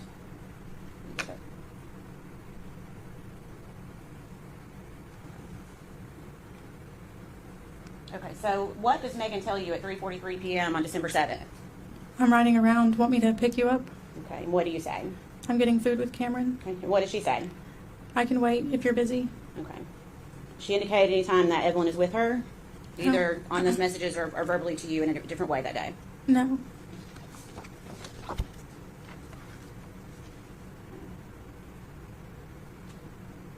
Okay, so 3:49 p.m., what does she say to you?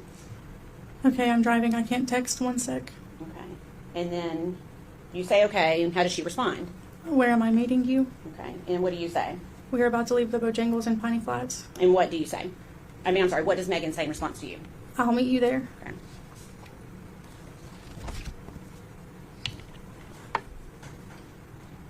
Still on December 7th, I'm going to probably zoom this one in too, just in case there's jurors who can't see it in their monitors. Okay. 4:08 p.m., what does Megan say to you? I'm here. Okay. Okay. Oh, sorry. And then you responded. No, how did you respond? Okay, I'm sorry. It'll be like 15 to 20 minutes. Okay. And what does Megan say in response to you? It's okay. Take your time. Thank you. It's just me. Evelyn's with Ethan's grandma. Okay. And had you ever known Megan to leave Evelyn with Ethan's grandparents prior to when she says it this moment? Okay, you'll have to answer I'm verbally. sorry. No. Okay. That's okay. Okay. And then do you recall getting this screenshot from Megan at 5:09 p.m. that day? Yes. Okay. And do you know what that was regarding, that screenshot? It was regarding a movie that Okay. they were going to go see. Okay. When you say they, who are you talking about? Hunter and Megan. Okay. And so that's essentially the movie times that they were looking at, is that right? Yes. Okay. And the movie is Dark Waters? Yes. Okay.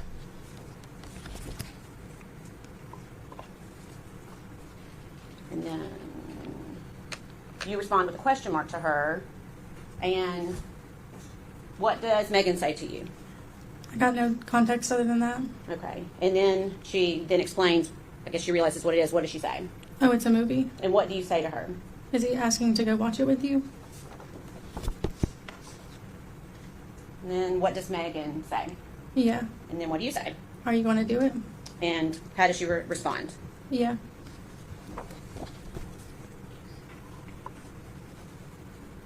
Is it your understanding at this point that are they or are they not in a relationship at this point? I'm asking if she knows. She can answer if she knows. Yeah. Go ahead. To your knowledge, was Megan in a relationship with Hunter at this point? I'm not too sure. At a certain point in my mind, they were in a relationship. Okay. So your answer is you weren't sure at this point? Okay. All right. So December 7th at 5:17, we're continuing on with that same conversation. What does Megan say in regards to the movie? He didn't even ask. He just wanted a time. Okay. And what did you say? Could have left him on red or made up an excuse. Okay. And what does Megan say in response to that? I like hanging out with him. It just threw me off guard. Okay. And then you say that would catch me off guard too. And how does Megan respond to you? Everyone that works with us keeps asking me if we're together, and when I say no, they don't bail. And like this one girl was like, "I'll go with you all then," and I was like, "Bitch, I don't care." Okay. So that's what IDC is. I don't care. Yeah. Okay. That's okay. So same day at 8:04 p.m. What do you ask her? How was the movie? And how does she respond? It was fine. Okay. And you asked, didn't you enjoy it? And what does she say? The movie was just kind of long. I liked getting to see him. Okay.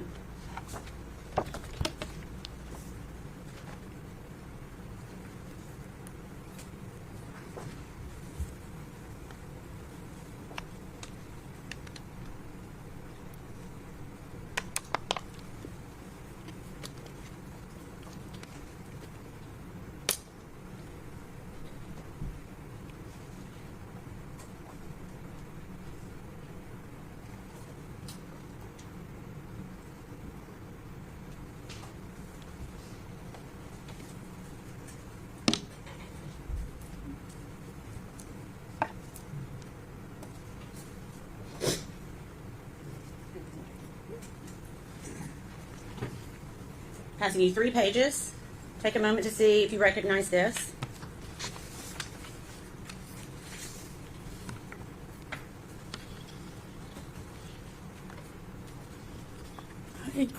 Yeah, I recognize it. Okay. What is it?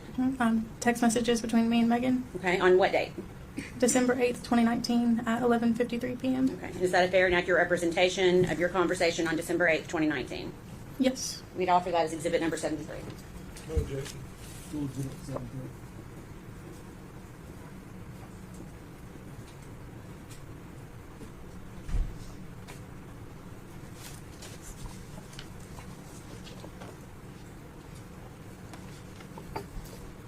Permission to publish, Your Honor.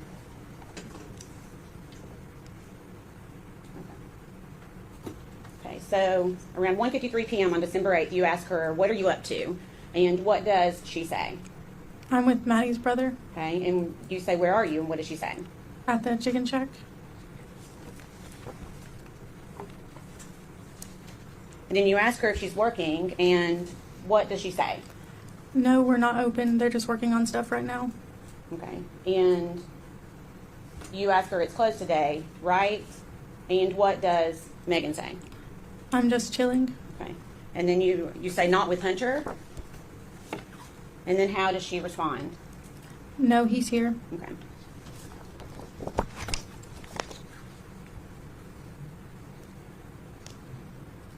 Did she indicate to you in text message or in another way that day where Evelyn was? Okay.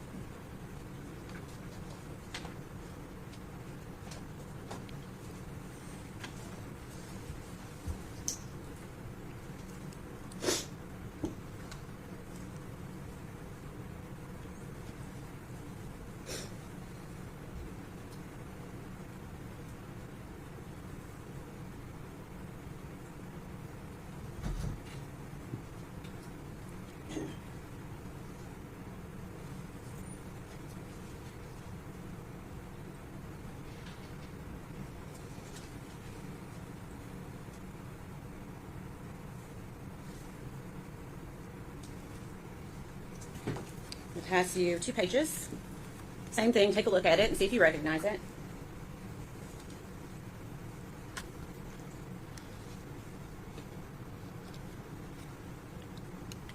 I do recognize it. Okay, what is it? Text messages between me and Megan. Okay, what's the date for those messages? December 13th, 2019 at 3:56 p.m. Okay, and is that a fair and accurate representation of your conversation with Megan Boswell on December 13th, 2019? Yes. We'd offer that as exhibit number 74, please. Objection. We'll do this in.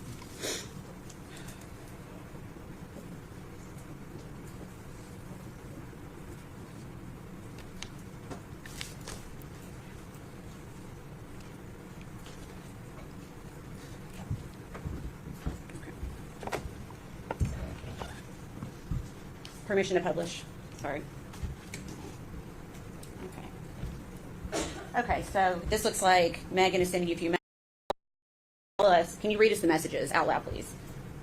His dad drove his car to work because his dad has a flat tire. I left his house early, and this was what he sent me when he finally woke up. Okay. And what did she say after that? It wasn't anything like good morning. It was get out out of the Lexus and come scoop. Okay. Is she indicating that they spent the night together, or do you know? I don't remember. Okay. So on December 13th at 5:06, what does she say? Will you ride around with me? Okay. And then what did she say after that? I'm upsetty spaghetti. Okay.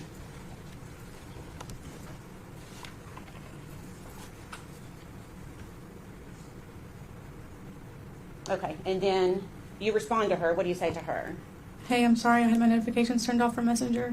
I'm out with Cameron right now. I'm sorry. What's wrong? And what does she say? It's skit. I'm so ducking irritated. Okay. Is it skit another? What does that mean? If you know. I don't know. Okay. It might have been typo. I'm not too sure. Okay.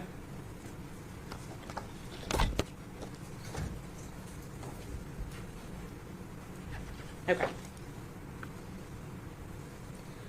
So we'll stop on the messages for a few minutes. So in these messages, Megan told you that Evelyn was with her grandmother. Is that right? Yes. And she told you that Evelyn was with Ethan's grandmother. Is that right? Yes. Did she ever tell you anything different than those two things about where Evelyn was? Sometime around that time, she had told me that Ethan came back from Army leave and that like he was going to see her for the week because he was back in town, and then he ended up filing for emergency custody for her, and then within that time period, he like had emergency custody and they were supposed to go to court and stuff over it, and then at that point, like he had emergency custody and then they had shared custody, and then then they had shared custody. Okay, so it sounds like this was more than one conversation.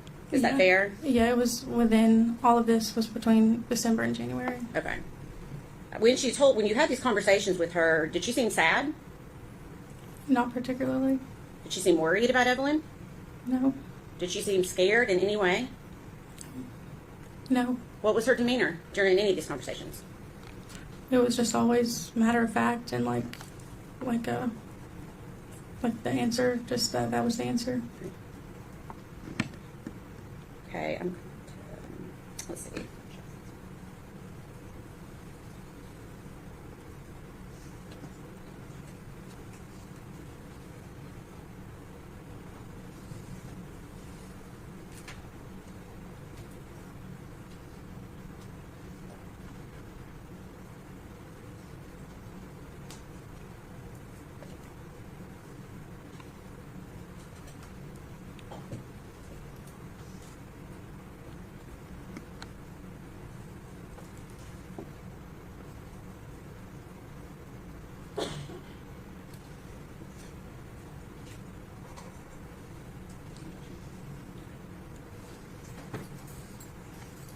A few more messages. I believe it's about 4 pages.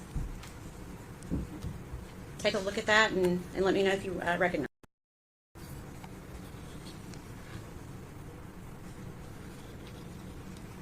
Yeah, I recognize it. Okay. And what is it? text messages between me and Megan on December 14th, 2019 at 1:09 p.m. Okay, and is that a fair and accurate representation of the conversation you had with Megan on December 14th, 2019? Yes. Okay. Your Honor, we'd ask that be made exhibit number 75. Full exhibit 75.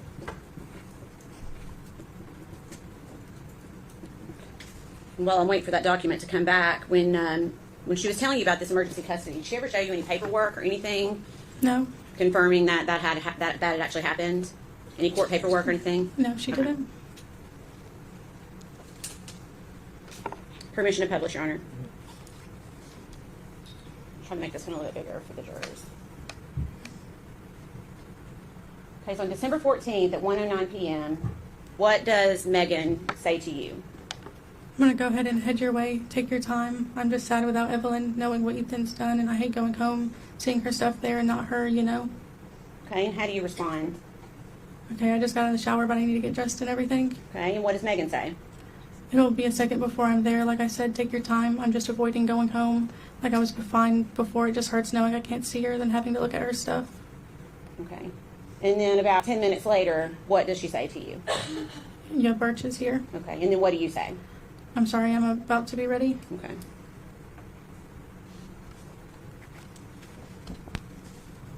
Prior to this text conversation, had she told you where Evelyn was? Other than what we talked, has it changed at all? During that time, all of it kind of morphs together, so I can't say for sure. It was around the time that she said that Ethan had gotten emergency custody. Okay. Did she say when she was going to be able to see Evelyn again? She said that the court date was going to be in January of 2020.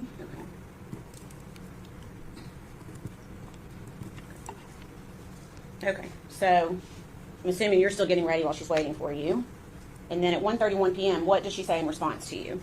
It's okay, take your time. Like I said, it's better than me being home. Before we go further on that, did she ever indicate, other than what she said about not wanting to be there, about why she didn't want to be home at that time? That was around the time that she was saying that she didn't want to see Evelyn's stuff because it made her sad. Okay. Okay, so on December 14th at 8:09 p.m., what does Megan say to you? I'm getting a hotel tonight. I don't want to go home. Would you stay with me tonight? And then what do you say? Can you not spend the night with Hunter? And what does Megan say? I just don't want to right now. Long story. Okay.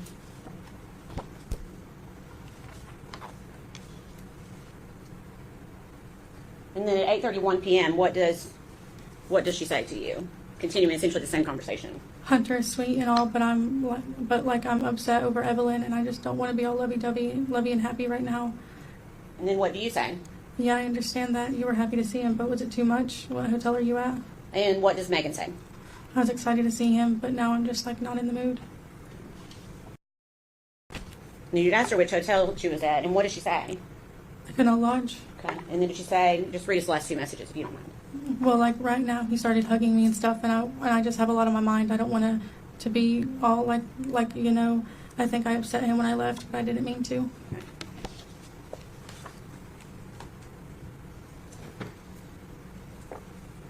Okay. And did you, in fact, go to the Econo Lodge that night with Megan? Yeah, we went there and spent the night with each other. Okay. And how was she behaving that night?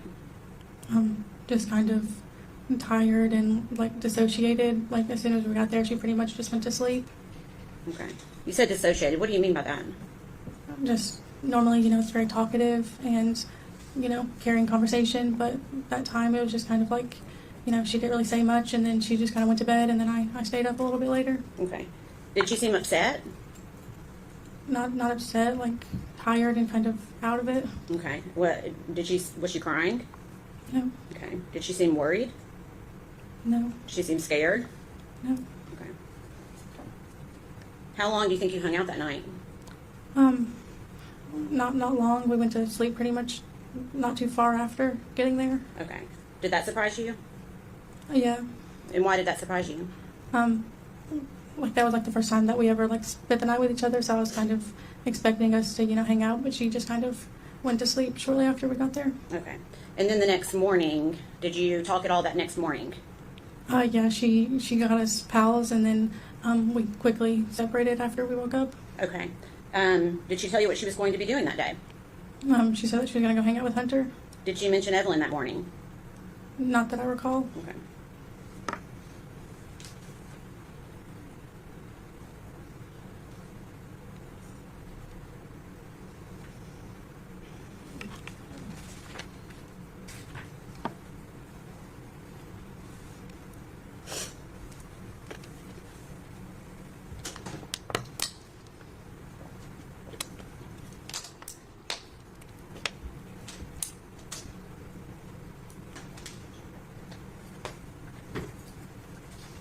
I'm going to hand you 2 pages. Same thing. Just take a look and see if you can identify it.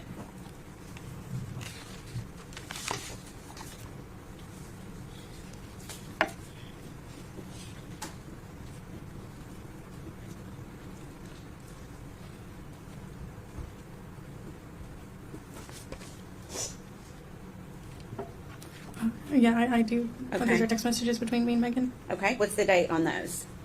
December 15th, 2019 at 5:26 p.m. Okay. Is that a fair and accurate representation of your conversation with her on that date? Yes. And then we'd like to ask for that to be made exhibit number 77. Any objection? I'm sorry, 76. I apologize. 76. I'm sorry. 76.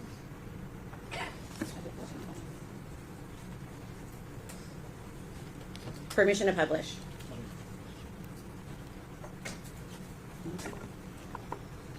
So this is the next day, is that right, from the conversation we just looked at? Yes. Okay. And what does Megan say to you at 5:26 p.m.? Do you want to get dinner with me? And what does she say next? I want Olive Garden. Okay. And then you respond to her, and then who does she say she's with at 5:31 p.m.? I'm with Hunter right now. Okay.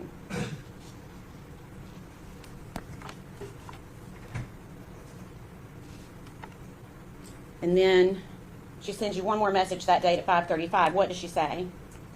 I'll let you know when I'm not at Hunter's. My car is at the shack and I'm at his house. Okay.